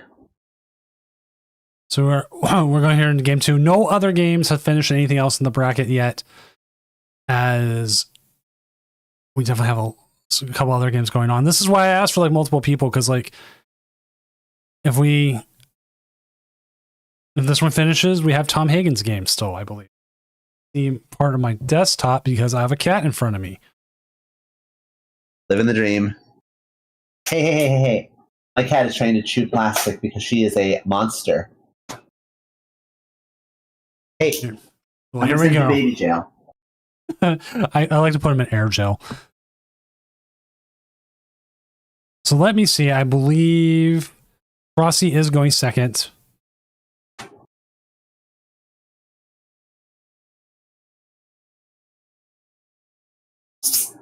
here, terrible child. Come here. All right. I'll start. Hand is fine. Hand is less fine going first, but it's fine going second.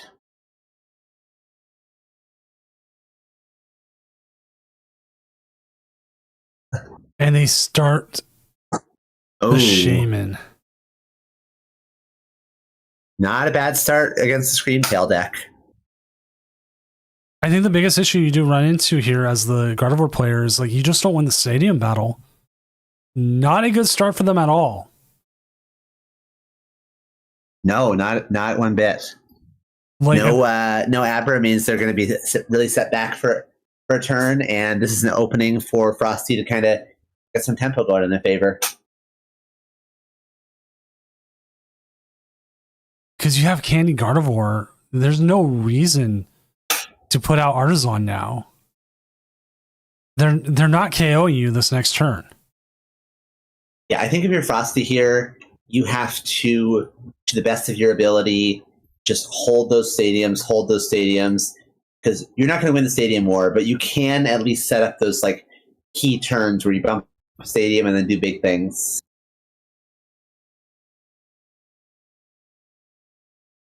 Ooh. Secret box there is a great pickup. Going to pitch those psychic energy, grab one of every type of trainer card.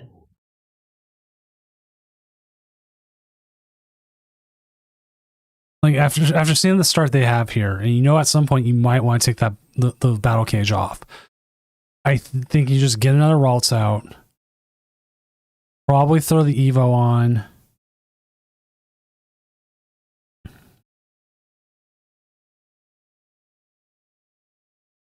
Yeah, I think Evo into Curly is perfectly reasonable here. And yeah, like no You're reason. not in a hurry. They don't even have an Abra.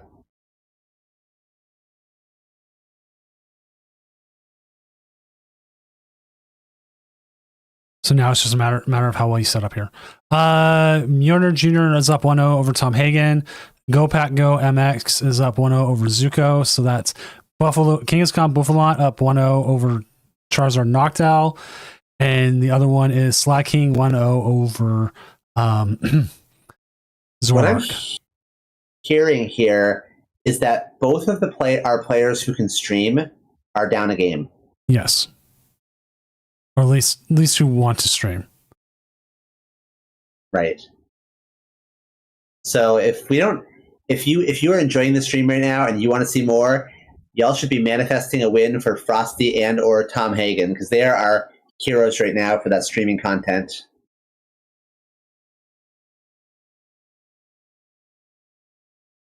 There's that battle. All right, the all-important battle cage has arrived. And then the pass. Okay, so if you are Frosty here, surely the name of the game is Screamtail. Not yet. Oh, there's that Shaman, of course. Shaman's got to be moved. Got to be KO'd. I wonder here if a retreat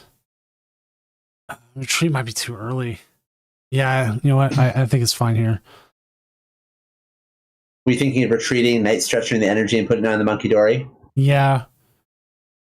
Yeah, I think here I like what they did, because we have 2 energy in the discard pile, and right now, because we have 2 energy in the discard pile, we can put an attachment from hand on the Flutter Mane and then get off that Hex Hurl attack. Oh, do we have 3 energy in the discard pile? Was I wrong? No, we only we're have. just not going to Hex Hurl. I thought we had 2 Psychics and 1 Darkness now. No. Yeah, we're not. How are we gonna? We're not gonna attack this turn, I suppose. I think they just, I would say, easily just kind of probably overestimated. Zam, thank you for the note there. I did fix it. Yeah, I wonder if they maybe got a little ahead of themselves and put themselves in an awkward position here. Because I can't imagine a world where they would not want to attack this turn and take a KO on the Shaman. Jake B is up 1-0 over Illuma with Swirl Edge, who's playing Swirl Edge. So Charizard Pidgeot 1-0 over Swirl Edge right now. Gotcha. So we are in game 2 in every single set now.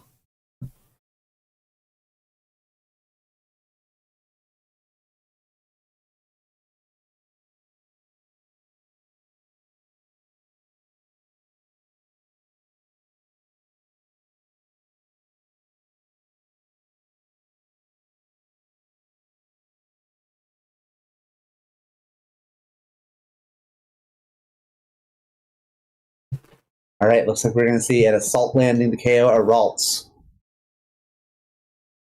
Double Alakazam set up on the bench. Yeah, that's really, really scary. I guess the one saving grace is that those Alakazam have already drawn their cards, so the card draw, at least, is a little bit offset.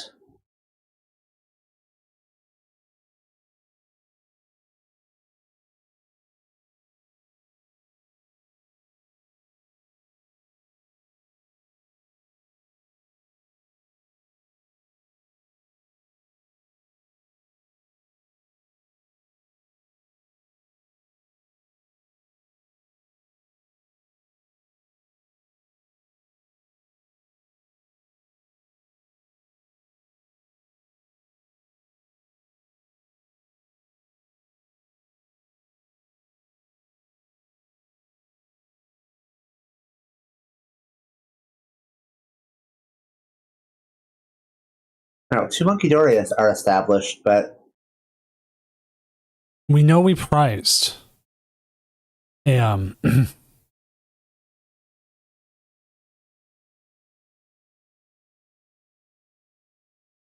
stadium. So what now? We priced a stadium, so we're not getting rid of what's in the active. But we can move 60 damage off of it here.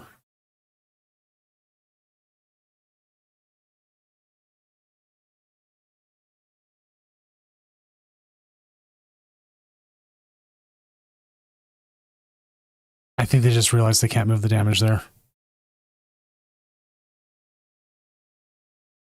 But then again, if you're just making the damage disappear, it doesn't matter. yeah, I mean, better than just having it sit on your Flutter Mane, I guess. Oh. It's weird to have a Not Josh a lot Collins better, late. but technically better.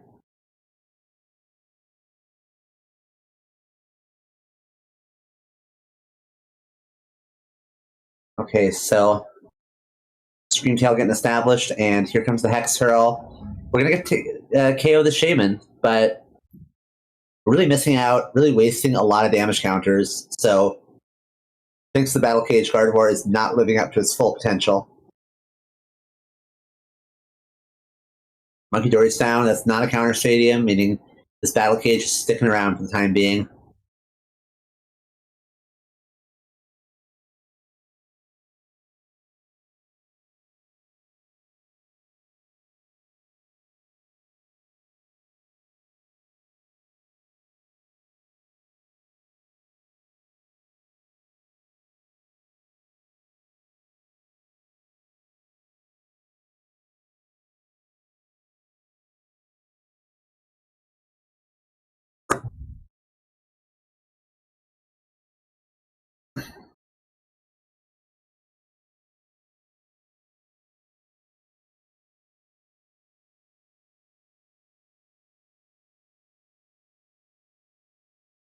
Okay, off to the races here. Lots of cards being drawn for C12 Nation, and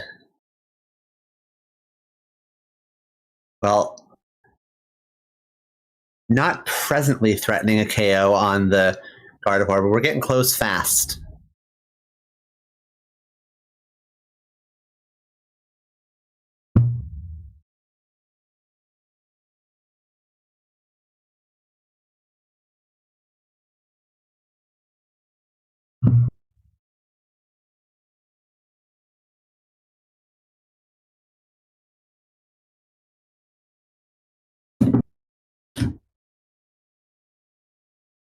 Okay. D12 Nation takes a KO on that Fluttermane. Back on over to Frosty. They promote the Gardevoir. Super Rod in some Pokemon, including that Fluttermane. Looking to establish a third Munkidori, despite not currently having access to Adrenabrain thanks to the Battle Cage.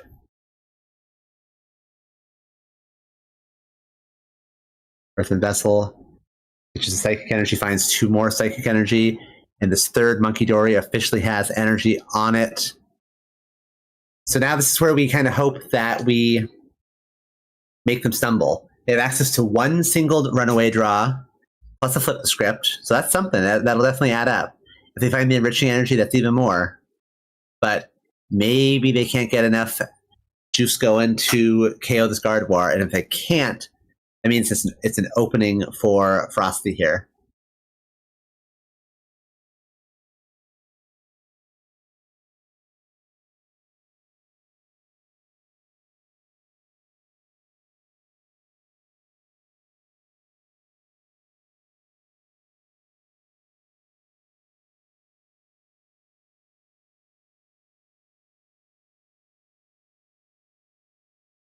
All right, there's a judge call going on, and it's nothing bad. There's a player from last round asking Mewtwo619 specifically, how did they bubble? And the big thing was it was a risky ID. Yeah, a lot of IDs, and they fell on the wrong side of it. Yeah, so like you don't know how many players are going to ID, but they just fell on the wrong side, and it happens. And the worst thing is, usually about 68-ish win percentage against your opponents is great. That will get you like out of the bubble. But tonight, a lot of people had like 65 plus. It was just a night where that happened. The ID gives, and the ID takes away. And his opponent was well over 70%, and they made cut. So they were fine.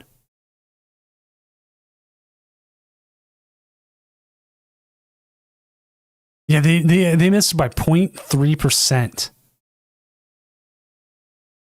So close. That's just, yeah. You just took the risk. It's heartbreaking, and it happens.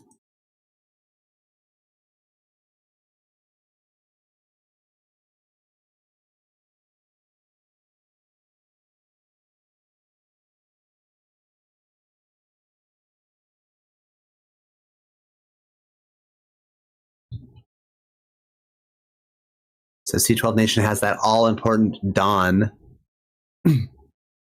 Fantastic supporter in this deck. Finding just all of these cards that all kind of say the same thing. You get to draw a whole bunch more cards.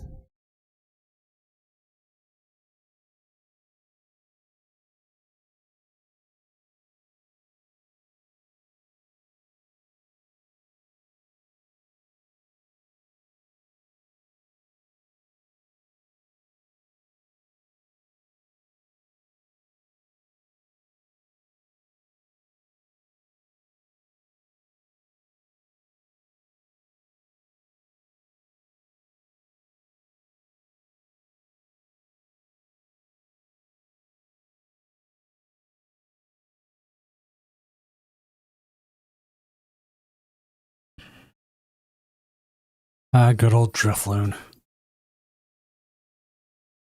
I like that card. Maybe not the best in this matchup specifically, but still a friend.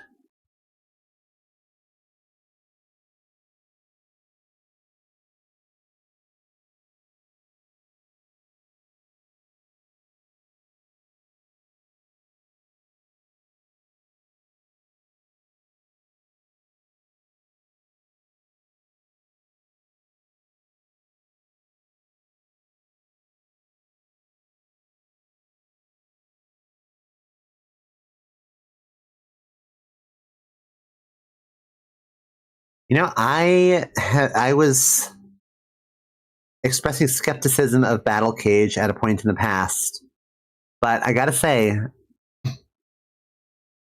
when you run 4 of them, sometimes they just stick, and when they stick, Gardevoir is doing like way fewer Gardevoir things.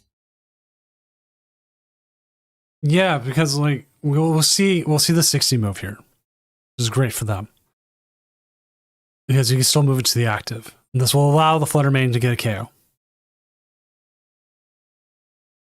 But the rest of it, like you can't get like a free 60 on the Dunsparce now. Nope. Not going to get to do Screamtail things because there's still a Shaman. Can't get rid of the Shaman because there's a Battle Cage. All these things are kind of adding up and being a real hassle.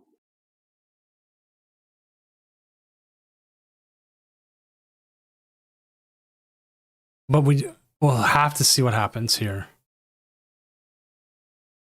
Unfortunately for Frosty, 11 cards in hand is a lot of cards. Well, we see the Arzon. I can start with the flip the script. Now 15 cards in hand. The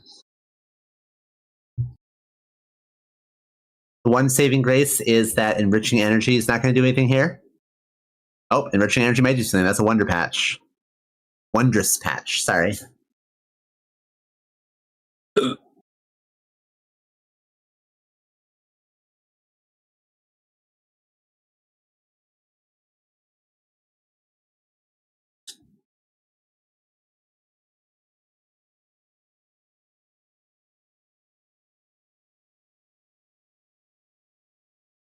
My little orange cat is kneading the bed, staring intently into my bathroom.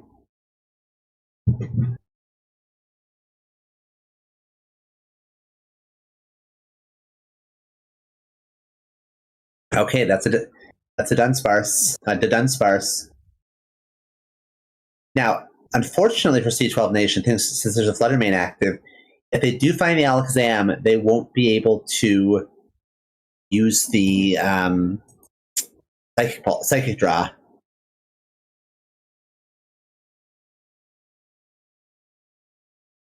See more Enriching Energy here. 19 cards in hand, and we see 0 Ionos on the other side.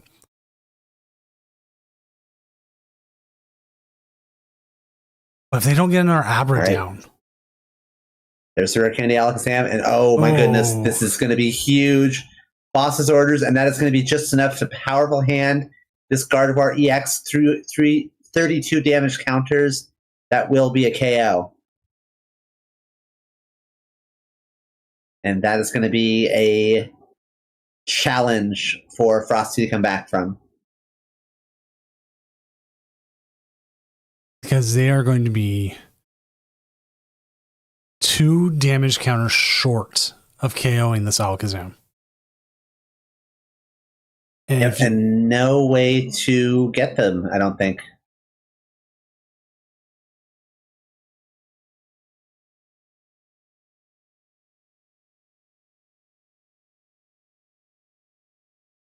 Yep, that's it. That's it. The Frosty has officially fallen. Let's go ahead and jump to table 2 and we'll see where that game's at. All right. Tom Hagen's game is currently... This is game 2, right? This is currently game 2. And I'm just going to flip it over real quick because it looks like it is not in a good spot. So Jake B has beat Illuma. So Charizard Pidgeot has moved on as well. And I will try to set this up because as quick as I can. See if I can set up quicker than this game finishes.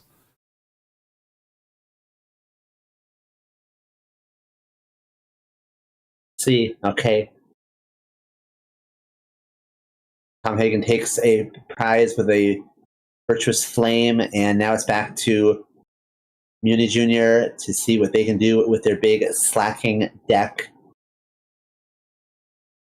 Fortunately for Tom Hagen, this Zoroark has a lot of HP. Okay, Jet Energy on the Mega Lopunny, Boss's Orders on the Ends Reshiram, and that is going to be it. Gale Thrust, 230 damage, and Muni Jr. has defeated Tom Hagen, and both of our streamers from this round have been eliminated from the tournament. It doesn't mean we won't have it. It does not mean we won't have the finals. I mean, it's still a possibility. I ask every player every round as long as there's breath in these lungs. With our casting desk, Ben? Yeah, casting desk it is. Sorry, I didn't mean to interrupt you when you were being dramatic. I'm always dramatic. You can ask Mrs. Doom about that at some point. But all right. Winning on Go Pack Go MX and Zuko, if they're able, if they go to a game 3, I will ask if they can stream, but I have no guarantees on that. I'll go ahead and update standings here.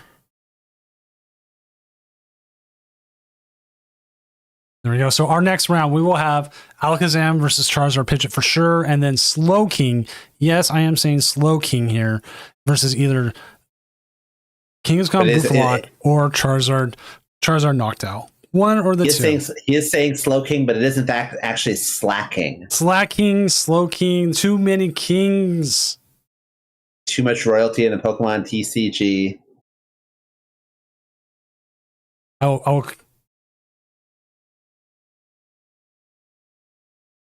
We'll call it Baniri featuring Dusknoir and a Slackoth or Vigoroth. I do like how it goes from like sleepy to like teenager, like hyper energy, and then to like old man.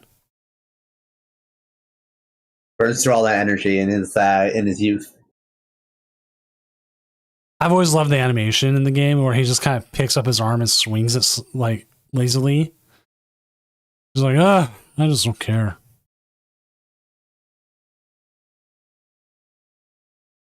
It's like this one. I thought this one was like a stock 3D person. And this.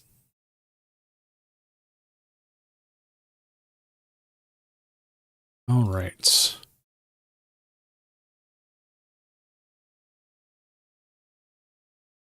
I wonder how the Slacking versus Kangaskhan Bouffalot matchup goes. I would think not well. I think so too, right? Like 280 is sure a whole lot less than where Kangaskhan caps off that.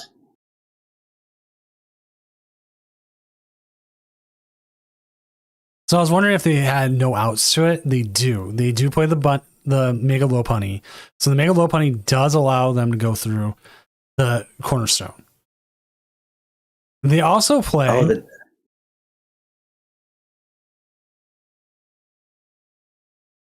They play the other Bouffalons.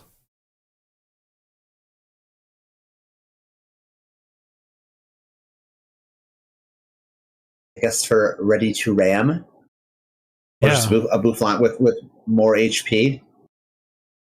A little bit more HP, and then having the ready to ram probably allows them to be like, okay, you KO me, you put 6, and it makes some of the math probably easier for them.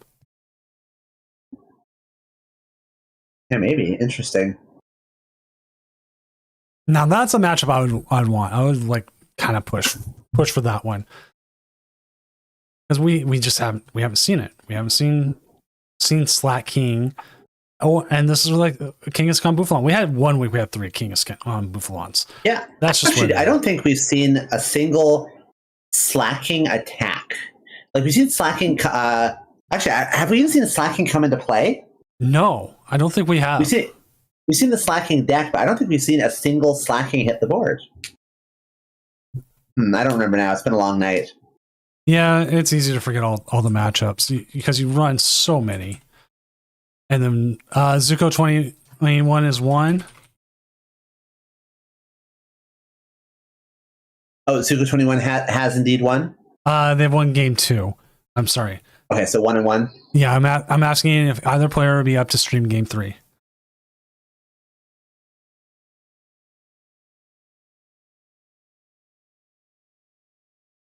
So one of them is going to the restroom real quick. Totally fine to do. I can always give an extension because it's my tournament. Zuko says they can't, and GoPack says they can't either. So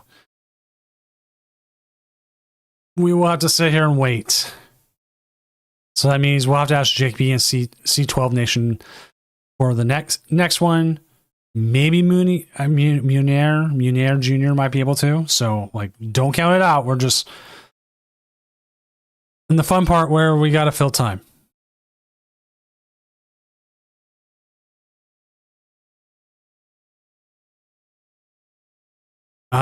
Jake B is playing the Mega Charizard. Yeah, the Mega Charizard X. Interesting.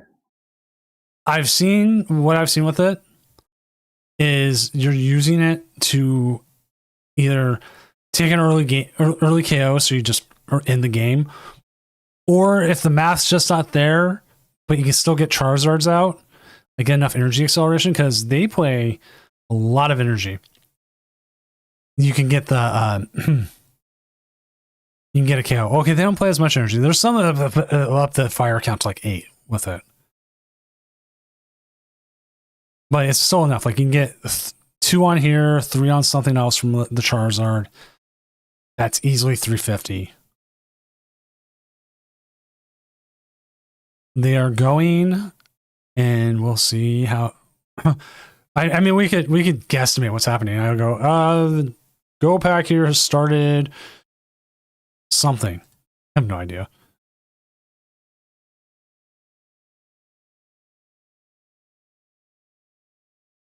But the biggest issue here, Go Pack's going to have like an easier time. I wouldn't say easier time, but it has the option to take bigger KOs quicker than Zuko does. Zuko I mean, Charizard's great, but you start 180, you build up from there.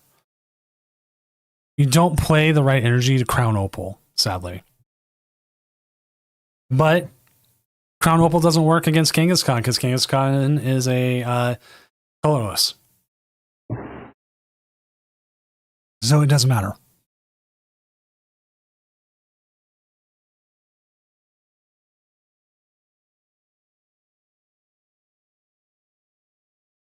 Doesn't enhance Jake B's deck list. Does he play? It does. Okay, so double enhanced hammer, 2 mist energies. It's not staying out there. Alakazam has a win condition. It's kind of remarkable that enhanced hammer is just chilling in standard right now, just legal, and has not really done much of anything in quite a while. In the past, for quite some time, when enhanced hammer's been legal, it's been like a fairly regular part of the meta, but enhanced hammer's kind of just been on the back burners for a lot of the last year. Yeah, I remember when it was previously in format, it was used in everything, and like now, like I understand why Alakazam plays it. It's trying to make sure there's no missed energy, or if you're playing against Dragapult, you're trying to take out, Neo Turbo or Luminous. You got a couple different things. Yeah, but mist is the entire reason. Everything else is a bonus. Yeah. Hey, terrible animal! Stop it. What's up, Sorry, Roto? my cat's being a goblin. Oh, no worries. What's up, Roto Mizuki? Also, thanks to everyone who's been sticking around. I appreciate it so much. Like, I try and make sure we always have something going. A lot of times we actually luck out, and the game that does go to 3 is the one we keep on. But not tonight. Can't win them all. Nope. We had a streak of like 6 months where we streamed every single round. And then after that, it broke for like a month. Like, we didn't get a finals for a month. We had our Worlds event during Lugia era, and we couldn't get the finals, and it sucked because I had this whole build up and we got to it. It was a Lugia mirror, and neither player could stream, and the matchup actually ended in less than 10 minutes.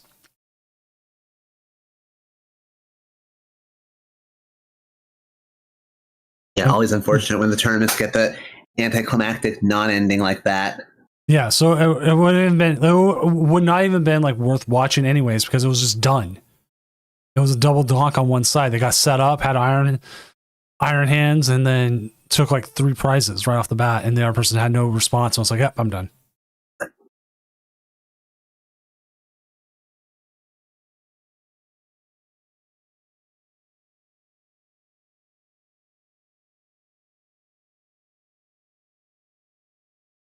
Yeah, I don't hate this Mega Charizard EX in the Charizard deck. It does at least give you a way to lay down a lot of extra pressure before your opponent's taking some prize cards. Now, it's harder because you need to get an extra stage 2 in play to start using that Inferno X attack. But if you can get it, it's a good source of pressure.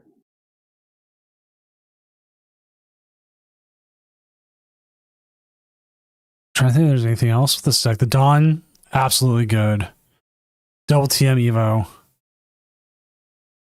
I've seen Tatsugiri kind of start to catch on. Well, it's like Jirachi, Star Wars Jirachi. It's being able to look through your deck, top parts of your deck, find a card. It's good. Well, it is and it isn't, right? Because grabbing a supporter is often narrower than grabbing any item card.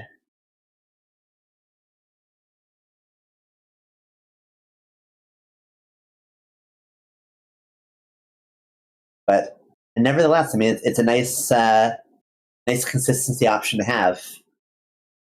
Nice to have a way to bail out of a potentially weak hand with just a Pokemon search a lot of time.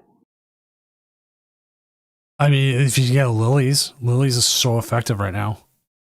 Oh yeah. I mean, it definitely it's nice for sure.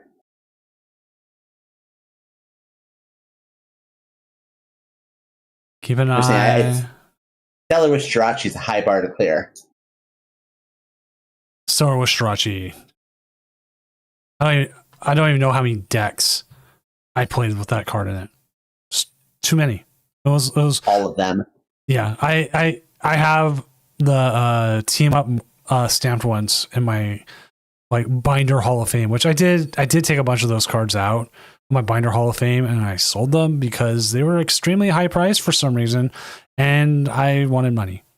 Essentially I took that money and I'm hopefully going to buy a new car. But not that much. How much were they? Well, okay, not enough to put a down payment on a new car. How much were they? The cars I sold? Or the Jirachis? It was more than just Jirachi? No, it was a whole bunch of tag teams. Like Raichu. Oh, okay. Say no more. Yeah, so like the Raichu alternate illustrator. Yeah, say no more. Say no more. It was like 10 cards and it was over 4K. Oh, you said more. The one thing I asked you to not do. I had to. I'm sorry. It was a nice flex. So like, hey, I sold all these cards. Yeah, but you're dealing psychic damage to me. Once again, I'm gonna dig out my my shiny Gardevoir EX and send pictures of them to you to deal psychic damage right back. C12 Nation, yes. I hope you don't prize double enhanced hammers. Because that is yeah. Well, even if you prize them, just boss around until you dig them out of the prizes. Boom, done.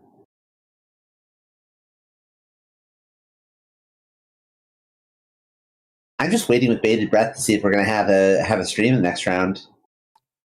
Well, actually, let's ask right here. C12, are you able to stream next round if possible? If they're in chat, I mean, might as well ask them, right? Might as well. If you're not able to, that's fine. Or if you don't want to, that's fine as well. But we are on delay, so.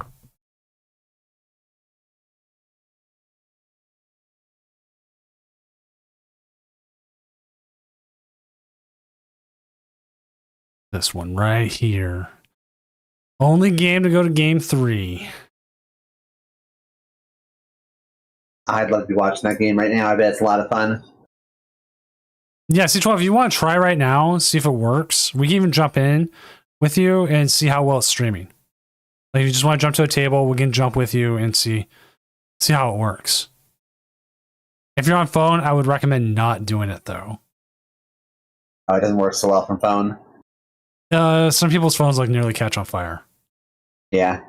Like my phone is S23. It's a little bit older, but it can handle it pretty well. Whereas in like Mrs. Doom still using like an S9, and it catches on fire sometimes just running Firefox. I mean, makes sense that Firefox would start a fire, I guess. Because there's also settings within Discord you can do that help. And that's actually in the details. Our document here, our Doom Champions Series Manifesto. You go all the way to the bottom. Stream tips. Shows you some ways to make your streaming better.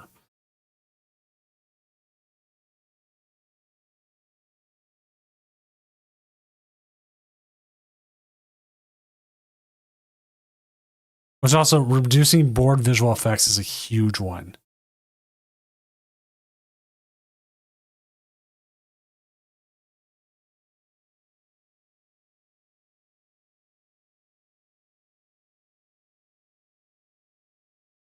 What's up, Chawazard? Yeah, they're at table 1. We will go join them and see how it is.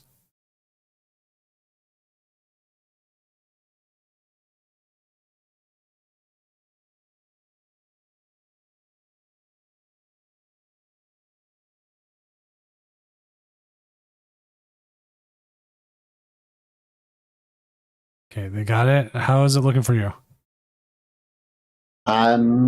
So far so good. Looking pretty clean to me. Not seeing any lagging animations right now.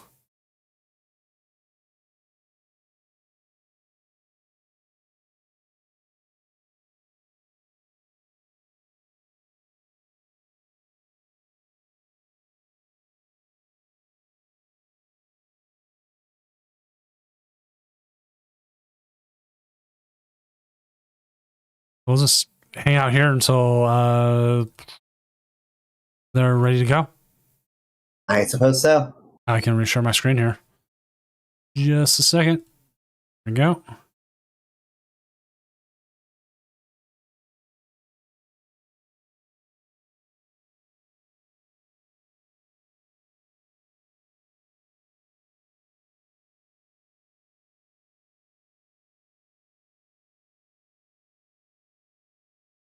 I'll throw up some card art.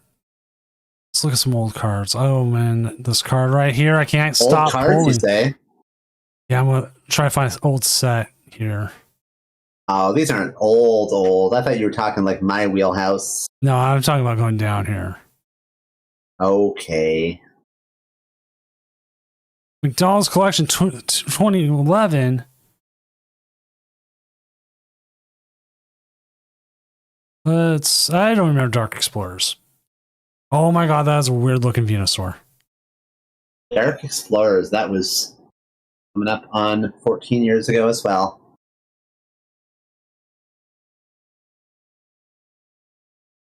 There's an interesting thing if you watch with the yellow borders, they were actually thicker when Wizards of the Coast did everything, and they got thinner. They've even gotten slightly even more thinner with since Pokemon's taken over. I'll be so. I have noticed that, of course, but I'll be so real. I miss the yellow borders. I wouldn't mind seeing multicolored borders. I am not. I think that might be something really, like even if you want typings. Yeah, I wouldn't be averse to that.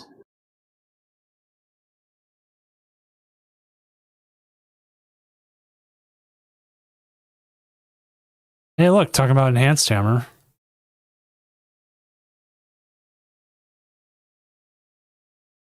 I got enhanced hammer. Oh, we're looking. I was looking at the wrong stream this whole time. And so, like, I kind of like these full art cards when they were there, like that. I don't know how they look in person.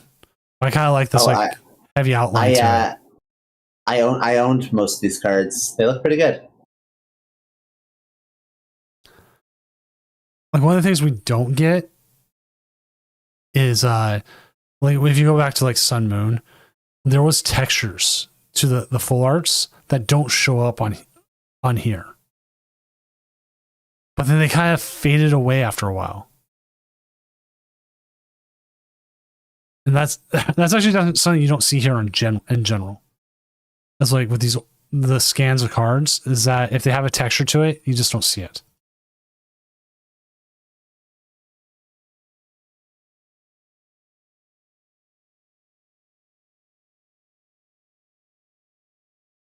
This looks like, do you remember those old Pokemon TCG like magazines that are like unofficial? Oh, of course. Yeah, they had like these horrible arts.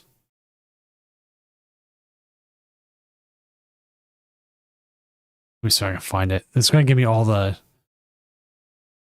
ones I don't want.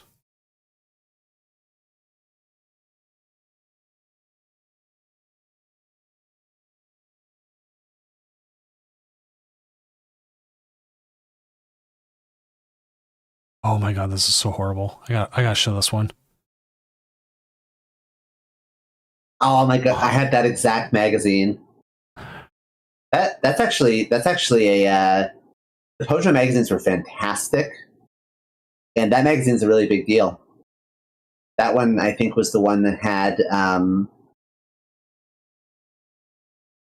the Neo Discovery spoilers in it. Did like full ratings of the whole set. Yeah, like here's one as well.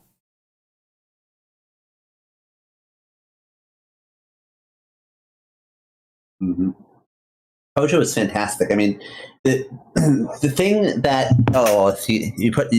you got rid of them. The thing that's important for like newer folks to understand is like back in the late '90s and early 2000s, like Pojo was the source for Pokemon TCG.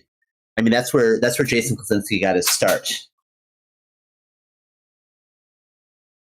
So, you know, you can say what you want about the magazines being ugly, and sure, but they were wildly influential in like developing the early days of the TCG culture and the competitive landscape. Oh my god. I gotta see if this one will pop up. Here we go. This Beckett here. I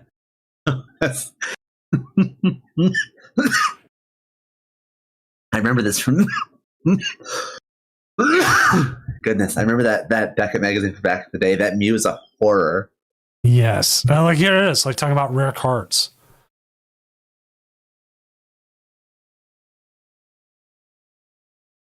Beckett was the price guide for the longest time if you're old. Like I remember taking like having a Beckett, like Beckett sports cards or anything. Like even this, like I'm just blowing through this quickly because I was trying to see if they had a price guide. And take like the edge of a card and like using it to go down the price list and see what your stuff was. I mean, they didn't have one, but like, I mean, that's what you did. And that's how you had to judge how good your price is. And like, it was literally like almost arbitrary. Like, see, back when I was coming up, and this is where our age difference makes a big difference, because I was just a few years younger than you, but that was a whole world back at those ages. So back in my day, if you had a card, you just traded for another card of the same rarity. Usually everyone's happy.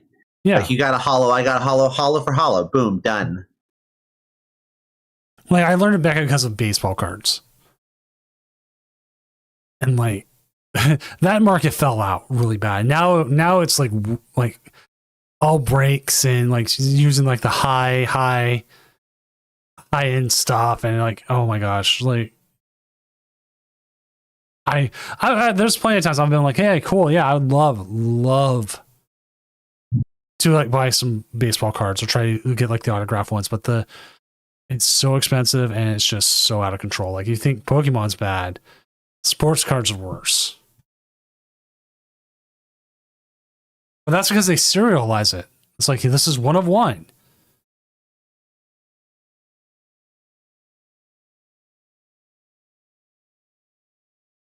I hope we never get serial cards in Pokemon. Yeah, I dread it.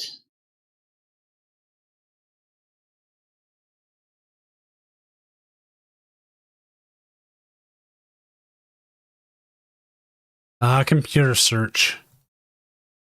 All right, so now with expanded, is Secret Box better or is computer search better now?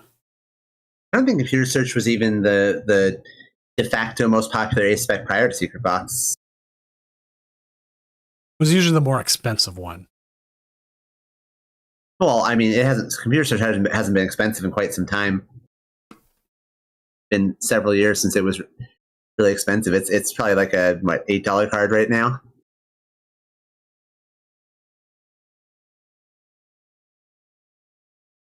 But I think that in a format as powerful as expanded, a card like Secret Box really, really adds up in value. Okay, more than that, because those are all damaged cards, but still not an expensive ace spec anymore. I remember it was like a $50 ace spec. I mean, yeah, more at one point. I mean, it's just steadily gone down.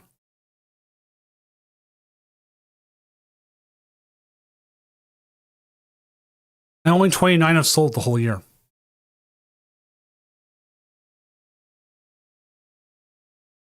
Only 29 sold the whole year, really? Yeah. Close to a majority of those have been to me. I picked up a good number of computer searches this year. Do you think this card should come back in format? It's fine if it does.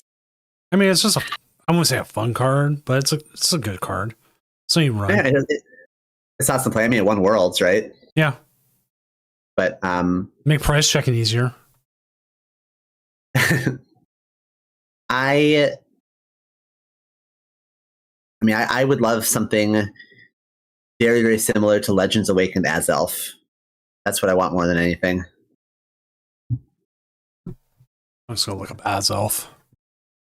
Azelf LA. Ah, boo. You could have gone right to it if you typed Azelf LA. Yeah, there we go. Ah. Okay, well, I thought. I guess the Azelf Level X is LA as well, and I guess the other one was Plasma Blast. What's this one right here with Time Walk, right? Oh yeah, definitely.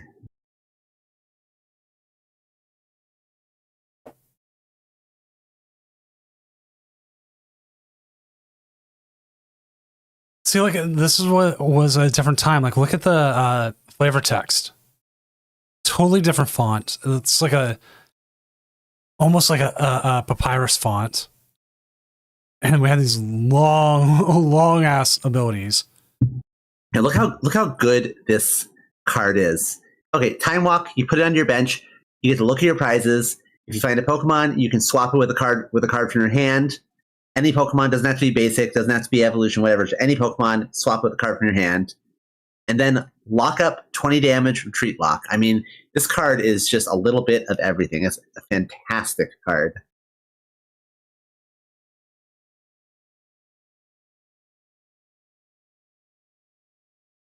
Azelf cards are there. Oh, not as many as I thought.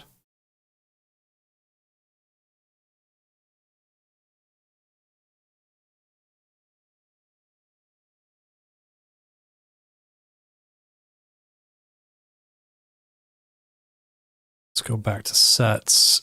I wish we'd get an update from that other game.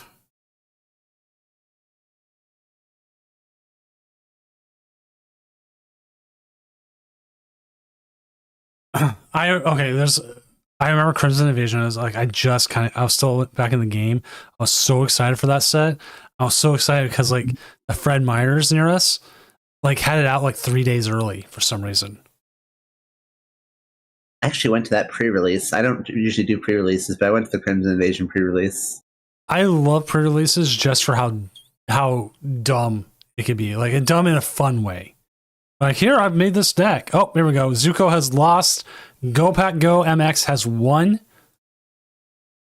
All right, let's figure out what our options are regarding streams, I guess. We got C12 Nation, remember? Yeah, but might as well ask the other players too, right? Just to know. Yeah. All right. Next round is up. And once they get going, We will get that, and I will ask the other ones. Time for top 4. Here we go. Because we know I know Gopak can't.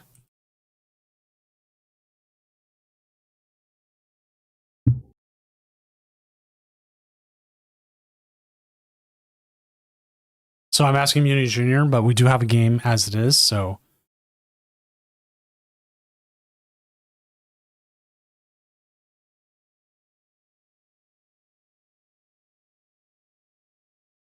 Okay.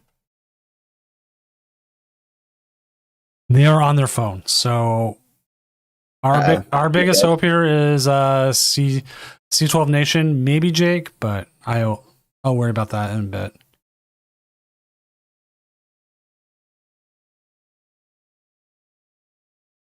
Oh, nope. Jake B has scooped. Oh.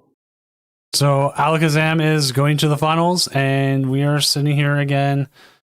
Oh no. Waiting. Oh no.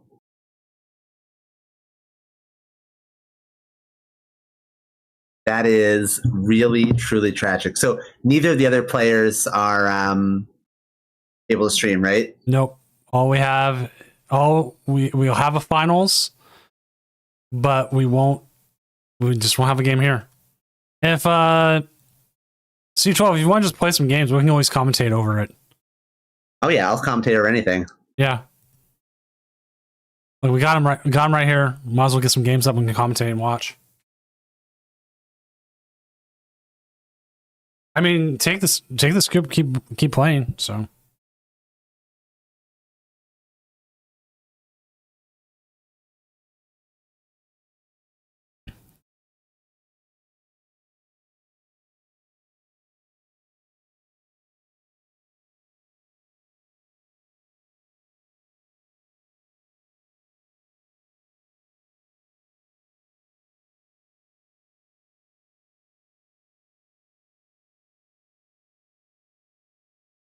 let's see if they get one up.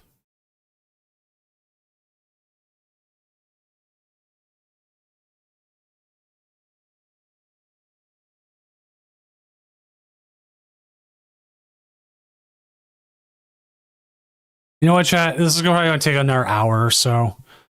I think we're just going to call it for the night. It might be the best. Nope. Like I think fair enough, I suppose. I'll keep an eye on the games, but I would rather have games going than trying to sit here and fill time for like another hour. Like the game might take quick, but the two decks that are playing, Yeah. Oh goodness. it's gonna take a while. Yeah, an hour of dead air is a challenge for sure. Yeah. So we're gonna call it. It not what I want to do, but it's probably for the best. So any last minute promotion you want to give? Oh, I'll always take a minute to promote. So thank you all my friends for watching. I have been your co-commentator, Kara Quaren, aka Shining Espeon. Give me a follow on my Twitch, twitch.tv/Shining Espeon. I stream retro Pokemon tournaments. I do some regionals co-stream stuff. So if you like Pokemon TCG commentary, either standard or retro, my channel is the place to be. So check me out, give me a follow, and catch some good stuff. And I'm Senior Doom, tournament organizer, professional illustrator, and person who is here every Friday. I was hoping to get something more, but this is just one of those weeks where it just didn't work out. And like I said, I have no idea how long this matchup's going to be. It could actually be quick. It could be a whole hour. And I would rather have games up than just to sit here talking for a whole another hour, because it's late and tired and just way it is. So I'm going to send everyone off to the kitty cats. I will be back next Friday, and have a good rest of your night, and hopefully we'll see you then. Goodbye, everyone.